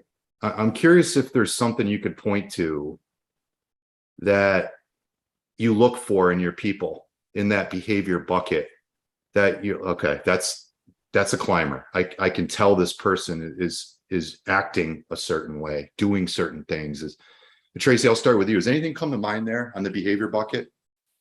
To me, it's creativity, like thinking outside of the box, like seeing a problem, being able to question what that problem is. Somebody who has the self-confidence to say, I respect what you're saying, but I don't necessarily believe or agree. And being able to come up with like alternative ways to solve a problem. I just love, again, going back to my parenting, analogy, which is, I love teaching my kids to be able to say to me, I don't 100% agree. Me being able to bite my tongue, because it's a lot easier just to be like, you're wrong, go to your room, but really truly listen. And I love what comes out of their mouth sometimes. It's just pausing and listening and giving everyone, the people that work for me and as well as my kids, the space to be able to speak their creativity, respect it, and then have a collaborative debate over it. Yeah. So let me make sure I understand. So if your people come to you with a problem, that's one thing. But if they come to you with a problem and they actually have a solution to the problem, that's what you're looking for with creativity? Yeah, for sure. Absolutely. Yeah. Love it. I think Cool. it's almost more, it's more critical thinking, right? Is that key component or that superpower that we're looking for, right? Like, so it's exactly, Tracy, it's exactly what you described, but I would just characterize it as that critical thinking, looking for the alternative path, right? When you're locked in on making a decision and there's only one, and you get yourself locked into this mode of only one choice, it's really hard to optimize within that range. But if you can expand the choice set, then it opens up all kinds of opportunities for you. So whether it's that critical thinking or, again, this idea of this outlook of abundance, I think are two things that I look for in the behaviors of people on our team, right? Like, so how do they expand the problem set to find new solutions? And how do they approach it with an outlook that is there are always more than one choice. There's more than one option. There's more than one way to do things. Then you get this dynamic within the group which is really hard to replicate in any other way. So if that's the way you manage, how do you look at failure? Because it's going to happen. If you're pivoting, we know it's going to happen. Like, how do we make sure our people feel safe enough to actually drive themselves into a ditch every once in a while? Like, because we're supposed to create the lanes, but we're also supposed to let them drive the car, as Dave Matson says, right? But every once in a while, they're going to drive the car and not know what they're doing. So how do we instill that safety net to know that it's okay to fail? It's interesting because the easiest thing to always say is if you're not failing, you're not trying. But I think it's okay. One of my favorite sayings that I've always tend to lean on is a saying that it says, life rewards action. And because you can sit and you can pontificate and you can just think till you're paralyzed, or you can act. And I think what you have to be comfortable with, though, is sometimes when you act, you're going to fail. For me, I'd rather see someone acting, pushing, driving, and then perhaps failing than someone just thinking forever. And then perhaps by the time they finally act, yes, they're successful, but man, maybe there's 95 other times they could have been successful as opposed to just that one time. And so I'm okay with it. I'm okay with the failures, the losing, as long as they're moving, they're acting, and they're demonstrating action. Now you got to make sure it's within the bounds that you want to set for them, and that you say, here are my expectations. But as long as they're sort of within that realm, it's okay to go out of bounds every once in a while. I'm okay with it. What drives me crazy is just the lack of action. Eric, thanks for that. So you have a mission, you have the goal, the North Star, whatever you want to say, and you've given them the principles, basically the lanes, then it's up to them to act. And if they do that, that's going to put them in a better light. And I would venture to guess that the four of you did that, which is partially why you're sitting where you are right now on your climb. So, okay. It's okay to fail, but it's not okay to fail at the same thing twice in a row. Right? Yeah. So I think that's the idea, right? Because like to some degree, the only way that you learn is through failure, right? But you can't fail at the same thing over and over. Then you've got a habitual problem that you need to act on, right? You also can't deny that you did fail, which bugs me more when they fail and don't admit it. That's absolutely. Well, that's self-awareness as well, too, that's right? Self-awareness, a little bit of humility maybe needs to be there. All that. I don't know. It's interesting. In theory, yes, Scott, you have to learn from your failures for sure, and then perhaps try to act differently based on what you learned. One of my favorite stories that came from this weekend was the Detroit Lions offensive lineman who got his first start after never having made it past the practice squad on 27 NFL teams. Yep. And he failed over and over. He kept getting cut. He kept getting cut. He kept getting cut. He kept getting pushed to the practice squad, but he just kept going. And then Sunday he started for the Lions. I'm not even a Lions fan. I live in Dallas, Texas, for God's sakes. But that like stole the show for me. Was this guy that kept getting cut. And he started for the Lions, and his family was there, and he had a great game. He plowed some massive holes. But he just never stopped. He just kept acting. Yeah. And my guess is in that case, those 20 X teams that he went for, there were successes within that. Like, so he probably got a little further along every time, or worked on his different technique every time and got better as a player. And I think what that's a statement to is, again, this commitment and the courage to keep pressing on the vision. He had a very clear vision that he wanted to make it to the NFL, and he wasn't going to let 23 teams tell him that he's not going to go do that. But my guess is that there were a series of micro failures and successes every point along the way, and that his pull technique right? I have a little bit of a point of view on this. His pull technique got better every team he went to, or he learned a little bit more at every team he went to, and and I think I know who you're talking about. Good for him to make that happen. Okay, Hey, Pete, there's one thing I was just going to say real quick. The thing that comes to mind for me is a TED talk that I listened to probably I was going to say 5 months ago, maybe a year ago. It's a woman talking about the education system and the strongest predictor for success.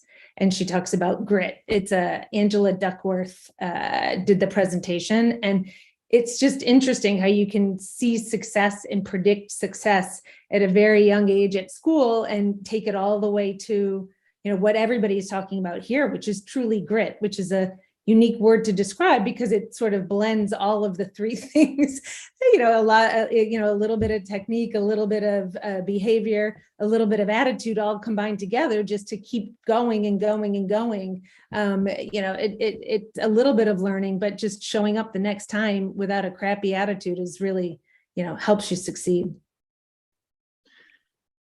Okay. You brought up football, so I'm gonna throw something at you here. So there's this military term called the OODA loop, OODA, observe, orient, decide, and act. Okay, and I'll just lay my cards out here. So Tom Brady is by far the best person at doing that.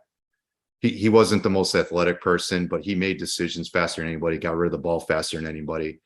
So he was deciding and acting very fast because his observations were really good and he oriented to what was going on really well. So if we're going to do what you all said, which is do stuff, it means you're deciding, you're making a decision to do something, right? I'm curious what your thoughts are on the actual decision-making process. Like, how do you measure if yourself or your people are good at making decisions? Like, where does that play into everything when it comes to being a good leader?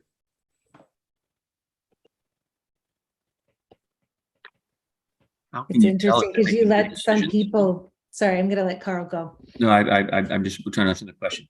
I mean, how to understand if they're making good decisions or not? Yeah, I mean, I think a lot of us here, the folks that are in sales, like our whole goal in life is to enable other people's ability to make decisions. So we're not here to convince anybody of anything. We're here to enable somebody's ability to decide, and they're doing it because they're going to be better off if that happens, regardless of how that outcome impacts you as a person, right? So I think just in general, I think as salespeople, we want to be curious about the decision-making process. But when you take that from a leadership angle and you're trying to figure out, okay, because leaders, that's all we do all day. We're constantly either deciding something or deciding not to decide something so somebody else can do it. Like, that's basically what we do all day. So how do we hone that with our people? How do we get them to be better at the actual art of deciding? I think they have to want to first. I mean, truly, Pete, you say that all the time in the Sandler training. Like, there's a time where you can see when someone wants to get better and care, which is when it's the perfect time to get in as a coach. And then there's other times where they think that they're right. And, no matter what you say, it's not necessarily going to work. You're going to have to let them fail and then come up with maybe how they could have done it better with a little bit of advice on your part, I guess. Okay, I love it. So make sure that there's a want there. They're not shoulding on themselves. I said should, by the way, to the Sandler marketing folks. They're not shoulding on themselves. They want to do something, which means their decision-making process is going to be oriented in a better place. Love it. What else? What else can we look for to hone in on ourselves or our people's decision-making process? I think it's an interesting question. I haven't really thought about it, but off the top of my head, it's really two broad things. One, I'm a big believer that the means do not justify the ends. You have to do things the right way. And is the decision uphold to the values of the organization you work for? And two, have you advanced the ball forward? Speaking of football, have you advanced the ball forward? Doesn't have to be 50 yards, but are you advancing the ball forward to the organization's objectives, but doing it in the right way? And if you're doing that, those are probably good decisions. The best decisions well, Okay. that's what coaching is for, and that sort of stuff. It's that feedback loop. But certainly is a good decision if you done it within the values of the organization, and two, as it moved the agenda forward. Okay, so the goal is clear. You've got the environment figured out. There's the right foundation in order to do so, and if that's in play, then you're good. Cool. So then, when Scott, you were going to say something. Yeah, I was going to say, like, we think about the outcome, and you're judging things on whether it's success or failure by the outcome, right? So chances are you're not analyzing the good outcomes, right? Like, all right, that's easy to celebrate. Everybody's happy there. What you're trying to decompose as a manager is when that decision, what were the underlying assumptions that led you to the path that ended up with the wrong decision? So if the underlying assumptions are reasonable and thoughtful, then there's a whole series. Like, so if you go from that success criteria or that decision, positive output, great, move on, although we probably as managers should deconstruct those as well. But then when there's not the right decision made or not the right output, go back one level earlier and understand what were your assumptions going into that, and were they appropriate? Because if the assumption was wrong, I assumed that I was talking to the authority or power or whoever else. Well, maybe that wasn't the case. So I think always, when the outcome is not what you want, go back one level earlier in the process and try to unpack it from that point of view, because you may get a lot of directional signal about what was positive or negative about that situation. Scott, I love that. And the sales process we talk about, it is definitely linear, and there's no silver bullet at the end of the process. There's no like ninja move to get the thing to close. It's what you did that led up to that. So if you can be honest with yourself and go back, I mean, my favorite Sandler rule is when your foot hurts, you probably stand on your own toe. I'm sure my clients have heard me say that over and over and over again. Well, why? Because it means that we can keep getting better if we take our foot off our own toe. And if we can't have enough intellectual humility to go back and know that we messed up, then we're going to keep repeating the same mistake, Scott, like you said earlier. So, okay. So we've got, let's see, maybe 14 minutes left. Mike, is that right? Mr. Montague, 14 minutes left. So let's go to like strategies, tactics real quick. We've hit that a little bit, but it's through a mindset lens, if you will. But let's make this real specific to a sales career, and then that first promotion to manager. Okay. Is there a specific strategy or tactic that you think would serve that first time manager well when they get into that new role? And I'll go with Eric. Okay. You know, when I look back, part of when it's really, really difficult to be a leader when you're not an appointed leader. Meaning you haven't gotten the promotion, but yet you need to demonstrate as though you should get that promotion. And so that's really, really hard because you want to be seen in that way. And if I think back to what I've seen others perhaps do that get them to that level, and because you look at what would I want if I were going to promote somebody, and so you start to see those people that are embodying those actions and those behaviors that you would want in a leader. So I think it's really, really important when you think about, maybe this is, techniques are, before you're a leader, act like a leader. Be a team player, be humble, be willing to do things that others on the team are not willing to do. Be the best at your current position. I've had the opportunity to, I don't know that I'm the best mentor, but I've gotten asked it a lot of times, and they want to get into leadership. And one of my first questions is, well, are you great at what you're currently doing? If you're not great at what you're currently doing, probably going to have a hard time promoting you. But if you're great at what you're currently doing, you're willing to serve others, you're humble, and you're a team player, well, now all of a sudden you're a leader. And now it's just a matter of getting that promotion, and it will happen. So that would be my my advice to those that want to move into leadership is act like a leader before you are a leader. Thanks, Eric. Anybody else want to comment? I'll add on. I think that the toughest thing for me was to have tough conversations. Being able to sort of understand that I might be frustrated in something, pause, figure out what I'm frustrated with, and then have a really like tough conversation. I think that we avoid tough conversations. We sort of prioritize the easier tasks. We like to praise someone as opposed to giving constructive feedback. And I think that also means that you have to accept it on the other side as well. So, I love to say, after we have this conversation, I'm absolutely open for you to tell me what you think, I could be doing better as well, or differently, because I think everybody's perspective is important. But tough conversations just in life as a whole, I think are the ones that are the most important ones to have in the right mindset. I guess you got to prep for that. You got to be calm, cool, collected, and being able to be articulate, around what you want to message. Yeah, if the communication is not there on the tough stuff, then but it is hard, Tracy. Like, one of the things I appreciate about you is when we've messed something up in our partnership, which does, occasionally happen, you're let us know. It's but you're doing it from a place to try to make us both better. So, and if you lead like that, your people have to respect that. And if they can do the same thing, I'm sure the respect gets reciprocated. So thanks for that. That's great. Okay. I think Eric Carl. said something that was insightful, that when you have to be very good at what you do, but that can also be a detriment to when you're the first time leader. There's a book called Leadership Pipeline, and it shows like a series of 45-degree angles. And you go from low competence to high competence in what you do. And as an individual contributor, you're very high competence, you're great at what you do. And then you make a turn. And all of a sudden, you're low competence at being a leader, because you're managing others. And everything you did to be successful in managing yourself is not how you're going to be successful in managing others.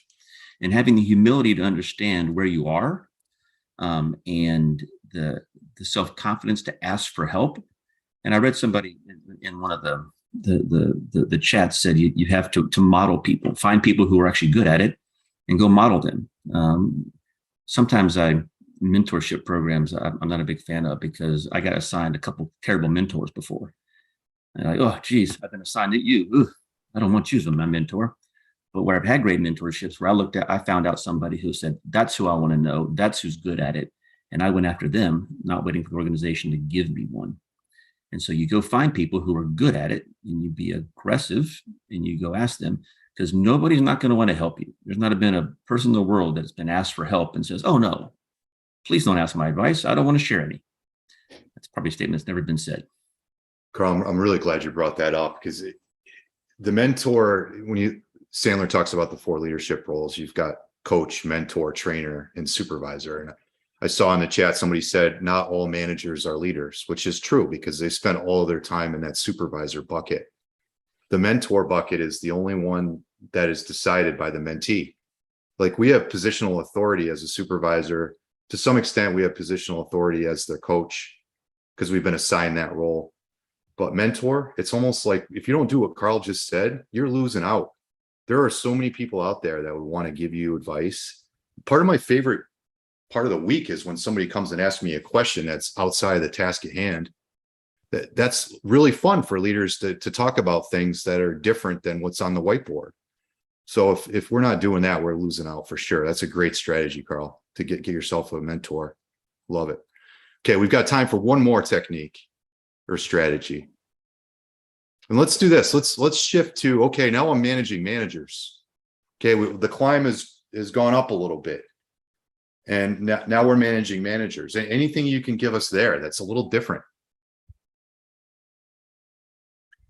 Oh, I think it's the rope to hang yourself. It's a little bit at the beginning. And once you get some managing managers, you have to give them the ownership. I keep saying that over and over and over again. It's my core belief in organizational design. The ownership to make the box bigger. And every step in the organization, the box gets bigger. Eric said something that as long as you're acting within that box, just go for it. And actually, there's books written, one of the Levers of Control, that the more people know where the boundaries are, the more freedom they have. When they don't know where the boundaries are, the less freedom they have. And that sounds sort of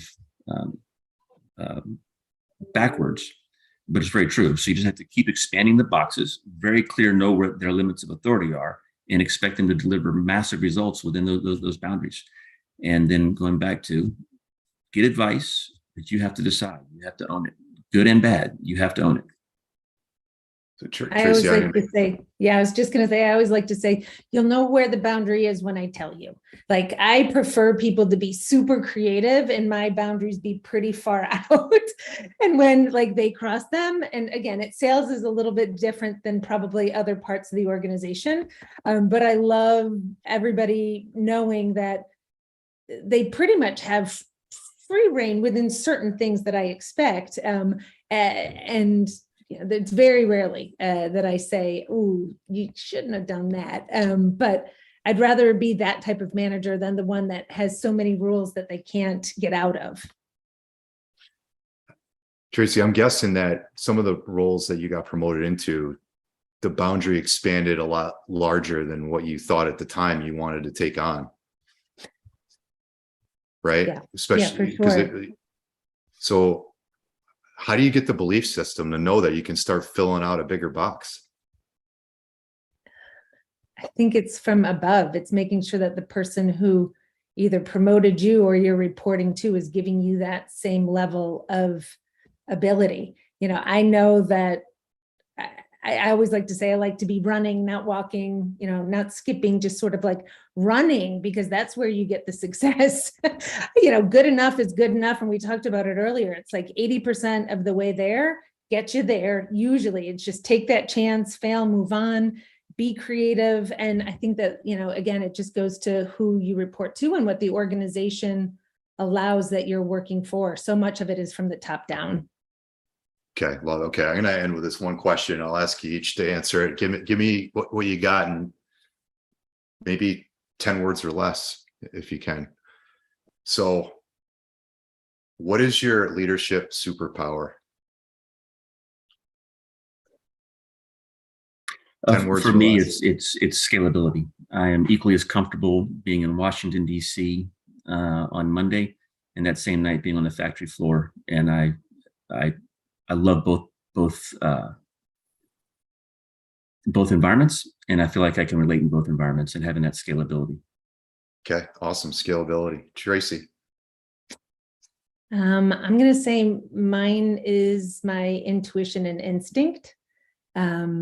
Just being able to trust what I believe, pause, and really truly figure out what I think is true, and then act on that action. Not what I think somebody else is going to do, not what I think I should be doing, but really truly what comes from within. And so it's that intuition and instinct.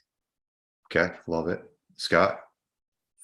So I think it's some combination of optimism, empathy, and humility, right? All kind of packaged together against, a very much a shared vision and a shared mission. So again, in the few minutes that we spend together, you hear from me, it's all about the North Star and the destination.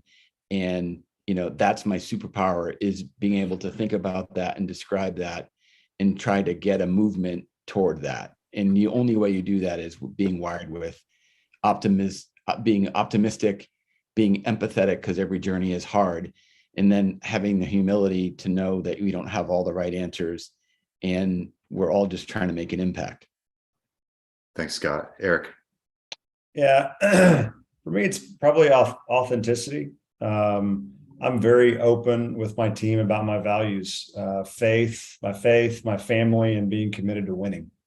And I let them know that they can always call me when they see me deviate from those, just as I will call them when I see them deviating. But just that two-way authenticity, I think, has proven to help me and my teams historically. Eric, thank you. Folks, really appreciate your time. I got a lot out of this. ownership mindset, authenticity, believe in your people, getting comfortable being uncomfortable, have a positive belief system, do stuff. Just really good, honest feedback on what it takes to be a leader. So panel, really appreciate it. Hopefully we could do this in person over a beverage someday, but thank you for being a part of this. I'll turn it back over to Mike, Amber, and Sophia.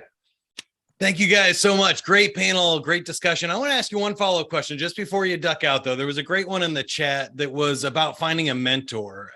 Can you really quick talk about like who inspires you or who you look for at advice? I think that gets tougher the higher you go up the ladder, but I'm sure all of you had somebody in your life that was, impactful or helped you up the ladder in this climb.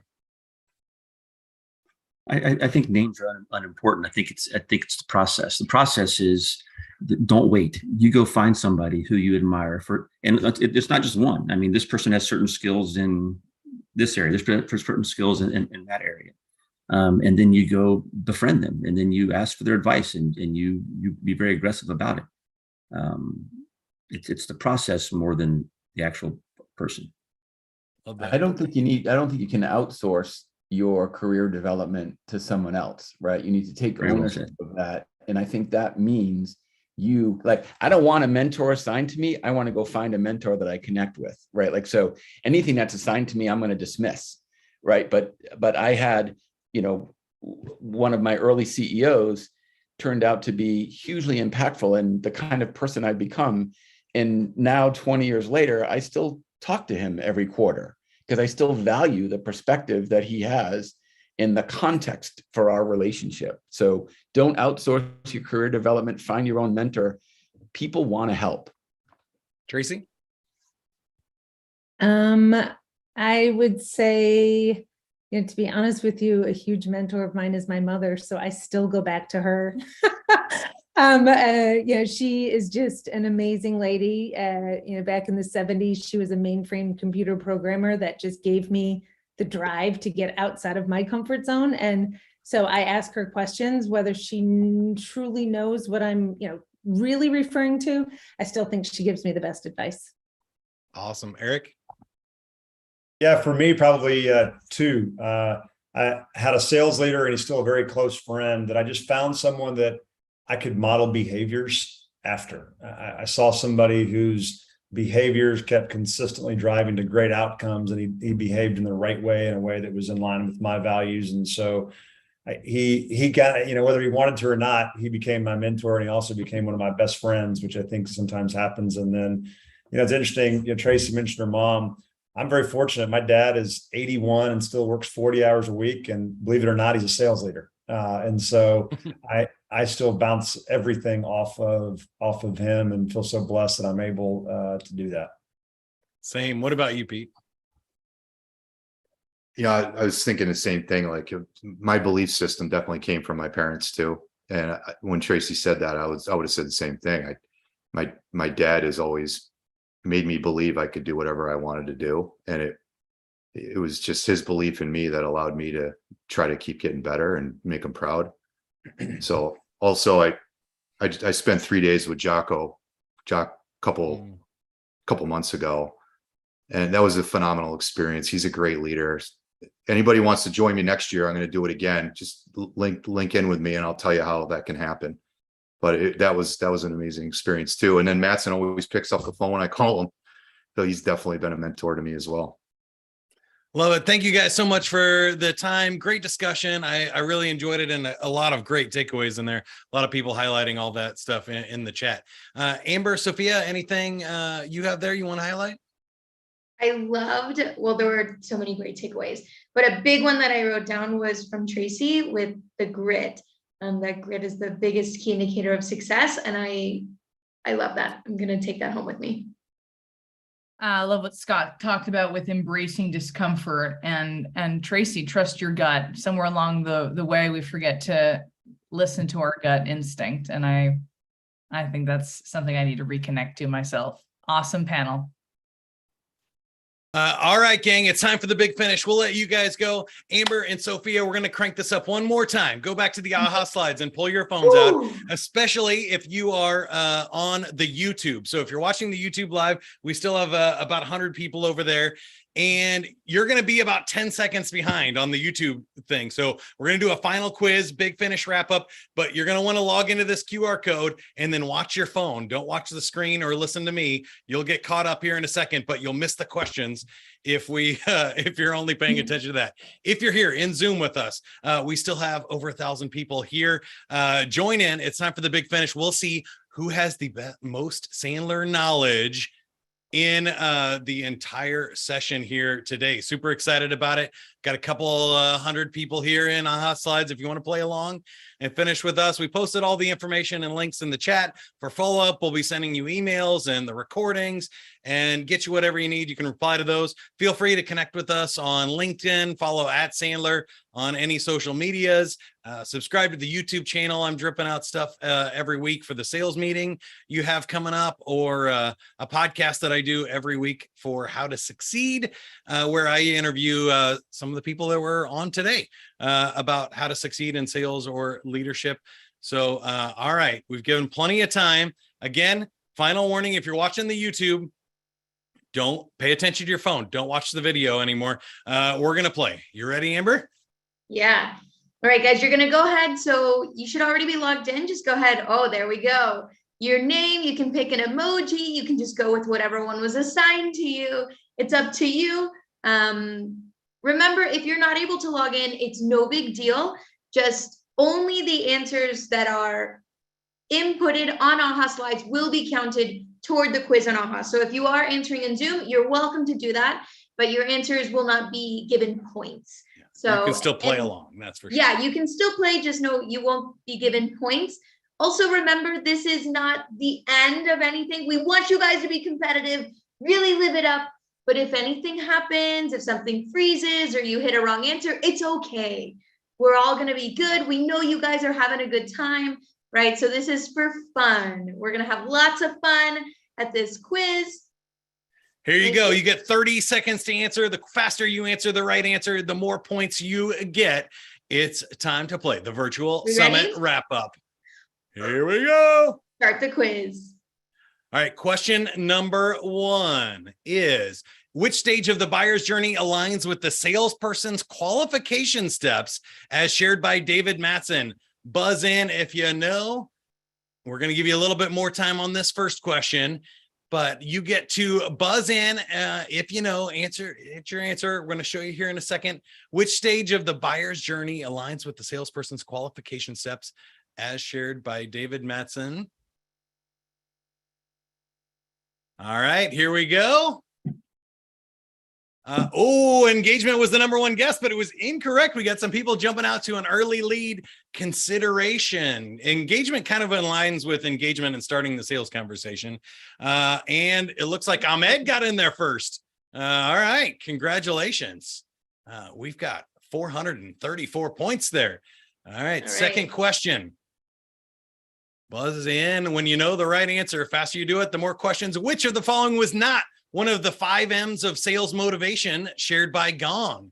Which one was not one of the 5 M's of sales motivation shared by Gong? Money, mission, manager, or massages? Which one was not one of the official motivators of salespeople? All right, final answers. Get in there quick. I see some of my clients in there. I'm like, oh, Miami clients. That's right. Massage is not one of the official 5 M's of sales motivation, but very motivating, I would say. Wow. Yes. All right, Ahmed's still in there first. By 1 point. I love that. Jim, a little faster this time. Here we go. All right, ready? Question number 3. True or false? According to Jeff Pankoff, the goal of sales leadership is to help others solve problems for themselves. According to Jeff Pankoff, the goal of sales leadership is to help others solve problems for themselves. True or false? Buzz in your answers now. Got a lot of trues in there. see how we did. And most of you got it there. All right, congratulations. Let's see who got it the fastest. Oh, still up there. And took another 36 points faster than Jim. Moving into the lead. All right. Next question. Question number 4 is, which of the following was not one of the 5 C's of diagnosis in sales leadership? Jeff Pankoff again shared 5 C's: clarity, conviction, carrots, or complacency. Which one was not one of the 5 C's of diagnosis?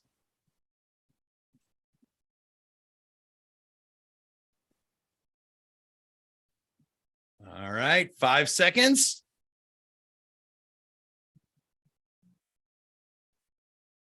That's right. You want to check for clarity, conviction, complacency, competencies, but carrot is one of the 5 the C's of diamond ratings, not salespeople ratings. And Jim took the lead from Ahmed, buzzing in just a little bit faster there. Jim, congratulations. And Carson jumping into the top 5. Congratulations. The next question is,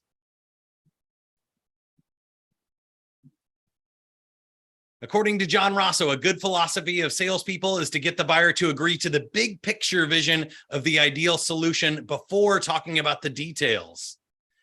According to John Rosso, a good philosophy of salespeople is to get the buyer to agree to the big picture vision of the ideals before talking about the details. True or false? 5 seconds. And 154 of you got it correct. Let's see who was the fastest. Ahmed's back in the lead. Ooh, it's neck and neck. And Kate makes it into the top 5. Go, Kate. All right, number 6. True or false? The toughest challenges in making the climb to sales leadership stem from a lack of experience, training, and support in common management skills and tasks. The toughest challenge in making the climb to sales leadership stem from a lack of experience, training, and support in common management tasks and skills activities. All right, 3, 2, 1. I can't wait to see who's in the lead. Oh, true. All right, we're still in there. We got a few people. Ahmed still buzzing in quick. Got some other people coming up here. Brittany's into the top 4. All right, we'll see if I made these questions a little bit harder as they go along. So we're into the back half. We're going to make them a little bit tougher in the final 3. See if we can get a winner. Which of the following is not a potential investment area to be covered in a complex sale? We got 4 answers there. Buzz in with the correct one. Which of the following is not a potential investment area to be covered in a complex sale, according to John Rosso? Financial, crypto, time, or access? A lot of people playing along in the chat. I love that too. It makes it easier for the other people who don't know, but they won't be faster if they wait for the chat. All right, here we go. 159 got that right. And Ahmed staying in the lead. I think that stayed the same. Our order stayed the same. I didn't get anybody on that. All right. Here we go. 3 questions left. According to Amy Woodall, the key to creating alignment between sales and service is creating a common language so you know who's causing the fires. According to Amy Woodall, the key to creating sales and alignment is creating a common language so that you can know who's causing the fires. 10 seconds here.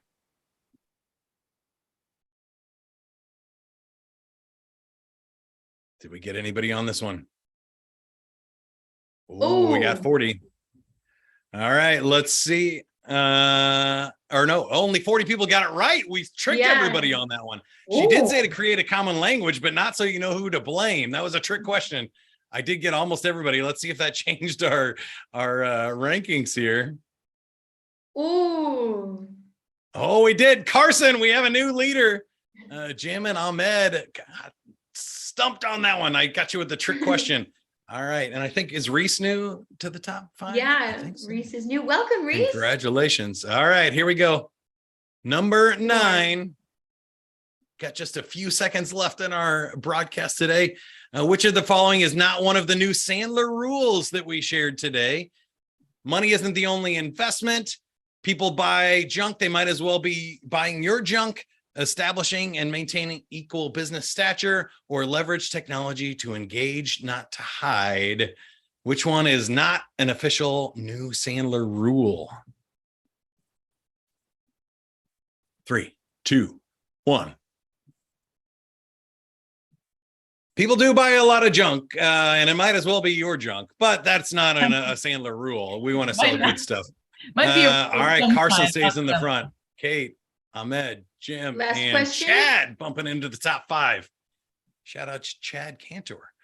All right, last one. question. See who's the official leader. Can Carson nail it quickly?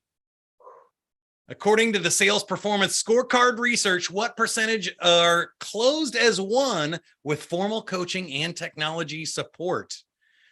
According to that research we showed earlier in the day, what percentage of deals are closed as won with formal coaching and technology support? 60%, 53, 47, or 28%. We were told there would be no math. This is a sales seminar, but we did share lots of great data today, and 60% of you got it correct. It was the first one. Up to 60% of deals in the research was won when you have a formal coaching process and technology support to enable your sales team. Drum roll, please. Carson keeps the number 1 spot. Congratulations, my friend. Kate, Jim, and looks like Brittany jumped into the top 4.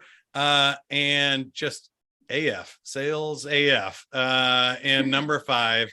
You guys nailed it. Thanks for playing along with us today and sticking till the better end, a 5-hour virtual summit. It was amazing. Final thoughts from you, Sophia. Wow. I mean, what an amazing day. Such great speakers, great panel at the end. I took so many notes. I can't wait to transfer them into my CRM. And I can't wait to see all of you in person in Orlando in March. For sure. All of us will be there. Sophia's from Miami, so she's got the shortest trip. Amber's going to have the longest one from South America, but she's got to be there as well. If you want to be there, use that event code VS2022. Save $50. Get your tickets right now.